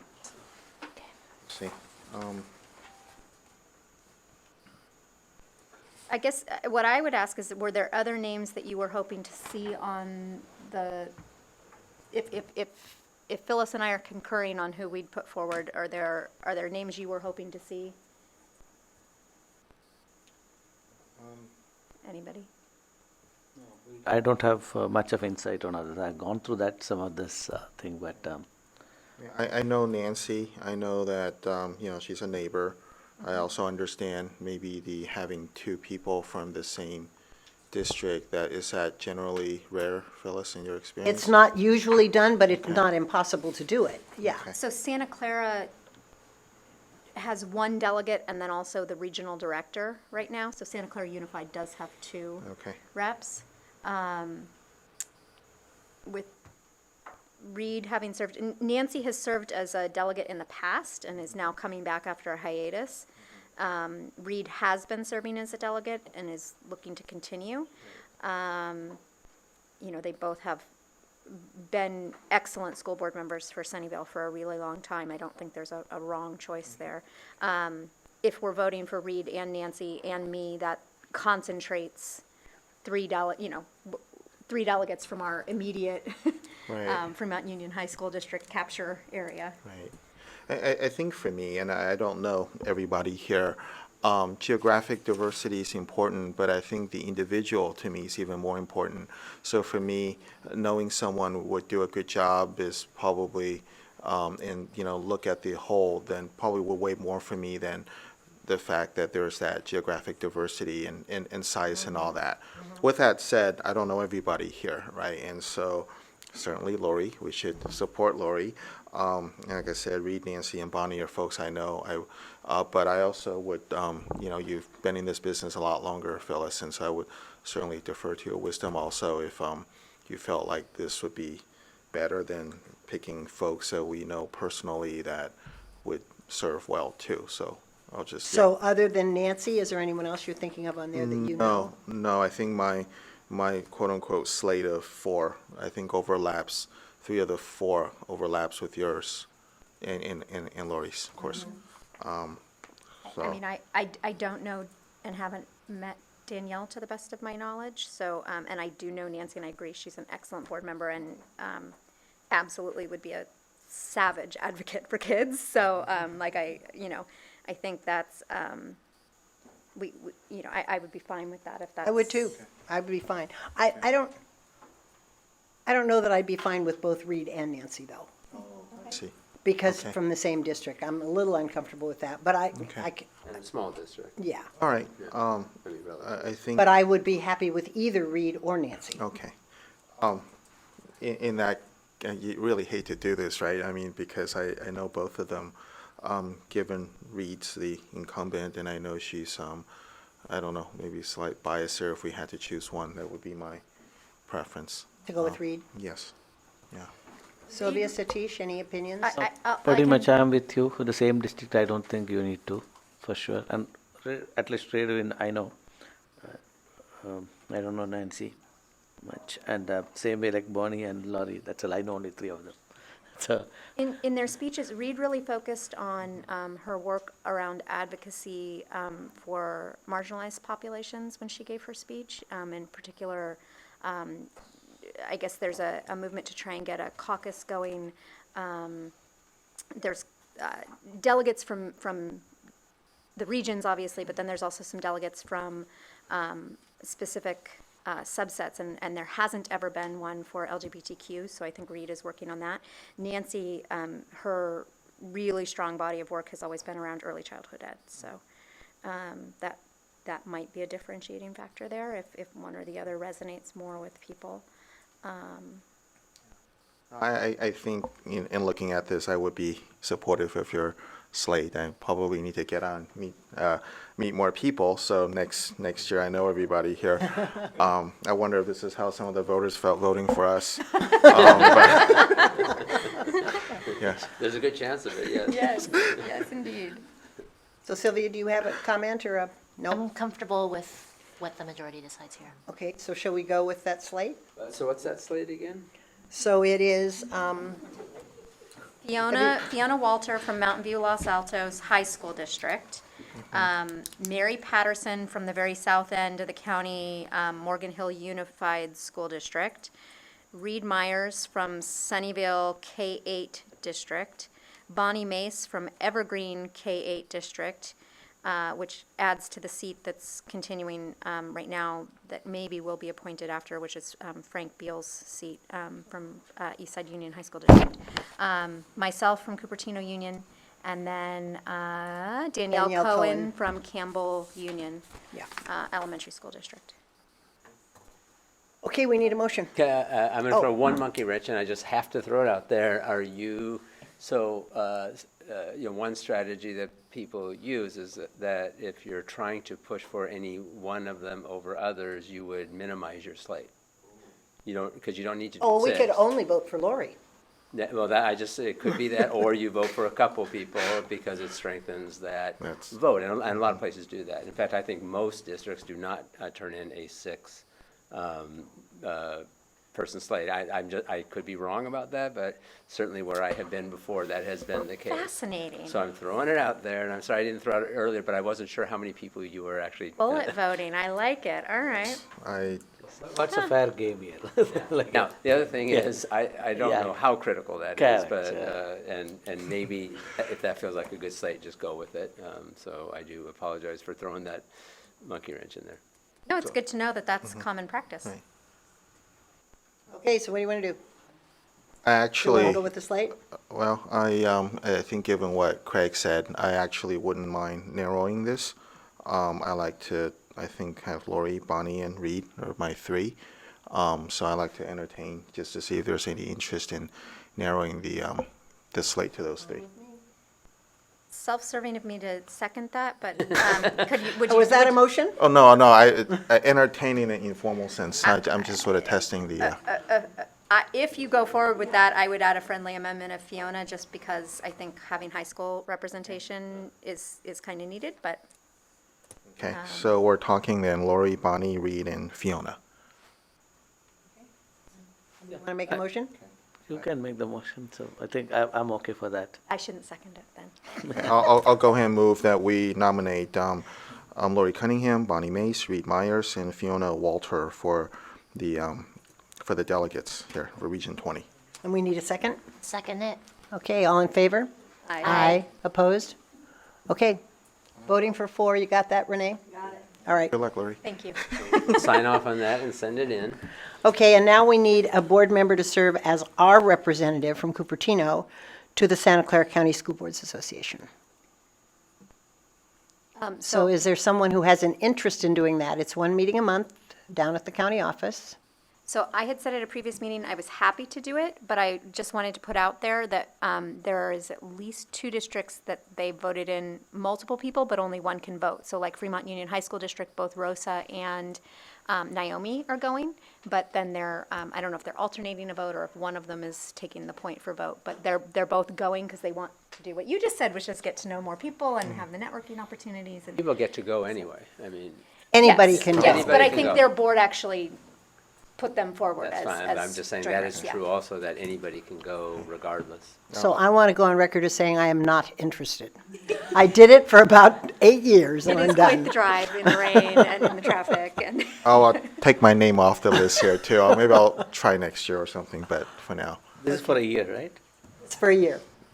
I think since Laurie is going, she can stay there itself. I think she can Are represent. you happy with that? Okay, Sylvia?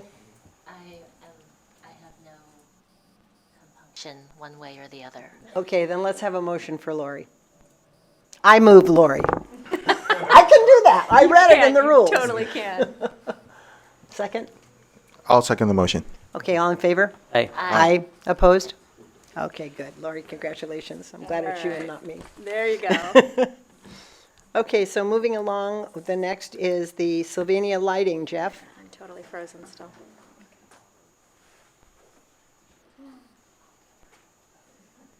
What this is for is the approval of the Prop $39 that we received. We've talked about the use of those dollars for projects.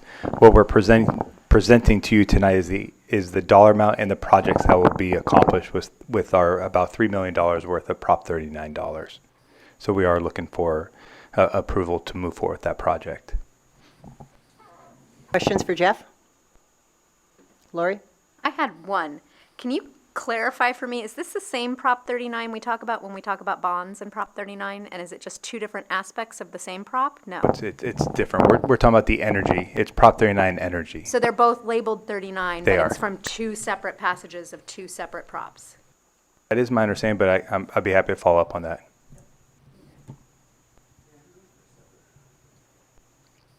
I mean, it's possible that it came back through the numbering cycle and came back several years later and.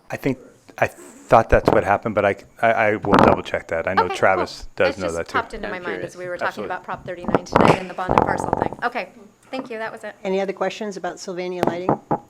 We need a I just motion? had sorry. Oh. Just a quick question. So is this list is just all the costs, but it's not happening right now, right? Like Correct. We would begin the work, but those would be all the projects that we would complete. in the next year? Less than that. Oh, okay. This vote is basically to encumber those dollars so that we don't lose them before the timeline runs out, right? We have to encumber all the dollars by June 30th of this year in order to utilize those dollars. Or we lose it. Or we lose them, yes. Sorry, thank Got you. it. We do lose the dollars if we don't encumber the dollars. Okay, a motion? I will motion that we pass 7.3, the Sylvania Lighting Services Okay, contract. Lori, a second? A second. Sylvia seconds. All in favor? Aye. Opposed? Motion carries. 7.4, I think this is Allison's CONAP.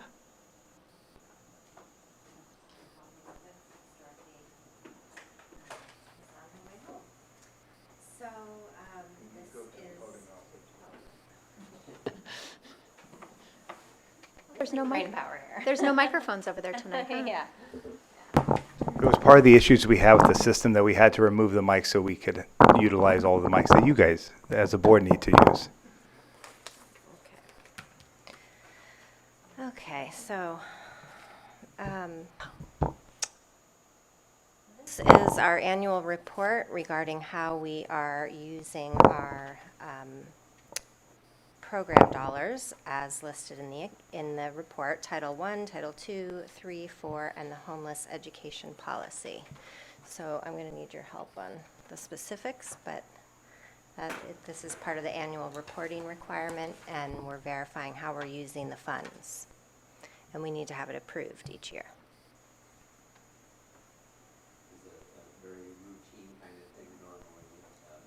It's normally be on consent. I was going to ask the same question. I don't remember if you're allowed to, but probably, because it certainly fits in that category. Sometimes even with routine Pretty things, they routine. require it. But I think for some of these things, with so many new members, we're tending to put things like that there just in case you have questions about what is that CONAP thing. But it's really a pretty straightforward, bureaucratic kind of Compliance thing, paperwork yeah. and So- get it done. So Before I make a motion, does anybody have any questions based on what they read? All right, I'll move, or you want to call for it? Oh, go ahead. Okay, I'll move 7.4, the winter data collection of consolidated app reporting systems. Second? Is there a second? I'll second the motion. Okay, and all in favor? Aye. Opposed? Passes 5-0. Craig, trustees to committees. all right, so I worked on a potential few changes to try to round out those committees, and I think Leslie's going to pop that back up as soon as she finds it. So what we really need is a whiteboard behind the screen for It's true. when we have When power things- surges. and- Yeah, when things fail on us. Right. All right. So what I'd say is that I started with, so, 4 of you had each selected one committee. We said we were going to wait to add a second or even a third if somebody wanted to do that until after Sylvia came on board. I talked to her and about, thank you, about being on the facilities and enrollment master plan committee. And so that the black checks that are there, you know, avoiding the whatever color, purpley thing. And so what I did after that, I talked with several of you about your thoughts about, do you want to be on other committees or not, and other possibilities. So on those, I just added some ideas. And usually you only have no more than 2 people on a committee. So the facilities enrollment master planning would be basically full. Strategic plan could have another person. What I realized in conversation is that I'm having a hard time saying it. Maybe I'll stand up here real quick if you don't mind. That you could break out the strategic partnerships by different kinds of 2x2 committees that would make it so that you're not breaking the Brown Act because you're doing different ones instead of we had joined them all. So up there is the Los Altos Sunnyvale 2x2 it might be 2x2 I can't remember what it was. And then so I had Lori on that and you know, for a good reason too, given her experiences in that community. And then I had Jerry and Satish as possible doing the 2x2, but doing the Cupertino. And again, that really involves Fremont Union High School as well. But what I do want to say about all of those is our real goal for this particular year is to just try to reestablish relationships and even talk about, well, why do we have a committee? Could we agree to certain projects that we'd work on together? And things like that, right? So a lot of it is just reestablishing, because I don't know right now why would we do those meetings. It's not real clear what exactly we get out of it. So just knowing that would be one way to break that out. And then same with the budget advisory. The truth is having somebody who's on the BAC oversight group, having a couple people do that, and we could have a couple people, but at least one doing the 20, supporting the 25, because those are going to meet in separate groups. Those are subcommittees of the BAC, so we could break it out that way and not what's the word, go against the Brown Act. Violate, that's the word I wanted. The bottom line is we could add another person to the 25 if somebody else wanted to join that, and we could add someone to the strategic planning as well if we wanted to do that. And obviously, we could do the same for the other 2x2. So the only other question really is, and nobody has to do more than that, and nobody has to do the ones that I put up there either, right? The truth is, it's all open, but just I gathered from some conversations I had separately with you all that maybe that made some sense to do. So, and then I left blank another one for Sylvia and Satish? I can't remember. Was it? Yeah. So you could do another, but you don't have to. It's fine to do just one. And that's it. So it's up to you. What do you want to do? You said two can do, or for 25 you said you can have 2 people? Yeah. Mm-hmm. You don't want to do that? Uh-huh. Okay.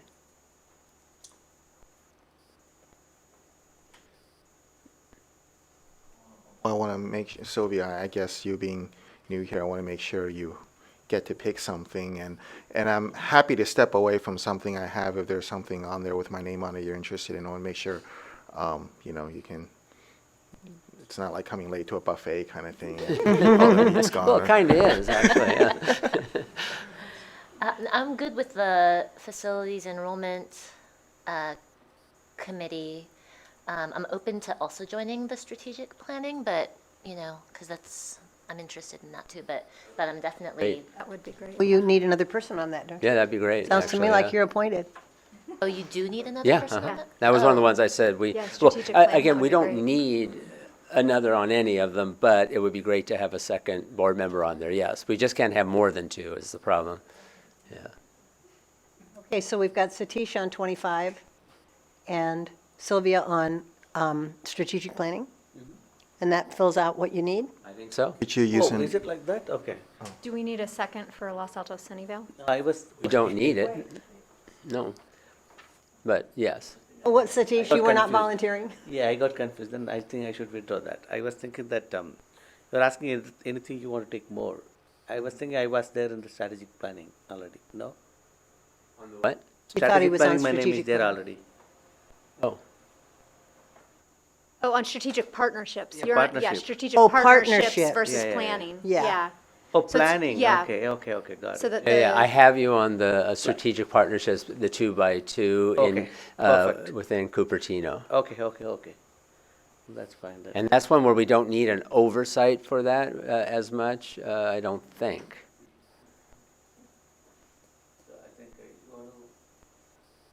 Clarify then I'm in the 3rd and the 4th line, 4th column. Okay. Right. So I'm confused. So what's Satish doing?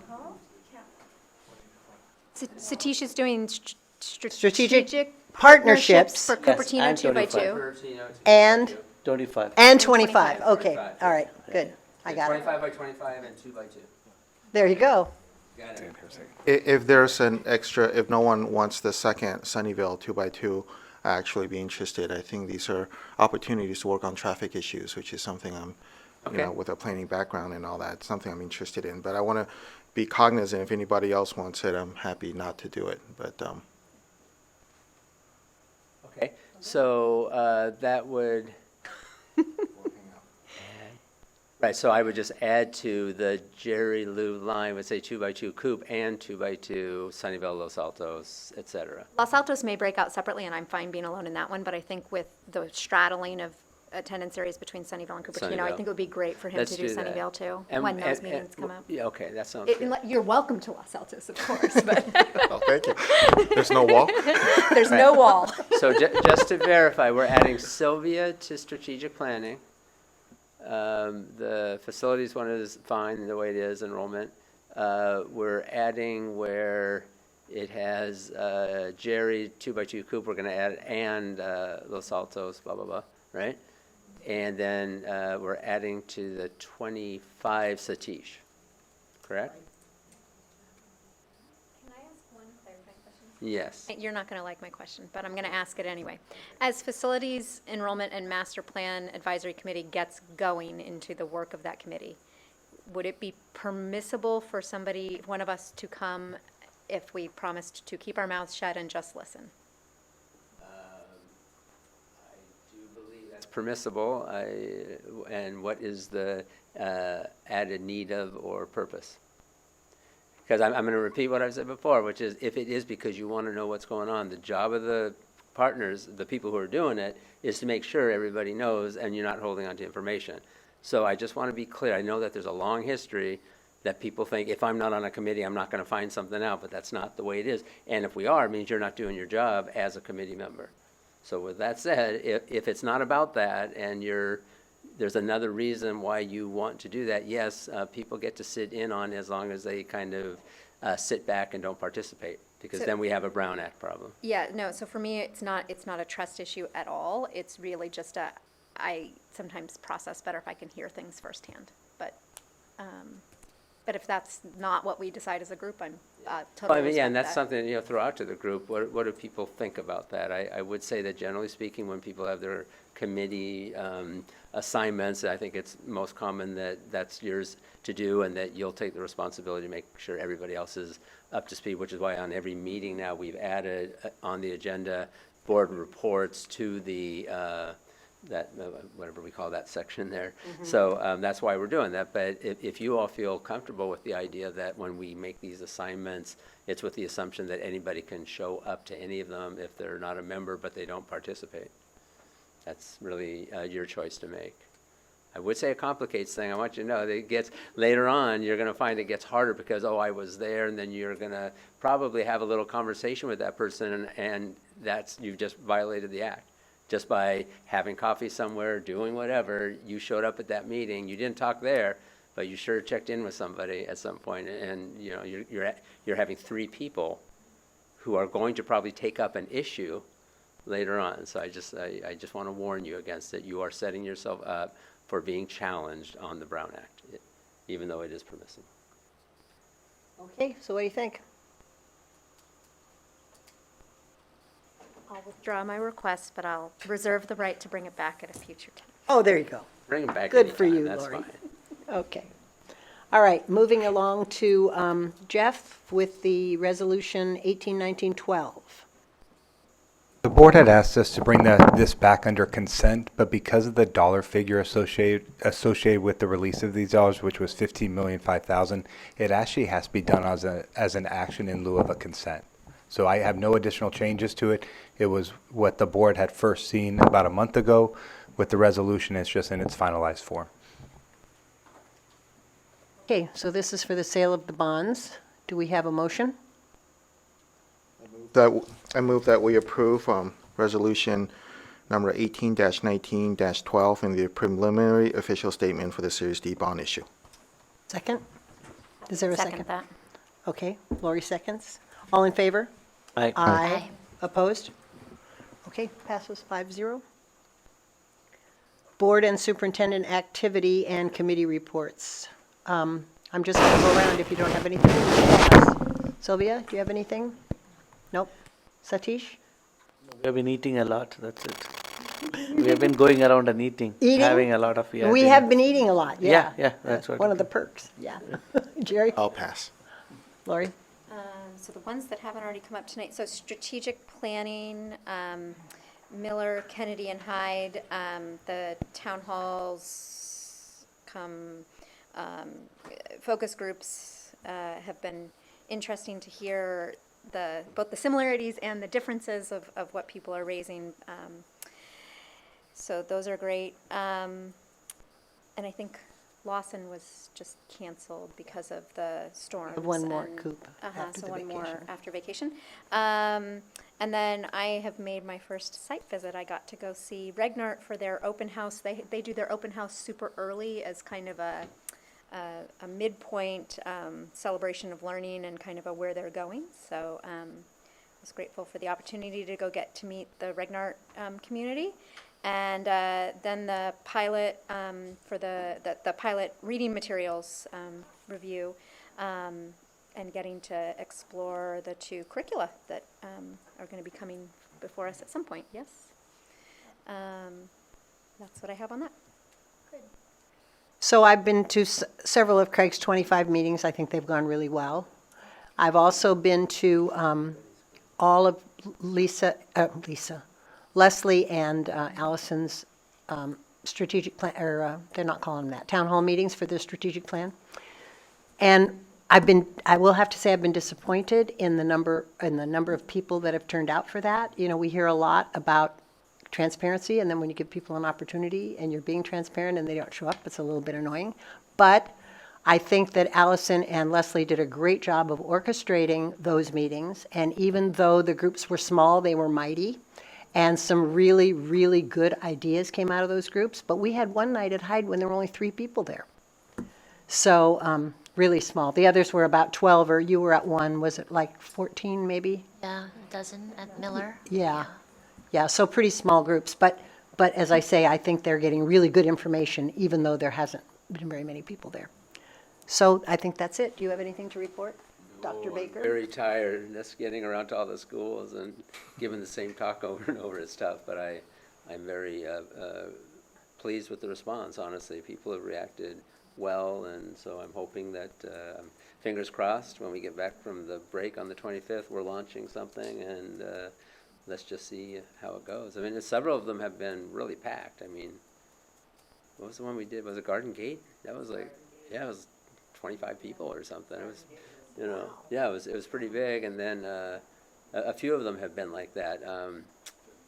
Murdoch Portal and some of the, yeah, it's been really interesting, I think. I'm And they asked some enjoying good it. questions at Garden Gate. Yeah. So- Is there this formal launch, right? How is it like? Is it like just what is that? What is that event? How is it going to be? So it's basically sending things out. It's black tie. Yeah, so yeah, that kind of lunch. Yeah, it's really just we're going to have shirts that say 25 on it, and buttons and banners will be put out, and then we will be sending home with the kids envelope or something, or I'm not sure what, but it'll be a formal ask to everybody. We're going to follow up with messages after that, so we're just going to really give a big push. Yeah. CEF takes the front seat for that? Yes, CEF has been a great partner, and they're helping push that and taking a real leadership role. It's been great. And you've had CEF board members and Meredith at every one of your meetings. Yeah. Not a board member at every one from there, but yes, but they have been showing up. It's been great. Yeah, and I do think people really notice you all being there, board members showing up. It does promote the notion of, we're in this together, and I think they see that, and it's great that we're out there in force doing this. So thank you for that. Okay, agenda setting, anything we want to bring up for future agendas? I have one.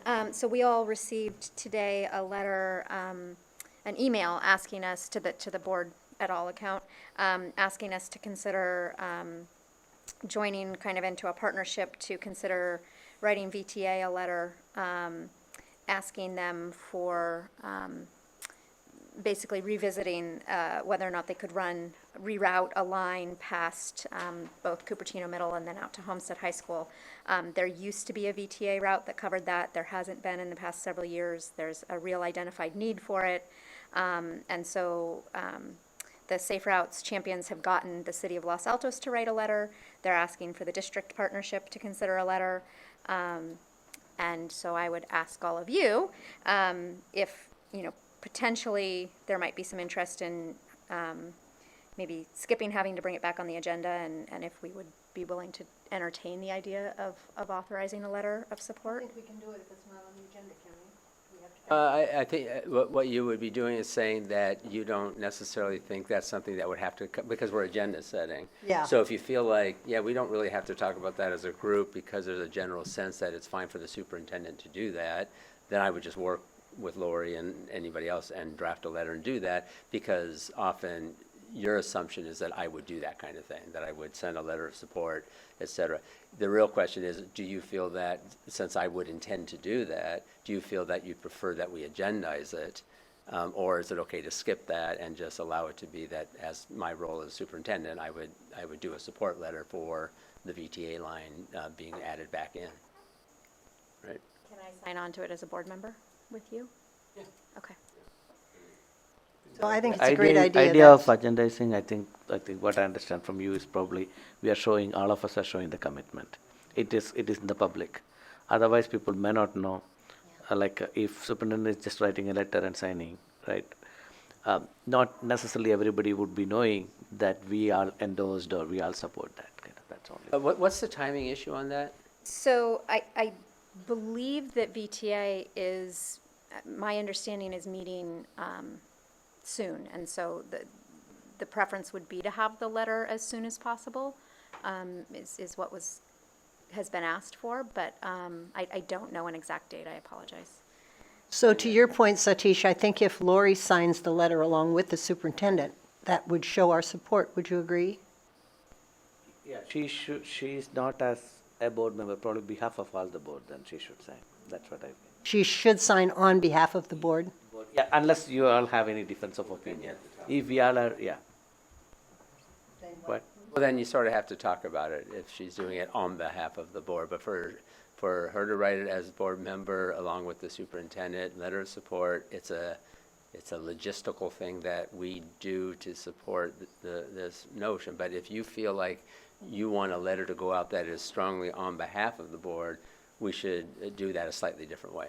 So the why I said is, I think the reason why probably, or the person who drafted this mail to us, she expects, I think, all of us to be supporting. That's it. I think end of the day, if it is serving the purpose, I don't have a problem. You got what I'm saying? I think as long as it's okay for me to sign it as board vice president, that does show that we discussed it, yes? No. That's the problem. That's the problem. We have not. Oh, I see, because it's not on the agenda. Now we're getting into Okay, I'm discussing gonna it stop right now, talking. which we are not allowed to do. Okay. Right? do, So yeah. I'm trying to stay away from it Thank by you. saying that you can just say, yes, that's something that you can do, superintendent, go ahead and do it. It's fine to have her sign it. But if you want to say, and it's totally fine, if you want to say the strength of it would be in the board having discussed it, which we have not done just now because we're not allowed to do that, then we have to find a way to. Okay, so to can I talk have the about it. last comment then? Can we, or it came to all of us, probably we can respond to that mail saying that we support this. That's fine. And a letter will come or something. That's fine, right? So you're saying you support the superintendent drafting a letter and, However we are wording it, we can Yes. put it back so as a we're response giving it to that. Craig to deal with? Yeah. And We rather got a than mail, bringing it back we on the want to agenda. respond saying that all of us are Okay. supportive of that. Good. Okay. Okay. As long as that's there, that's fine. I think I want it on the agenda, because I agree with your point that, because I think we all feel really strongly about safe routes, so to be able to put it on the agenda, I think from the Only thing is it from the becomes community. late.